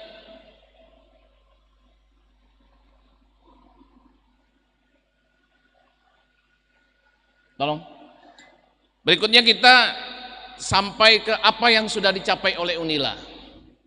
Yang pertama kita lihat keketatan masuk. Ada kecenderungan kita ini semakin longgar masuknya. Dengan kata lain, jumlah peminat kita semakin menurun. Tanda tanya besar di sana. Tentu saja kita harus berpikir secara baik. Tanpa suatu langkah yang baik nanti kita akan ditinggalkan oleh talent-talent yang terbaik. Kita juga kalau kita lihat dari komposisi mahasiswa, terbesar itu adalah dari FKIP. Kami pernah mengundang dari FKIP, DEM, BEM, dan mereka secara jujur mengatakan bahwa pelayanan belum optimal, padahal mereka yang terbesar. Oleh karena itu kita butuh ya langkah untuk memberikan yang terbaik bagi yang terbesar ini. Kemudian berikutnya, lama studi mahasiswa. Kita belum mencapai target. Ada kecenderungan kita masih berada di atas target. Dengan demikian, sesuai dengan silabus kita yang menyelesaikan mahasiswa sesuai dengan target kita ini belum tercapai. Perlu kerja keras kita untuk di sini. Berikutnya, rasio doktor, guru besar, dan rektor kepala. Kita lihat di sini untuk rasio guru besar, MIPA, dan pertanian sudah oke, berarti yang lain perlu kita kerja keras untuk menambahnya. Demikian juga dengan profesor, rektor kepala, MIPA dan pertanian sudah sangat baik, sehingga yang lain kita butuh kerja keras. Kemudian kita lihat sekarang akreditasi program studi di Unila. Ekonomi udah bebas, ekonomi 3 dapat akreditasi unggul dan sisanya A. Kemudian yang lain kita perlu PR itu. Semuanya masih banyak yang terakreditasi B. Kalau kita tidak cepat atasi ini ya susah kita berbicara tentang World Class University, PTNBH ini akan susah. Jadi ada PR besar bagi kita untuk menyelesaikan ini. Dan nanti insya Allah kalau saya diridhoi Allah menjadi rektor, maka saya akan sering-sering berkunjung kepada fakultas yang masih banyak terakreditasi B. Kemudian capaian Tridharma Universitas ini sudah relatif baik, publikasi internasional semakin meningkat, citasi semakin meningkat, kekayaan intelektual semakin meningkat, tetapi untuk pencapaian IQ 1 kita belum mencapai, masih jauh. Standar kita 80%, itu masih rata-rata berada di bawah 40%. Berarti kita butuhkan kerja keras. Berikutnya, fasilitas demikian juga, terutama ini laboratorium. Nanti laboratorium perlu kita benahi secara baik. Oke, kita teruskan. Untuk pencapaian Unila di internasional, kita untuk UI Grand Metric ini sudah cukup baik, udah di 14, kalau tidak salah sekarang ini ke-13.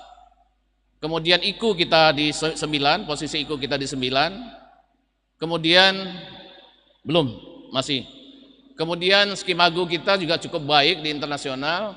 Kemudian ranking of web of university kita juga cukup baik di 10. Oke, teruskan. Nah, masalahnya kita ingin masuknya di World University Ranking. Ada beberapa syarat yang harus kita penuhi di sini, cukup memerlukan kerja keras. Ada 5 syarat yang itu yang harus kita capai ke depan. Oke, berikutnya tantangan utama saya buat di nomor 1 adalah trust dan moral issue. Ya, yang sudah terjadi terjadilah, tapi kita harus benahi menjadi titik tolak kita bagi perbaikan Unila ke depan, bahwa kita tidak boleh seperti yang lama. Kita harus berubah menjadi lebih berintegritas. Oke, kita teruskan. Apa yang akan kita tuju?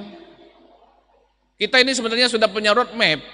Roadmap kita adalah kita menginginkan menjadi entrepreneurial university, ya.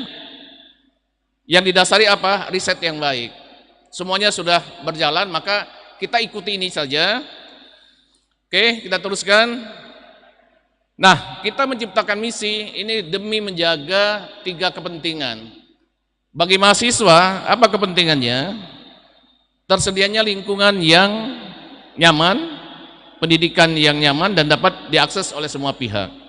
Kemudian mendorong inovasi dan kreativitas mahasiswa di semua tingkatan, serta karir mahasiswa. Untuk kita, pekerja yang di sini yang terlibat, yang pertama yang saya tekankan adalah kita ingin menciptakan keadilan kerja dan kesejahteraan. ASN harus kita perlakukan seperti ASN, kemudian tenaga kontrak juga harus kita perhatikan secara baik. Memang bukan pekerjaan yang mudah karena membutuhkan dana, tapi keadilan harus tetap kita tegakkan. Karena di dalam Pancasila yang disebut 2 kali itu hanya adil. Adil dan berkeadilan, yang lainnya hanya disebut sekali. Kemudian untuk masyarakat kita harapkan Unila menjadi pusat riset yang terbaik untuk industri pertanian. Kemudian menjadi source of excellence bagi terciptanya SDM unggul. Nah, Bapak Ibu sekalian, lalu kita ingin kemana? Ya, kita ingin bertransformasi kemana? Jalan yang enteng, jalan yang lurus, yang tidak ada usaha, menjadi rektor santai di sana, Kita menjadi universitas biasa saja atau kita ingin jalan berliku? Di mana kita harus kerja keras, sama-sama kerja cerdas. Saya memilih yang sebelah kanan, kita menginginkan kita menjadi world class university. Nah, ini Bapak Ibu sekalian, berikutnya. World class university itu adalah kita bisa masuk ranking 8 di Indonesia, kemudian kita bisa masuk 1000 sampai 1250 di dunia. Tentu saja perlu langkah-langkah. Ada 5 misi yang bisa kami lakukan, yaitu sarana dan prasarana pendidikan yang nyaman, source of excellence, kemudian teaching industry berbasis green agro industry, kemudian income generating yang tangguh, stabil dan berkelanjutan, serta tata kelola dan tata pamong universitas yang menjunjung tinggi prinsip clear and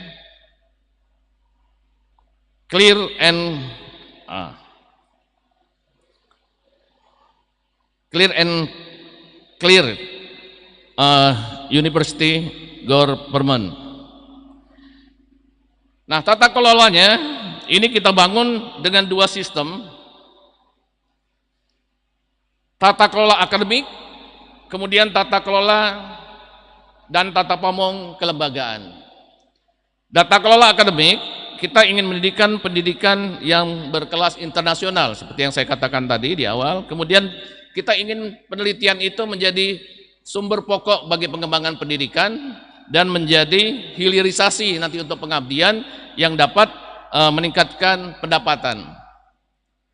Kemudian tata kelola tata pamong kelembagaan, yang pertama leadership yang clean and clear, tadi saya lupa, clean and clear, kemudian entrepreneurship yang baik dan networking yang baik. Kita harus menciptakan networking baik kepada pemerintah daerah maupun internasional. Kemudian kita menyiapkan financial resources yang cukup dan university resources yang cukup, dan pada akhirnya kita menciptakan clean and clear university government yang dilandasi kepada science socio teknopark, kemudian MBKM, kemudian kita muatkan entrepreneurship. Nah, transformasi ini dilakukan dengan melakukan langkah-langkah. Yang pertama adalah business transformation, yaitu rektor bukan hanya sekedar akademikus, tapi dia adalah seorang CEO pendidikan. Bagaimana mencari peluang untuk mendapatkan income generate. Kemudian operational transformation, ini kita meningkatkan kualitas tenaga pengajar dan proses belajar mengajar dengan IT yang mumpuni. Kemudian kita menciptakan clean and clear university government. Nah, banyak langkah-langkahnya Bapak Ibu sekalian. Salah satunya adalah misalkan saya ingin melakukan hilirisasi riset, kemudian kita ingin rumah sakit kita ini menjadi rumah sakit agromedicine dan super spesialis. Kemudian kunci sukses yang harus dilakukan adalah kita punya visi, kita punya collaboration, dan kita punya komitmen ini dengan melakukan komunikasi yang baik. Pemimpin melakukan walk the talk. Dan kemudian ini strategi yang sudah kami buat. Yang pertama, tahun pertama kita melakukan quick win, kita harus menang cepat. Kemudian berikutnya kita melakukan menghilangkan kelemahan dan kemudian membangun foundation yang baik, dan berikutnya kita melakukan akselerasi dan sustainability dari kerjaan kita. Nah, kemudian Bapak Ibu sekalian, yang terakhir ke halaman akhir. Di halaman akhir saya ingin mengenalkan diri.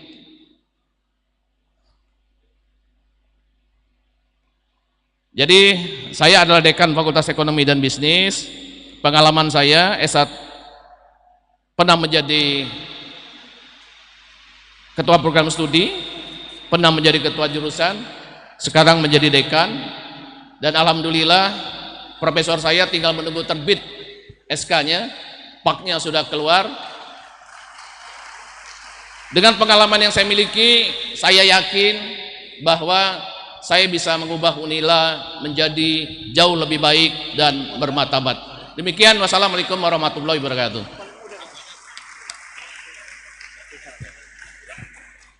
Terima kasih Profesor Nairobi, ya. Sekarang berikutnya adalah kita akan mengundang calon rektor berikutnya, Profesor Suharso. Silakan.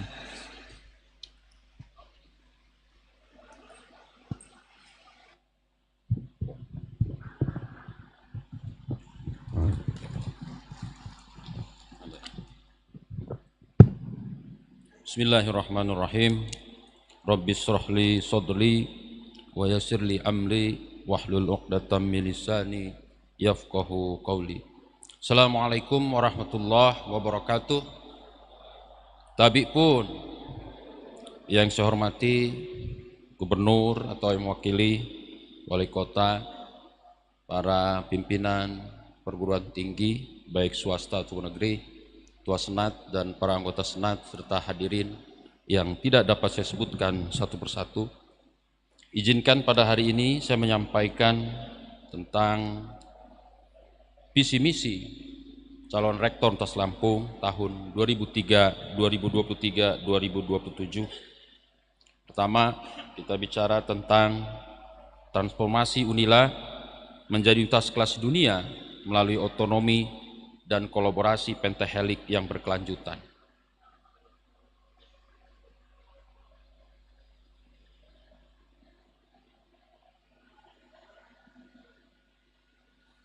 Berikut sekilas biodata, ya. Sekilas biodata dari saya. Pertama, alumni Universitas Lampung jurusan kimia pada tahun 1994, kemudian lanjut S3 di Curtin University of Technology Australia terkait dengan kepakaran jumlah artikel itu sekitar 54 di Scopus dengan H-index 14, pengalaman riwayat jabatan dari sekretaris jurusan, kemudian pernah menjadi dekan Fakultas MIPA dan pada saat ini wakil rektor bidang perencanaan kerjasama dan TIK Universitas Lampung dengan jumlah buku 6 buku dan 9 paten. Kemudian sisi penghargaan pernah menjadi peneliti terbaik, kemudian pernah menjadi the most inspiring people atau dari Pemprov Lampung pada tahun 2012.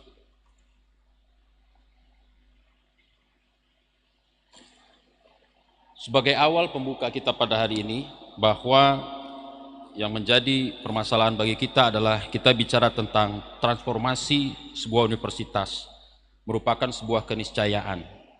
Kemudian dinamika irapuka ini yang kita harus beradaptasi dengan kondisi pada saat ini, bahwa kita harus cepat adaptasi terhadap perubahan, itu tidak semudah yang kita bayangkan.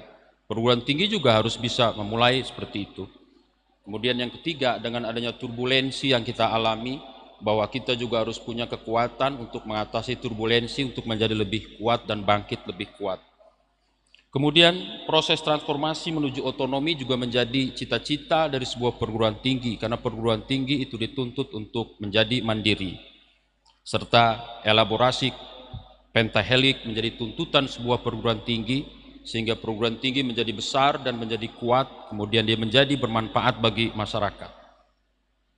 Kalau kita bicara tentang megatrend dunia pada 2045, bahwa terjadi perubahan demografi, kemudian urbanisasi global sampai perubahan iklim, dan kita sadari bahwa bonus demografi itu kita alami di masyarakat Indonesia ini, di mana jumlah penduduk produktif itu mencapai 50,5%. Sedangkan ketika kita bicara tentang 4 pilar visi Indonesia, bahwa salah satunya adalah pilar bagaimana peran Unila itu menghasilkan SDM yang berkualitas dan bersaya daya tinggi.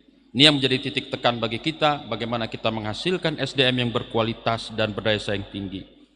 Kalau kita lihat dari arahan Presiden pun senada, bagaimana kita bisa mengelola sumber daya alam kita dengan SDM yang berkualitas. Kalau kita bicara tentang kerangka jangka panjang pengembangan Universitas Lampung, ya, bahwa RPJP tahun 2025 yang menetapkan bahwa visi kita menjadi 10 terbaik melalui Webometric sudah tercapai. Maka torehan prestasi dan kinerja tahun 2022 itu menjadi pijakan bagi kita semua guna mencapai RPJP di tahun 2022 dan 2025.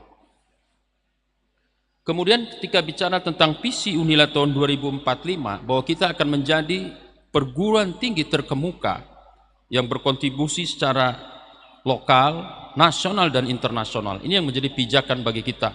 Kenapa kita bicara lokal dan internasional?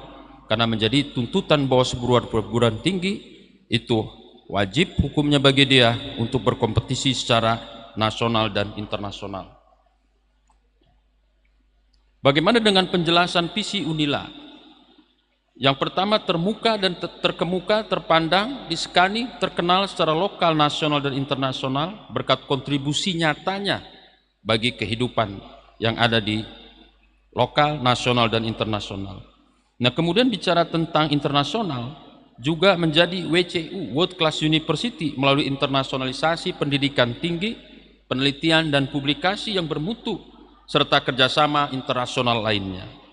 Kemudian kita bicara tentang misi UNILA, bahwa menyelenggarakan pendidikan bermutu yang berwawasan global dan memperhatikan kearifan lokal.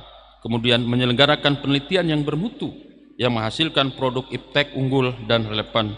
Kemudian kita melaksanakan pengabdian kepada masyarakat yang sesuai dengan kebutuhan masyarakat.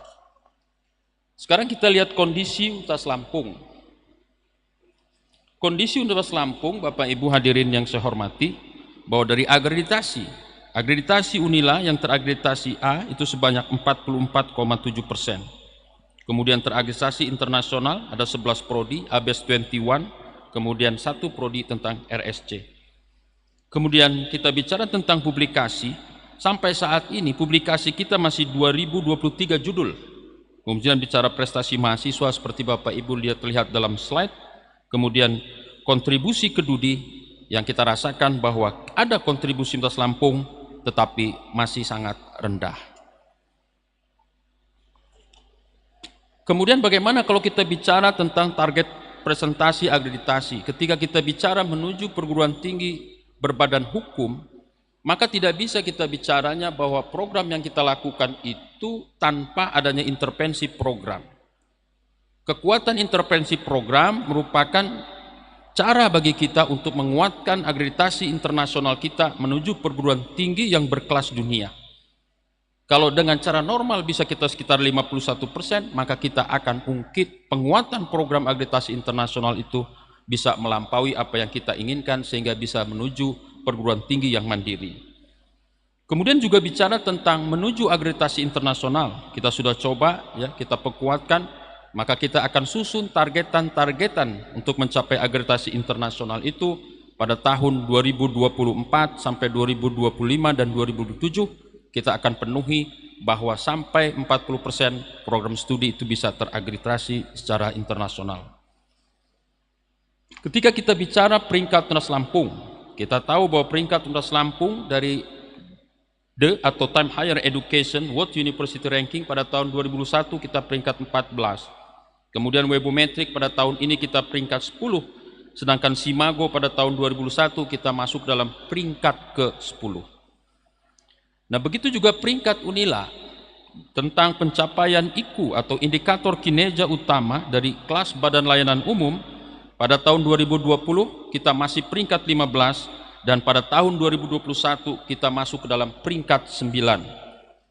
Begitu juga dengan publikasi internasional yang saya katakan tadi bahwa jumlah publikasi internasional kita sebagai penguatan dari World Class University itu masih 2000.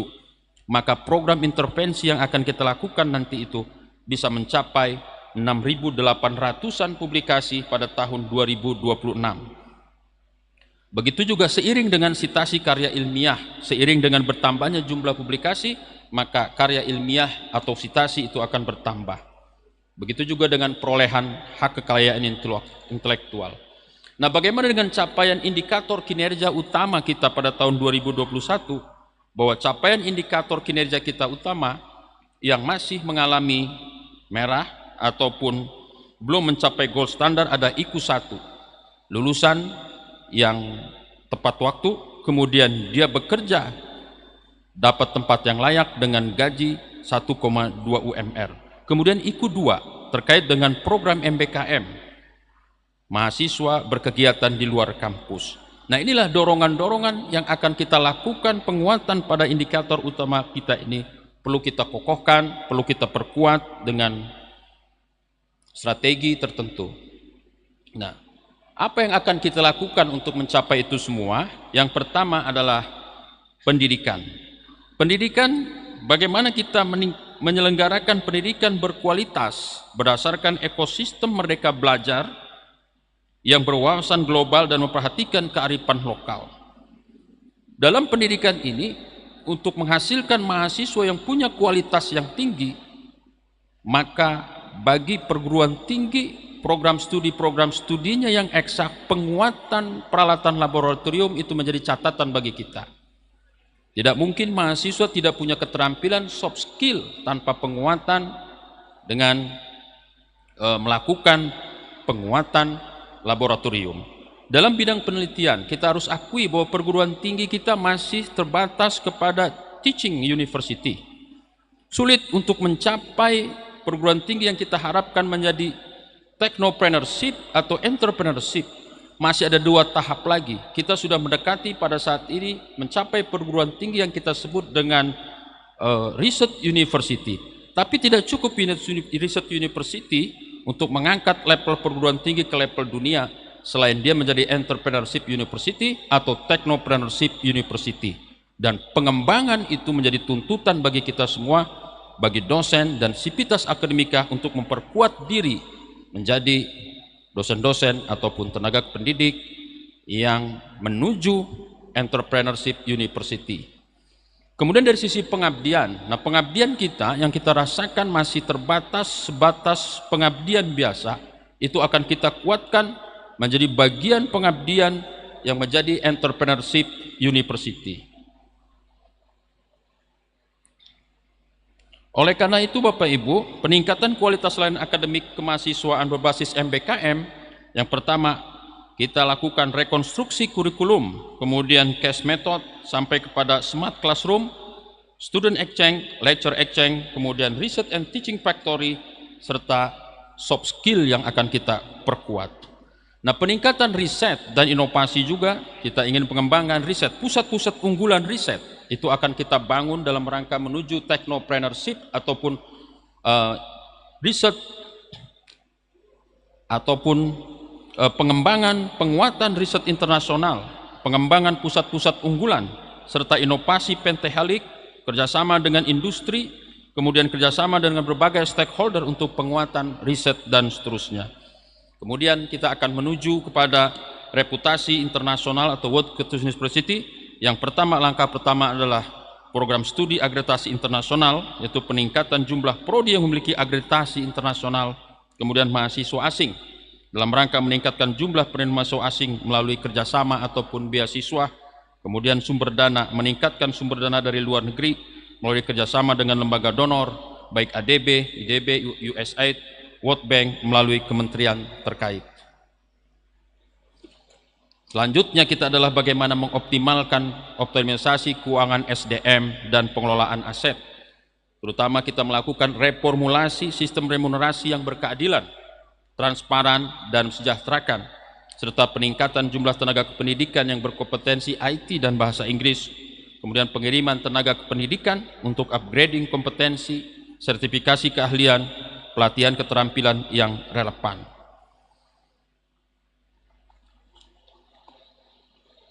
Kemudian kita juga akan melakukan apa yang disebut dengan optimalisasi peran badan usaha dan income generating, menguatkan fleksibilitas PTN BLU dalam meningkatkan kinerja dan income generating melalui tata kelola BPU Universitas yang baik, kemudian pemanfaatan aset potensial dan strategi untuk peningkatan pendapatan, kemudian mengembangkan unit bisnis yang relevan dengan potensi dan kompetensi yang dimiliki oleh warga kampus.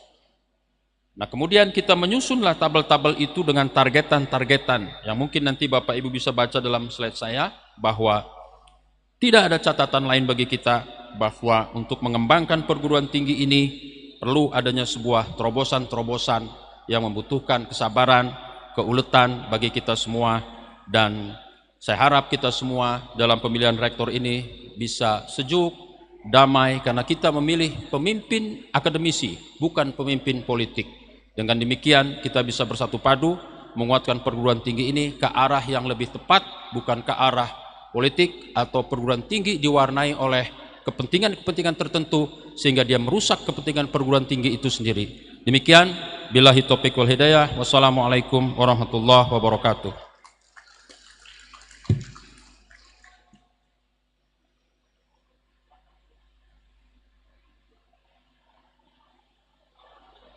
Oke, terima kasih. Sudah 4 orang calon rektor yang mempresentasikan visi misinya. Mari kita buka kembali untuk tanya jawab. Saya prioritaskan yang belum mengajukan pertanyaan. Ya tadi, silakan di belakang. Ada lagi? Nah, ini baru dari mak-mak ya. Silakan. Yang kedua. Terus ada yang ketiga. Udah ada 3. Oh, 4 orang. Lebih banyak ini ada 2. Oke, 4 dulu ya.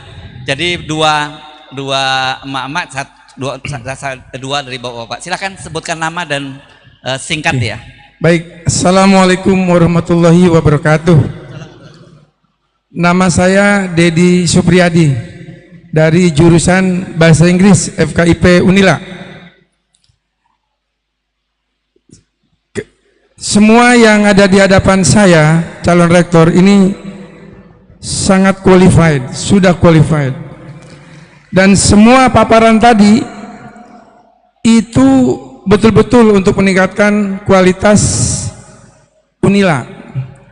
Hanya ada satu yang mungkin terlupakan oleh bapak-bapak dan ibu-ibu. Pertama, banyak pesuruh dari tukang sapu, security, supir yang datang ke saya Pak mengadu bahwa mereka ini ingin diorangkan karena merupakan sistem untuk juga Unila. Tanpa tukang sapu, Unila ini kotor. Tanpa security, tidak aman. Tanpa drivers, pejabat mungkin tidak akan ke kampus. Nah, barangkali dengan kalau lewat para pejabat itu kasih klakson, buka pintu kaca, ngelirik ke orang-orang yang lagi menyapu, mereka sangat bangga sekali Pak. Seumur hidup mereka tidak akan melupakan hal itu. Yang kedua, security perlu juga penghargaan. Kalau nggak ada mereka Pak, nggak aman Unila ini. Saya sudah 38 tahun jadi dosen di Unila. Kemudian supir juga sama. Kalau nggak diperhatikan, mungkin bisa nabrak mobil itu Pak. Ujungnya pejabat itu susah juga. Nah kemudian banyak juga orang rektorat yang komplain ke saya Pak. Kami Pak bukannya sombong, tapi minder kalau ketemu pejabat itu. Makanya upayakan di Unila ini budaya senyum. Senyumlah kepada bawahan-bawahan itu. Karena dalam agama pun hargailah orang lain kalau ingin dihargai. Itu. Tadi saya sudah menyimak Unila ini juga harus bersaing bukan hanya nasional, tapi global. Oleh karena itu, calon rektor yang akan datang, minimal itu harus menguasai 2 bahasa, bahasa Indonesia, bahasa Inggris, apalagi kalau 3 bahasa atau lebih. Ya, ini Indonesia ini sebenarnya masih belum dikatakan aman benar.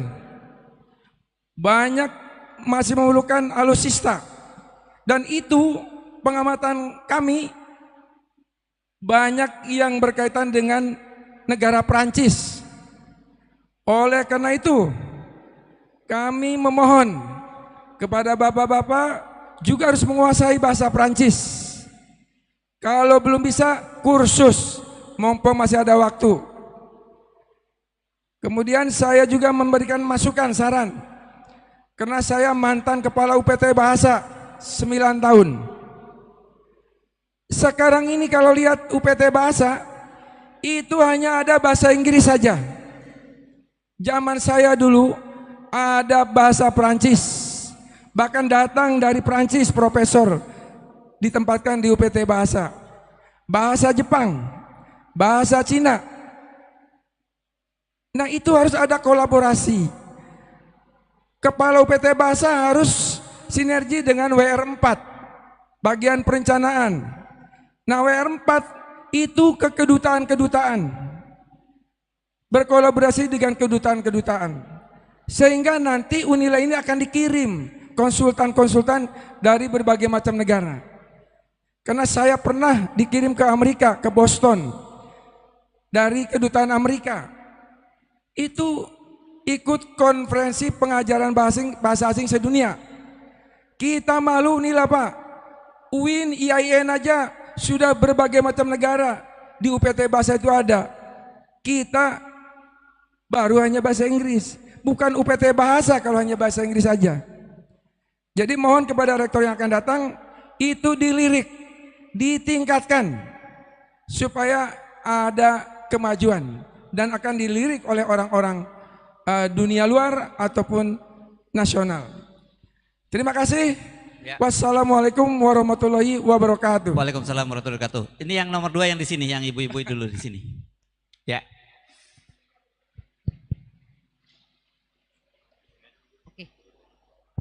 Terima kasih. Assalamualaikum warahmatullahi wabarakatuh. Nama saya Mutia Jayasinga. Saya dari Ikatan Wanita Pengusaha Indonesia IWAPI DPD Lampung. Sekaligus saya juga sebagai anggota Dharma Wanita Fakultas Pertanian Universitas Lampung. Yang pertama, salah satu misi dari calon saya lihat sangat bagus, yaitu memperkuat organisasi. Saya lupa apakah itu yang Ibu Marcelina atau Pak Murhadi, itu ada memperkuat organisasi. Itu adalah satu program yang menurut saya baik untuk memperbaiki citra yang ada. Karena di organisasi itu jelas ada sekumpulan orang-orang yang mohon maaf, mungkin saja di masa lalu masih terindikasi dengan hal-hal yang buruk. Mohon maaf kalau ini hanya pikiran negatif saya. Untuk itu, saya ingin bertanya kepada salah satu calon yang memberikan misi ini. Apabila saudara terpilih, bagaimana saudara akan menolak praktek-praktek yang kita anggap kurang bersih? Dan itu saya yakin masih ada di mana-mana, masih ada di lini-lini tertentu. Tidak jauh-jauh.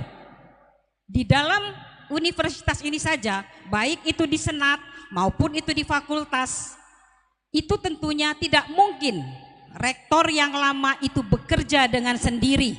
Pastilah ada sekumpulan orang-orang yang punya visi yang sama. Nah, bagaimana saudara menolak praktek-praktek yang kemungkinan akan saudara hadapi?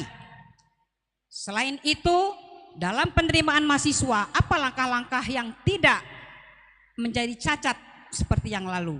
Kemudian dengan anggaran, semua kita tahu kita berusaha untuk mendapatkan anggaran, baik dari kementerian maupun dari pemerintah daerah. Nah, ini saya pertanyakan untuk calon rektor yang mempunyai misi yang sudah saya sebutkan. Yang kedua, saya kebetulan berasal dari organisasi Dharma Wanita Fakultas Pertanian. Karena sehari-hari saya melihat dosen ini selalu disibukkan dengan masalah administrasi yang mohon maaf kadang-kadang sudah melampaui dari tugas Tridharma perguruan tingginya. Nah, apa upaya, sistem apa upaya yang akan dilakukan oleh calon rektor terpilih nantinya agar supaya dosen-dosen ini tidak terlalu disibukkan dengan masalah non-administrasi, tetapi mereka bisa lebih fokus kepada tugas program Tridharma perguruan tinggi. Yang terakhir Pak, saya juga dari IWAPI, saya ingin menanyakan sebagai anggota IWAPI itu bentuk kerjasama apa sih yang bisa kita dapatkan dari Unila ini? Karena terus terang binaan-binaan kami khususnya UMKM yang sedang berkembang itu mencari sendiri, Pak.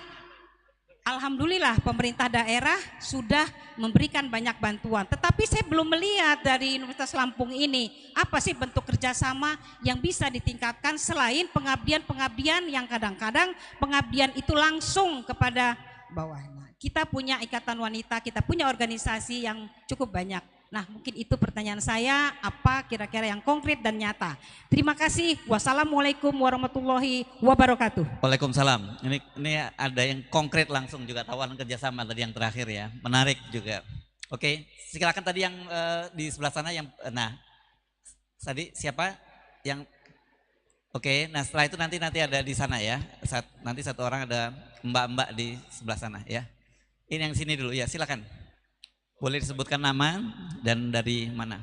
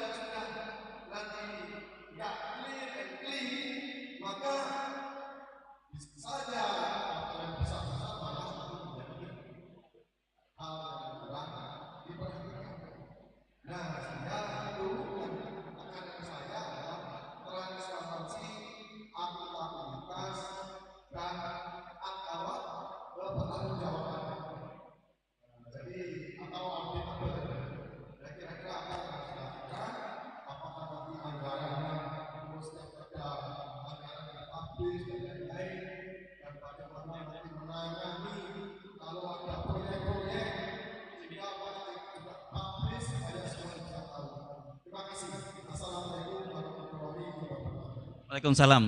Silakan. Assalamualaikum warahmatullahi wabarakatuh. Perkenalkan, nama saya Andina Visa. Saya dari Fakultas Kedokteran dari Program Studi Farmasi. Tabib pun. Terima kasih untuk kesempatan yang diberikan. Namun sebelum saya memaparkan terkait pertanyaan saya punya kata-kata yang pernah dikeluarkan oleh Presiden pertama kita, Presiden Insinyur Soekarno. Kata-katanya adalah, beri aku 1000 orang tua, niscaya akan kucabut semeru dari akarnya. Beri aku 10 pemuda, niscaya akan kuguncangkan dunia. Saya mengikuti dari pemaparan visi misi dari 8 calon rektor. Terima kasih untuk visi misi yang luar biasa. Namun saya di sini sebagai dosen muda punya beberapa pertanyaan terkait dengan jenjang karir untuk dosen muda. Saya belum melihat para calon rektor menyisipkan mungkin dalam satu slide-nya terkait elevasi untuk karir dosen muda yang dalam artian mulai dari tenaga pengajar dan ke asisten ahli dan seterusnya. Itu belum ada. Saya yakin bahwa dosen muda yang ketika karirnya dielevasi, maka mereka mampu mendukung visi misi atau program kerja daripada rektor yang nanti terpilih, yaitu melalui bisa studi ke luar negeri atau kolaborasi dengan penelitian-penelitian dari universitas-universitas lain. Kenapa saya mengatakan demikian? Karena saya adalah salah satu dosen muda yang kemarin dianugerahkan salah satu beasiswa yang cukup bergengsi, yaitu dari ERSMA dari Eropa, tepatnya Austria. Namun karena masalah salah satu dan lain hal, saya belum bisa mengambilnya. Namun di tahun ini, alhamdulillah, saya bisa mendapatkan letter of statement dari beberapa profesor di luar negeri yang mengizinkan saya untuk bisa lanjut kembali ke Eropa, ya terkait dengan jenjang S3 saya.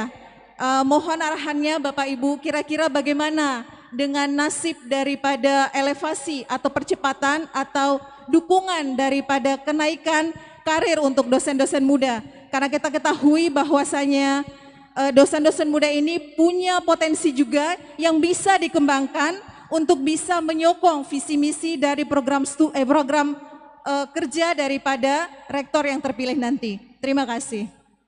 Baik, ini luar biasa, kita aplaus semua untuk para penanya ya. Kita punya waktu 30 menit untuk masing-masing calon rektor. Jadi kalau kita bagi waktunya satu orang 7,5 menit, masih lumayan ya, cukup ya. Dan saya tadi mau mencoba highlight beberapa pertanyaan yang menurut saya mungkin terdengar seperti remeh-temeh gitu, tapi sangat serius tadi ya. Soal pertanyaan bagaimana budaya menghormati orang yang jabatan lebih rendah, itu saya kira kadang-kadang kita luput ya. Itu hal-hal sederhana, tapi kalau itu menjadi semacam culture, itu menurut saya akan menjadi satu modal yang luar biasa bagi Unila. Terus tadi juga berkaitan dengan mulai di soalnya menarik tadi, soal nyetak ini pakai duit pribadi atau Unila, karena dimulai dari hal kecil. Banyak kadang-kadang kita lupa ya soal itu. Saya mungkin sedikit saja saya memberikan highlight supaya berdiri gambaran semua. Itu saya waktu itu punya anak SD itu di satu sekolah, dan waktu itu dia pelajaran PMP, dia cerita pada saya bahwa di sekolah itu dia ditanya oleh di gurunya PMP, dia mengajarkan begini, ada nggak yang bisa menyebutkan 5 nama orang cleaning service dan 5 orang satpam di sekolah itu, dan kalau bisa itu akan dapat nilai A di sekolahnya itu. Dan tidak ada satupun dari siswa itu yang bisa menyebut nama lengkap dari 5 orang cleaning service dan satpam. Dan persis seperti yang Bapak tadi sampaikan, bagaimana kita menghormati orang itu kalau kita tidak tahu namanya. Jadi, dan saya udah langsung bilang sekolah kamu itu bagus gitu. Jadi tidak disuruh ngapal pasal-pasal Pancasila implementasi, tapi disuruh implementasinya. Oke, mohon maaf saya menyita waktu sedikit karena saya menaruh concern yang luar biasa soal yang kelihatannya sempele itu.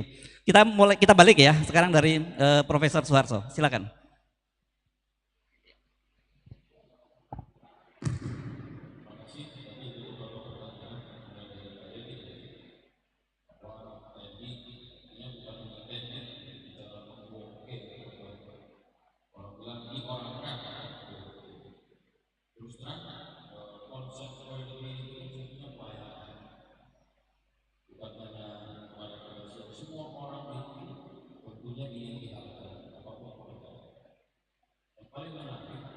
Saya pernah bekerja sebagai cleaning service waktu saya sekolah di Australia dulu.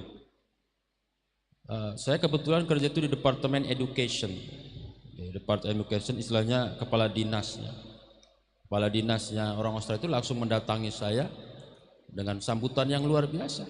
Tanpa Anda, pekerjaan kami itu tidak akan bisa terlaksana dengan baik. Itulah ungkapan. Jadi betapa pekerjaan itu dilihat bukan dari orang di Indonesia ini memandang sebuah pekerjaan itu cleaning service itu sebagai pekerjaan rendahan. Tapi orang lain itu, orang luar itu menganggap sebuah bagian dari kesatuan. Kesatuan untuk mencapai tujuan dari suatu pekerjaan itu, penghargaan terhadap orang itu dilakukan. Nah, ini yang menjadi bagi catatan bagi kita bahwa kita sebagai manusia itu sudah wajib menghormati orang apapun profesi dia, berkata ramah, laju dengan misalkan tidak hormat kita strap dia, bukan itu tujuan dari kita, dan itu tidak baik. Suatu saat juga kita jadi orang biasa nanti. Apa jadinya ketika kita jadi orang biasa, gitu kan? Kita akan tersiksa hidup kita dengan perbuatan kita seperti itu. Nah, ini menjadi catatan bagi kita bahwa tugas kita ini pelayanan. Kita melayani semua orang yang punya kepentingan dengan kita. Ini yang menjadi catatan bagi kita bahwa tidak pantas sebagai pegawai negeri itu bertindak sebagai raja, dan kita akan tersiksa kalau hidup kita bertindak sebagai raja. Tapi kalau menempatkan hati kita pada tempat yang paling rendah, maka kita akan berusaha menghargai orang lain. Kemudian terkait dengan UPT, ya UPT bahasa, apakah bahasa Inggris saja? Saya pikir enggak, dari Pak Kirlan sendiri sudah banyak usulannya tentang bahasa Prancis, kemudian kerjasama dengan China, kedutaan besar China untuk mengirimkan orang-orang. Saya pikir itu bisa berjalan dan jalan. Kemudian karena posisi kita sedang COVID saja waktu itu, jadi itu tidak berkembang dengan baik.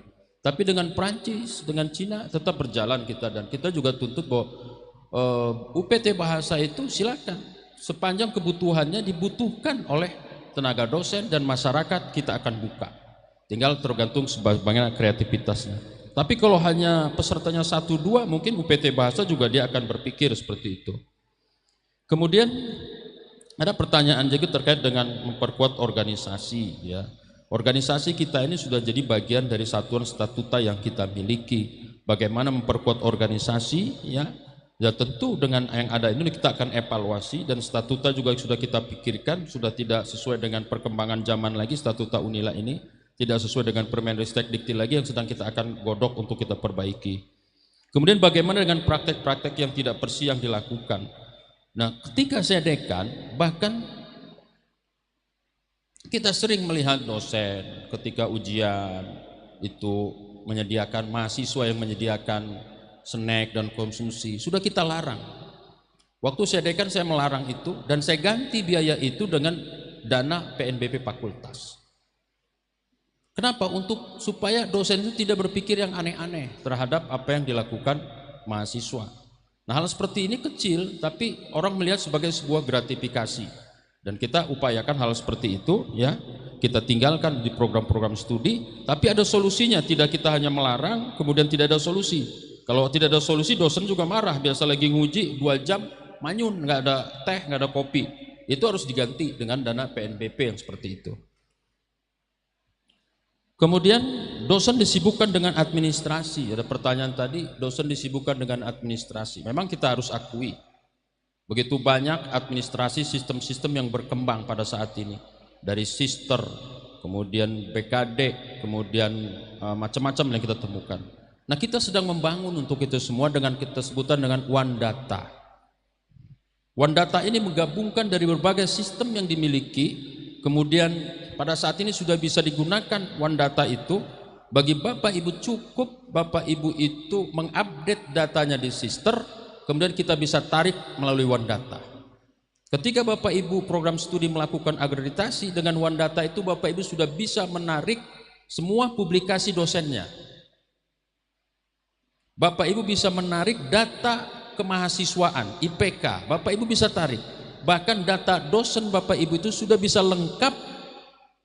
Sepanjang Bapak Ibu mengupdate di sister, kita tarik data itu masuk One Data kita, lengkap. Pangkat Bapak, kemudian Bapak Ibu sekalian, kemudian fotokopi yang kalau Bapak Ibu update di situ, sudah tersedia di situ, dan Bapak Ibu sudah bisa lakukan. Kita sebut dengan One Data. Masih dalam tahap pertama kita pengembangan, mudah-mudahan dalam 2 tahun lagi dia akan tuntas untuk pengembangan One Data itu. One single entry. Jadi kita hanya masuk one single entry, semua sudah bisa kita lakukan di situ. Dan tidak mudah untuk mengembangkan One Data ini karena perlu pemikiran, perlu sumber daya yang besar, melihat situasi posisi kita pada saat ini yang tidak mudah. Kemudian saya ada pertanyaan terkait dengan kerjasama dengan apa, saya kurang dengar ya, karena suara soundnya itu agak kurang. Yang dari yang dari Fakultas Pertanian, Ibu dari Fakultas Pertanian dengan dan wanita tadi kerjasama dengan apa gitu? Hah? Ikatan Wanita Pengusaha Indonesia. Apa peran Unila sebetulnya? Nah, Unila ini menginisiasi sebetulnya setiap bentuk unit usaha yang ada di Unila itu kita berusaha mengembangkan. Sepanjang ya gagasannya ada, kemudian sepanjang ide itu ada, diwujudkan dalam sebuah proposal singkat, ya tinggal kita ajukan. Sama seperti beberapa fakultas mengajukan, Pak, kita ingin bangun kantin yang berkelas, yang bagus. Silakan usulannya apa? Sepanjang ada usulannya dan konkret, kita akan anggarkan untuk hal seperti itu. Dan positif kita akan anggarkan. Kemudian dari Pak Nurdiono tadi bicara tentang good, clean, and clear. Nah, good and clear ini kan sudah menjadi bagian program sebetulnya. Kalau kita bicara tentang Unila ini, Unila sudah kerjasama dengan KPK dan sebagainya. Tapi kadang-kadang kita kan berhadapan dengan oknum. Unila ini begitu banyak dosen, 1.300 dosen, kemudian ada tendik hampir 1000-an juga. Dan tidak semudah itu kita melakukan monitoring, apalagi kalau itu dilakukan oleh seorang pimpinan. Tapi yang harus kita lakukan adalah prinsip-prinsip dasar good, clean, and clear dari sebuah perguruan tinggi, akuntabilitas dari sebuah kinerja anggaran itu kita lakukan. Kita upayakan sekuat mungkin dan kita lihat bahwa kinerja-kinerja yang sudah dilakukan juga dalam proses SPI, kemudian cek, semua sudah dilakukan dengan sepenuh hati dan sekuat tenaga. Dan semuanya bisa terjadi ketika oknum bicara. Dan bicara seperti itu bukan hanya terjadi di tempat kita, tapi bisa jadi di tempat-tempat lain. Kemudian apakah anggaran untuk buku yang tadi itu, saya lihat itu sepertinya dianggarkan di kepanitiaan tidak dianggarkan sepertinya. Jadi masing-masing mungkin calon masing-masing itu mencetak. Kemudian dari Nafisah dari Fakultas Kedokteran tadi bertanya tentang seperti apa, Bung. Nah, karir dosen muda. Karir dosen muda ini saya berharap bahwa dosen muda ini kalau bila perlu itu sekolah keluar, jangan hanya sekolah di dalam. Kita menginginkan dia sekolah ke luar negeri, kita berupaya nanti yang kita tahu bahwa sekarang ini dosen-dosen muda ini malas sekolah ke luar negeri karena banyak fasilitas yang hilang. Kesejahteraan itu sudah meningkat sehingga dia malas untuk sekolah ke luar negeri. Seperti remunerasi, ada serdos, nah ketakutan akan hal ini. Bahwa yakinlah bahwa ketika sekolah ke luar negeri itu bahwa pendapatan rezeki itu akan bertambah. Dan pengetahuan akan bertambah, sekolah Unila ini menjadi lebih dinamis dengan keilmuan-keilmuan yang berkembang. Jadi tidak hanya untuk sekolah di dalam, tapi berangkatlah yang muda-muda ini, kecuali yang sudah tua-tua. Nanti kita akan pikirkan remunerasinya seperti apa bagi teman-teman dosen muda yang akan berangkat ke luar negeri. Mungkin demikian karena waktunya terbatas. Oke, baik, terima kasih. Kasih aplaus Profesor Soeharto ya. Gak apa-apa ya, kita kasih toleransi, waktunya agak molor sedikit. Silakan di countdown panitia 7,5 menit. Silakan. Oke, terima kasih. Pak Dedi, kalau jabatan dianggap sebagai kekuasaan, yang muncul seperti itu Pak Dedi. Jabatan bukan dianggap sebagai amanah yang harus diselesaikan. Muncullah, gua berkuasa, lo harus patuh sama gua. Itu yang terjadi. Yang muncul apa? Abuse of power. Bagaimana menekan orang lain agar patuh kepada yang memiliki kekuasaan. Insya Allah ini perguruan tinggi bahwa jabatan itu adalah sebuah amanah yang harus dijalankan dengan kerendahan hati. Berikutnya tentang Balai Bahasa, saya sangat sudah terpikir. Rencana saya ada 3 gedung itu yang sudah sangat tua dan sudah tidak elok lagi dilihat. Itu L. Kita akan carikan dana, bukan menggunakan dana PNBP kita carikan dana, nanti akan disanakan kita buat laboratorium bahasa, semua bahasa yang dipentingkan oleh internasionalisasi. Bukan itu saja, bahasa Arab itu sangat penting sekali yang harus kita kembangkan sebagai internasionalisasi kita. Kita tidak hanya bernasionalisasi negara-negara Eropa, tapi Arab sangat maju dan berkembang dengan pesat. Kemudian tentang Bu Mutia, bagaimana memperkuat organisasi? Yang paling penting itu contoh Bu, dari pimpinan. Gimana kita, organisasi kita mau jalan kalau kemudian aturannya kita datang masuk jam 7:30, pimpinan datang jam 10. Nggak jalan, ya tidak mungkin terjadi seperti itu. Pimpinan harus lebih datang pagi dibandingkan dengan yang dia pimpin. Pimpinan harus lebih sore pulang dibandingkan dengan yang dia pimpin. Barulah orang melihat, oh iya, pimpinan saya menjalankan itu dengan baik, maka dia akan meniru. Dasarnya dulu. Kalau kita mengatur organisasi seperti dari jarak jauh, ya orang juga kurang peduli dengan kita, bagaimana kita membuat aturan itu. Kemudian dosen disibukkan dengan masalah administrasi. Dunia memang sudah berubah. Dulu orang menjadi dosen, jangan-jangan jadi dosen ini hanyalah pekerjaan pelengkap. Pekerjaan utamanya bukan dosen. Sekarang nggak bisa. Dosen punya jam kerja, dosen punya kewajiban. Kalau kita lakukan secara baik, inilah yang disebut ibadah kita gitu. Kalau bawaannya ngeluh terus ya susah. Baru begini sudah ngeluh, baru begitu sudah ngeluh. Disuruh sekolah nggak mau sekolah, kerjanya ngeritik doang gitu. Tapi dia sendiri tidak menunjukkan kualitas dosen yang baik. Ini yang harus kita tuntaskan, bahwa dosen di paradigma sekarang adalah seseorang yang memiliki kemampuan lebih dalam bidang apapun. Maka saya katakan kalau kita ingin internasionalisasi, kita memerlukan dosen-dosen yang memiliki talent terbaik. Kemudian kerjasama IWAP, nah ini urusan perempuan, nanti istri saya dorong-dorong ini untuk ya bergaulah kemana-mana gitu, jangan lihat status, eselonnya sama, kemudian kalau eselonnya sama nggak mau diperintah-perintah. Ini yang sering terjadi, diracuni istri kita dengan aturan-aturan yang nggak jelas gitu ya. Lu jangan mau, ini eselon lu sama dengan eselon, nggak bisa. Eselon bisa sama tapi powernya beda. Ini yang harus kita kembangkan.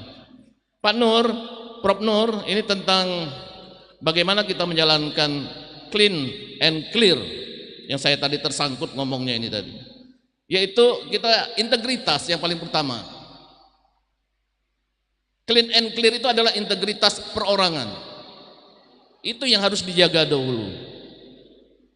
Kalau kita sudah masuk ke dalam integritas pribadinya sudah baik, maka kita ikuti aturan berikutnya, aturan tertinggi, yaitu Pancasila, Undang-Undang Dasar, ke bawah terus sampailah ke aturan di akademis.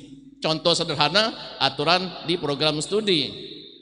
Jangan-jangan kita tidak mau diatur di program studi, maunya hanya diatur di aturan yang lebih tingginya, misalkan peraturan rektor. Nah ini yang harus kita munculkan. Kemudian tentang buku, mungkin kalau kita bicara buku ya, selama skemanya masuk dalam anggaran ya kita lihat kita harus bayar. Tapi kalau memang skemanya tidak di dalam anggaran, ya mungkin kalau mungkin ada kritik ya kita lihat ke depan apakah kita bisa masukkan ke dalam skema anggaran. Kemudian dari Mbak Dr. Napisa, terpaksa saya ngomong pengalaman pribadi saya sebagai dekan. Saya bisa menghasilkan beberapa orang dokter, saya sekolahkan ke luar negeri. Kita sekolahkan mahasiswa kita ke Malaysia 10 orang. Kemarin kita pantau. Yang menyedihkan, pengelola di sana itu nggak ngerti kalau penghasilan dosen kita ini kecil sekali. Mereka tidak terima remon, mereka sudah tidak terima yang lain-lain. Ketika saya jelaskan dengan mereka di sana, mereka terkejut.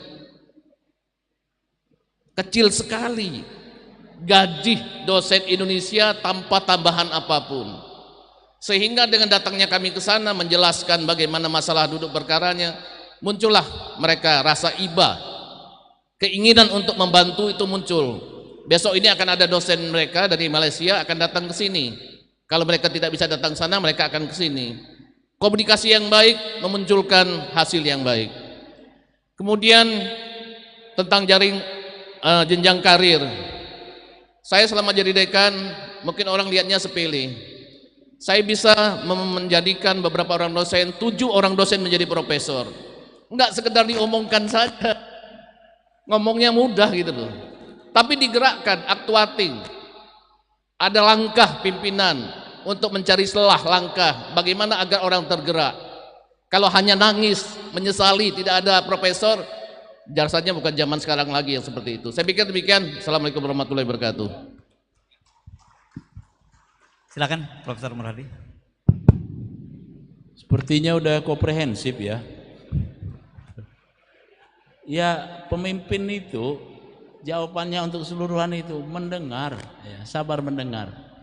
Kemudian menginventarisir, balik lagi ke visi saya.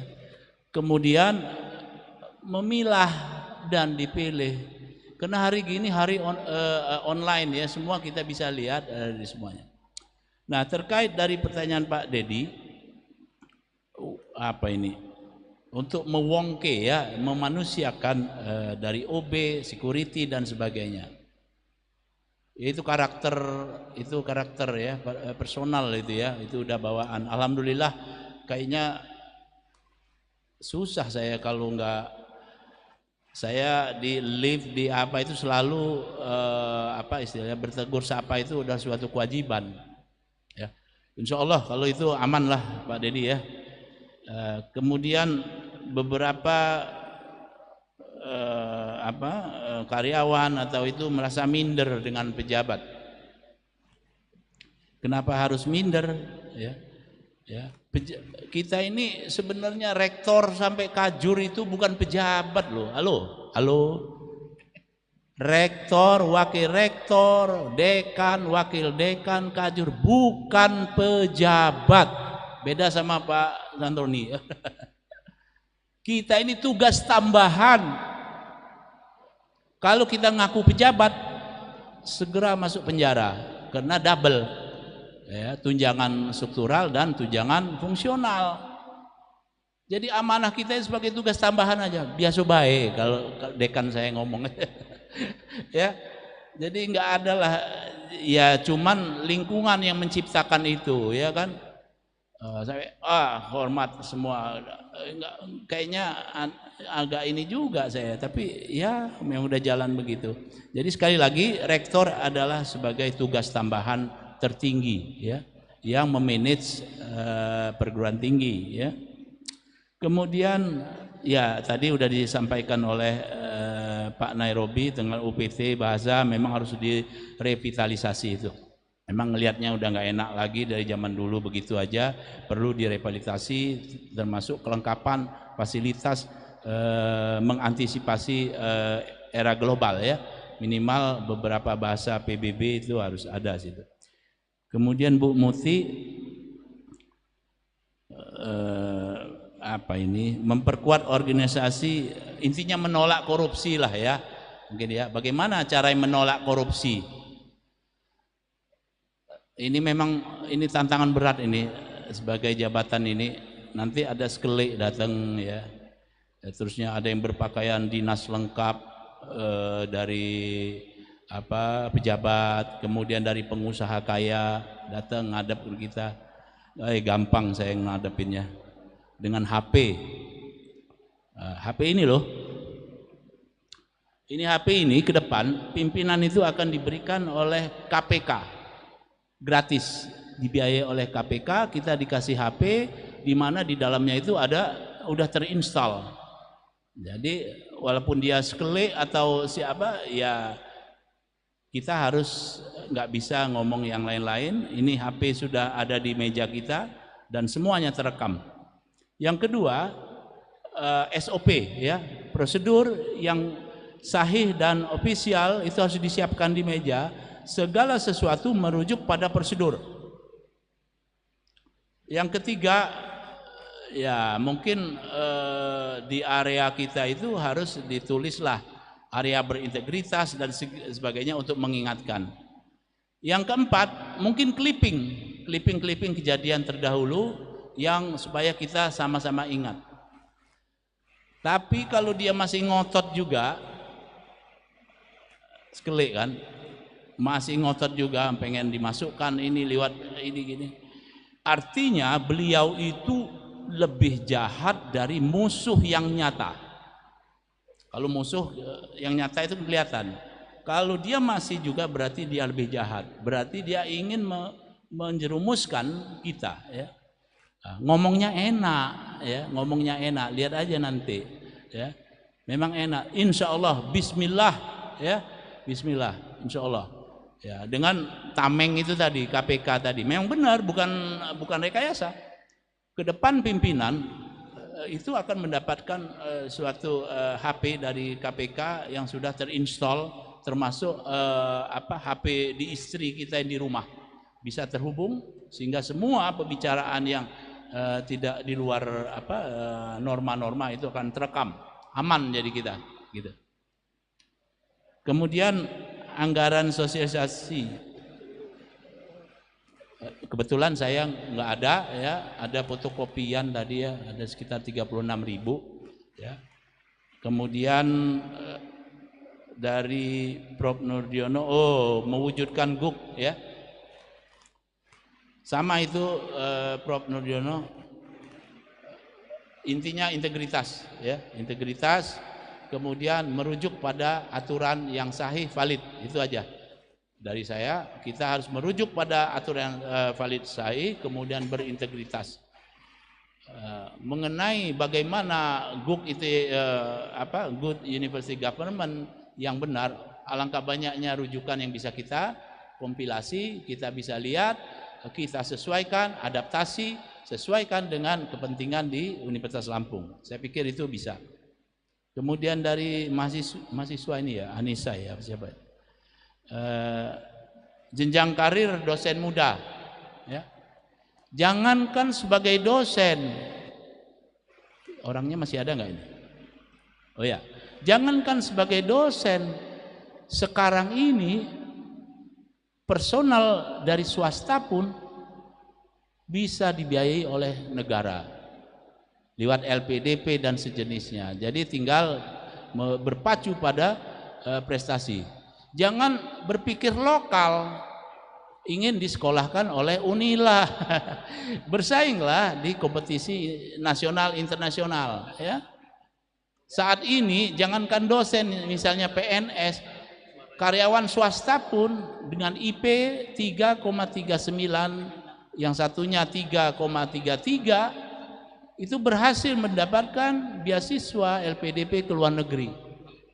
Itu perlu disosialisasikan, ya, supaya tapi dosen-dosen muda saya lihat di kita udah ngerti proyek, sekolah di sini aja gitu, jadi safety player, nggak kurang berjuang kayaknya, sini aja nyaman, proyek jalan, aduh repot ini. Nah jangan begitu ya, harus struggle, ya harus berjuang. Komponen-komponen beasiswa dan lain sebagainya itu tersedia, ya, di pusat maupun dari pihak swasta pun menyediakan. Yang penting kita ini harus update, ya, dari informasi. Saya pikir itu dari saya. Bismillahirrahmanirrahim. Pertama menjawab pertanyaan dari Pak Dedi. Pak Dedi di tetangga ini ya, kita selesaikan saja sebenarnya di depan rumah ya, ngobrol ya Pak. Tapi enggak apa-apa. Yang bertanya tentang OB ya Pak, office boy, kita juga punya hati lah ya. Jadi selama ini yang saya tahu office boy mulai dari driver, kemudian yang pembersih toilet, satpam, itu sebagian adalah outsourcing. Jadi kita menggunakan tenaga-tenaga outsourcing. Nah bagi saya kesejahteraan mereka juga harus kita pikirkan. Tanpa mereka juga kita akan kotor, jorok dan seterusnya. Oleh karena itu kita perlu evaluasi. Memang gaji mereka itu dari perusahaan, tapi perlu kita perhatikan juga untuk tambahan kesejahteraan mereka ketika mereka berkinerja dengan baik. Mungkin kalau saya pribadi ya, ketika mereka memang sudah cukup lama outsourcing dengan kita, ya di atas 5 tahun dan mereka berkinerja dengan baik, kenapa tidak kita usulkan menjadi tenaga BLU, ya karena mereka sudah tahu. Seperti di UGM itu Pak Dedi, mereka pagi-pagi itu membersihkan lantai, tapi persis jam 7 mereka salin baju sudah menjadi penerima tamu. Jadi begitu mahasiswa datang, Mas, profesor ini ada di ruangan tidak? Dia sudah tahu ada. Artinya kita bisa berdayakan, kita bisa manfaatkan mereka, tetapi kita akan perhatikan juga kesejahteraan. Jadi mungkin best practice dari UGM bisa dicontoh nanti untuk kesejahteraan para OB ini. Kemudian untuk pertanyaan Balai Bahasa Pak Dedi, saya melihat Balai Bahasa ini aset Unila yang luar biasa Pak. Aset luar biasa yang punya 2 fungsi. Yang pertama adalah dia bisa untuk pembelajaran mahasiswa kita di dalam, tapi dia juga bisa kita tingkatkan menunjukkan kemanfaatan Unila untuk eksternal. Jadi saya setuju Pak Dedi kita tambah dengan pelatihan bahasa Cina, bahasa Jerman, bahasa Prancis, karena di dalam program yang saya sampaikan tadi, Unila kedepannya harus menjadi tempat konsultasi bagi pemerintah daerah, bagi pemerintah pusat. Ini loh, kalau mau melakukan atau pelatihan kursus-kursus bahasa yang mungkin di luar lebih mahal, maka Unila akan siapkan. Jadi saya kira Balai Bahasa ini nomor 1, Pak Dedi. Kalau saya terpilih jadi rektor, saya nomor 1 akan generate income, kita tambah fasilitas sarana prasarana sehingga dia bisa punya pemanfaatan lebih maksimal. Kemudian untuk Prof. Nurdiono itu tentang good government. Saya melihat bahwa saya katakan tadi, pertama kalau nanti saya terpilih menjadi rektor, saya akan lakukan pembenahan di tata kelola pemerintahan yang berintegritas. Prinsipnya saya akan lakukan transparansi, saya akan lakukan partisipasi dan profesionalitas.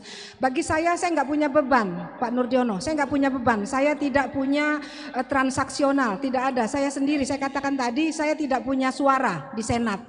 Jadi kalau orang Lampung ini bilang Marcelina ini wanita banai, ya. Pak Hartoni mungkin ada kata wanita banai, bebai banai. Bebai banai itu artinya perempuan yang berani dalam situasi Unila sedang dilanda tsunami seperti ini, wanita muncul. Jadi saya melihat perlu kita leadership yang kuat untuk mengambil lagi kepercayaan publik kepada Unila.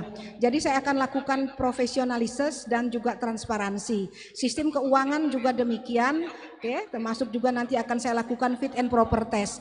Bagi memang teman-teman dosen yang memang berkeinginan untuk membangun Unila secara bersih, mari kita bergandengan tangan. Kemudian untuk buku Prof. Nur, saya masih positive thinking. Jadi buku profil tadi, saya sih melihat calon tadi adalah dengan uang sendiri. Tapi saya melihat beliau itu orang yang siap, calon rektor yang siap. Dibanding kami yang hanya PPT, dengan dia mengclipping menjadi sebuah buku, ini luar biasa nih calon ini siap dalam segala hal. Saya salut, appreciate itu. Kalau saya nggak kepikiran, kalau saya hanya sekedar PPT, saya fotokopi, itu juga cuma 20 lembar karena uangnya terbatas, Pak Ai. Kalau uangnya banyak mungkin saya fotokopi banyak tadi untuk peserta. Kemudian untuk Ibu Mutia, itu tentang bagaimana saat ini dilakukan organisasi pembenahan. Saya kira memang benar kita saat ini ada krisis kepemimpinan. Oleh karena itu saya katakan tadi program awal saya begitu saya duduk misalkan nanti adalah leadership yang kuat. Ya, kita harus berintegritas. Saya katakan program saya adalah kita akan daftarkan ke KPK berupa zona integritas. Jadi ada beberapa nanti lembaga atau unit di bawah Unila ini yang siap kita daftarkan ke KPK untuk dibina oleh KPA melalui zona integritas. Nanti ada zona wajib atau bebas korupsi dan bebas birokrasi yang melayani. Kemudian untuk mahasiswa baru, insya Allah saya berjanji saya lakukan secara transparan dan mereka lulus ketika lewat passing grade. Kita kemarin sudah ngobrol-ngobrol nih dengan calon rektor ini akrab Bu Mutia. Kita sampaikan bahwa supaya tidak terjadi masuk angin, begitu nama-nama calon sudah muncul, nama mahasiswa baru, nggak usah lama-lama. Siang muncul jam 1, jam 2 langsung kita publish. Karena kalau besoknya masuk angin, bahaya kalau udah masuk angin, macam-macam nanti pening kepala kita semua. Jadi kalau kita bersepakat kemarin, begitu nama sudah muncul langsung publish saja, jadi nggak usah ditunda-tunda. Kemudian untuk SIM kepegawaian, saya juga paham Ibu Mutia begitu repotnya kita ada mengupload kita mengupload BKD, datang lagi sisters, ya. Saya kira kita nanti akan kembali mengevaluasi sistem informasi kepegawaian supaya lebih terintegrasi. Artinya feeder di fakultas, di jurusan cukup 1 kali sajalah mengupload, tapi nanti data itu bisa terintegrasi dengan beberapa sistem, sehingga di akhir semester dosen tidak terlalu repot. Kemudian untuk kemanfaatan Unila, bagaimana dengan organisasi-organisasi di sekitar, saya kira tadi saya katakan bahwa Unila harus menjadi tempat berkonsultasi. Jadi kalau Ibu mau bicara tentang bisnis, insya Allah dengan kepakaran nanti Ibu bisa kita buatkan unit-unit bisnis di Unila. Kalau Ibu mau bicara tentang cassava, sawit, kopi, lada, Insya Allah nanti di Fakultas Pertanian ada unit bisnis yang benar-benar paham fasih gitu ya tentang cassava, kopi dan seterusnya. Jadi kita akan buatkan unit-unit bisnis yang profesional. Kemudian untuk Mbak yang di kedokteran, mohon maaf tadi saya nggak dengar namanya, mohon maaf. Saya kira Mbak mumpung masih muda, kalau saya jadi rektor, untuk mereka yang berada di bawah 45 tahun wajib sekolah S3 ke luar negeri.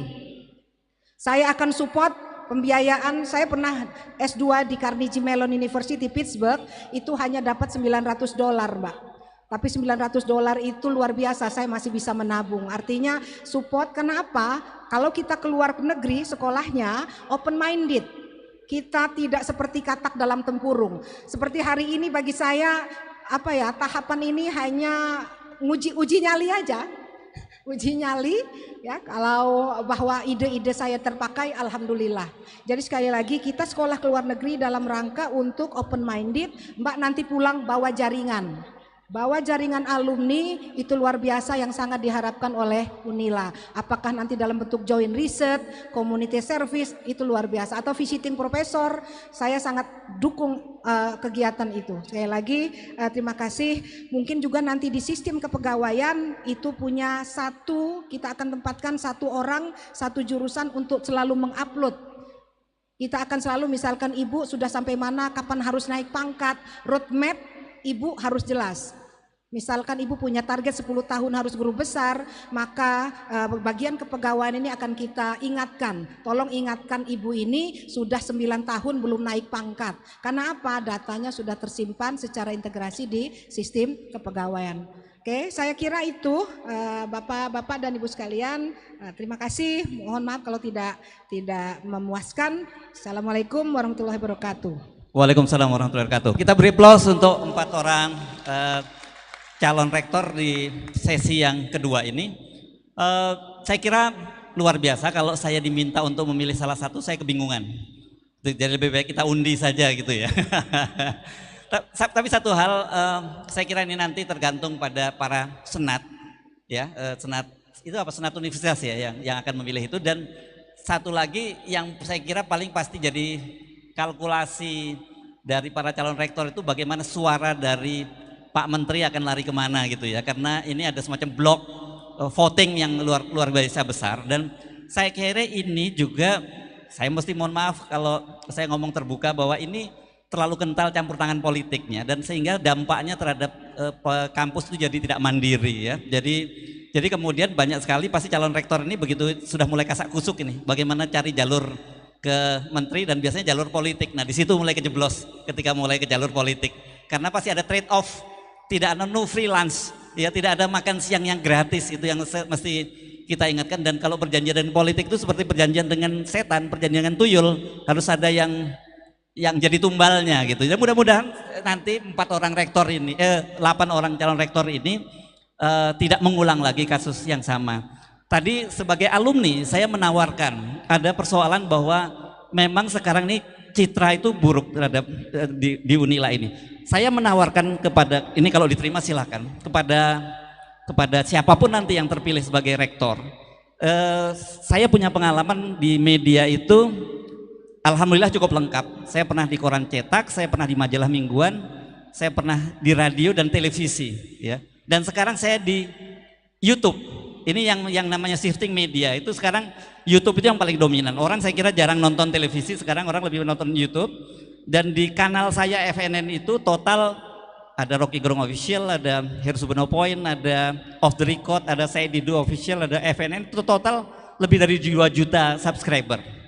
Jadi yang ini saya kira mungkin kalau memang Unila mau memanfaatkan itu, insya Allah sebagai alumni saya akan bersedia membantu soal itu. Begitu juga branding dari para ini kan kita kumpulin nih banyak doktor, banyak profesor. Narasumber kita itu di media massa itu terbatas. Saya tadi bisik-bisik. Coba Bapak perhatikan, Bapak Ibu perhatikan, kenapa narasumber di media itu yang diwawancari orangnya hanya itu-itu saja.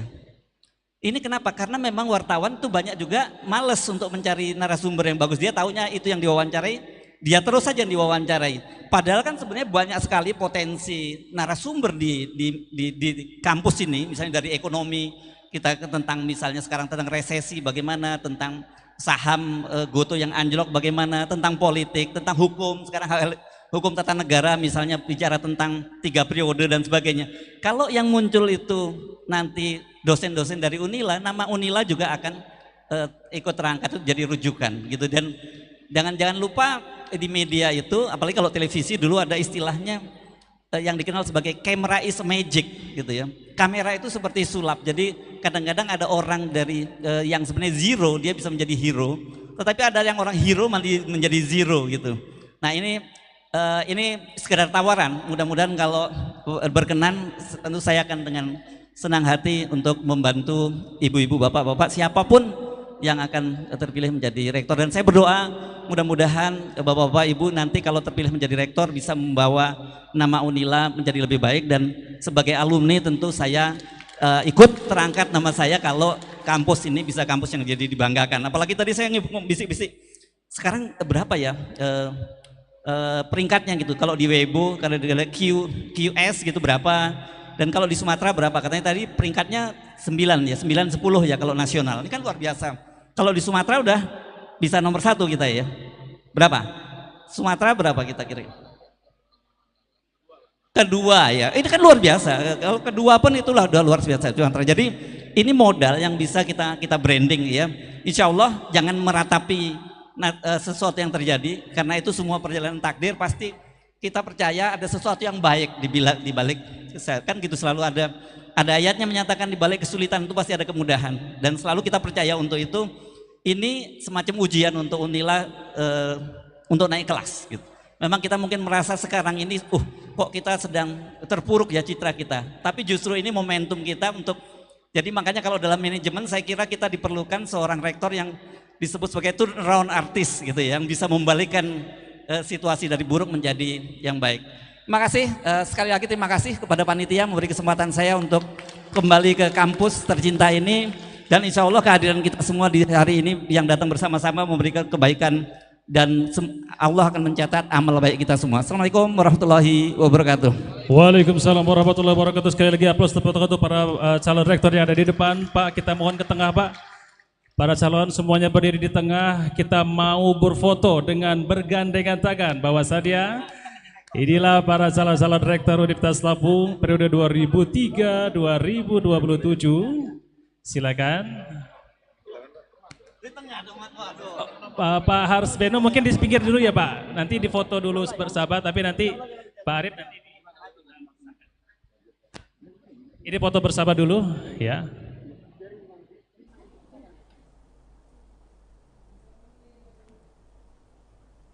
Ya Tribuners, tadi adalah pemaparan visi misi sesi kedua dari 4 kandidat atau bakal calon rektor Universitas Lampung periode 2023 hingga 2027, yakni Dr. Marcelina SEMPM, Profesor Dr. Insinyur Murhadi MSI, Dr. Nairobi SEMSI, dan Profesor Insinyur Suharso PhD. Dan telah dilakukan pula sesi tanya jawab dari keempat bakal calon rektor Universitas Lampung. Dan saat ini Tribuners, saya telah terhubung dengan rekan reporter Tribun Lampung di GSG Universitas Lampung, yaitu Agustina. Halo Agustina, bisa dijelaskan bagaimana situasi dan kondisi terkini di GSG Universitas Lampung?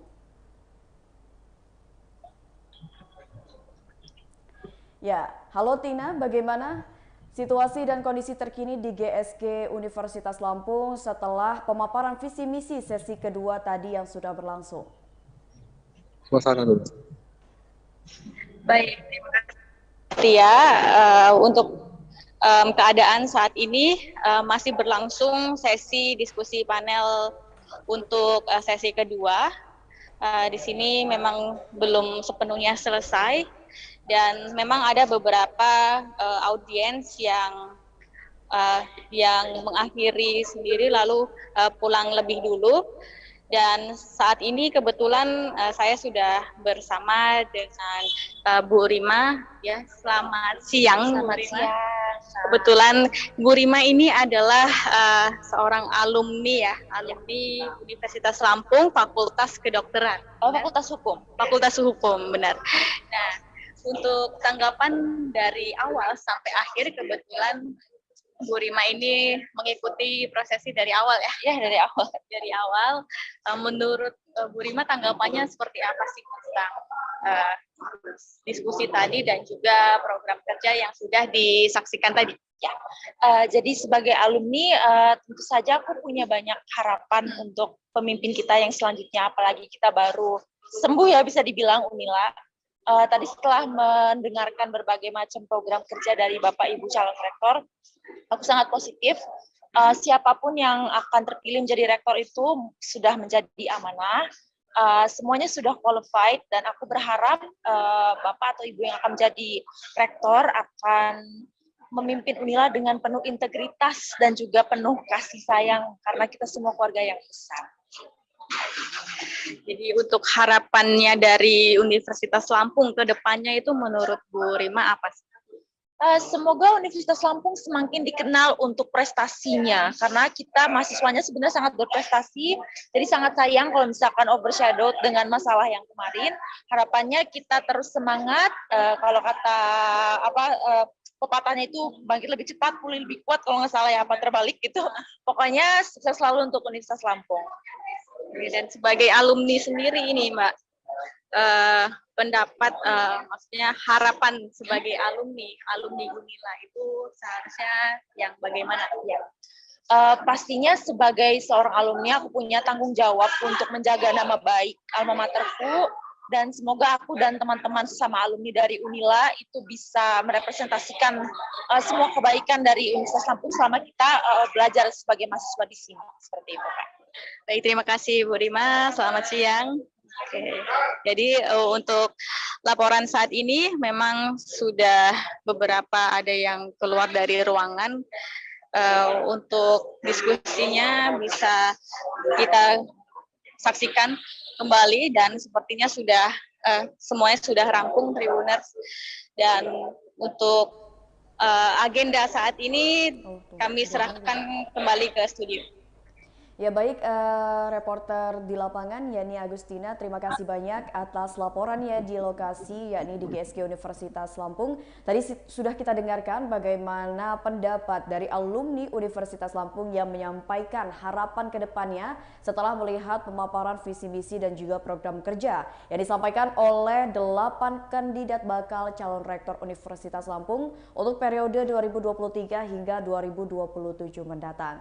Dan tadi juga sudah disampaikan oleh reporter Tribun Lampung bahwasannya di lokasi saat ini memang sudah banyak dari para tamu undangan ataupun hadirin dan juga sivitas akademika baik dosen dan juga mahasiswa yang memang sudah pulang karena dikarenakan agenda dari pemaparan visi misi ini sudah berada di penghujung acaranya. Baiklah Tribuners, itu tadi adalah live update terkait dengan acara pemaparan visi misi dan juga program kerja dari bakal kandidat atau bakal calon rektor Universitas Lampung periode 2023 hingga 2027 mendatang. Dan jangan lupa untuk saksikan terus YouTube Tribun Lampung News Video, Facebook Tribun Lampung, Instagram dan TikTok @Tribun Lampung untuk informasi terupdate lainnya bersama dengan saya Mutiara. Selamat siang dan sampai jumpa.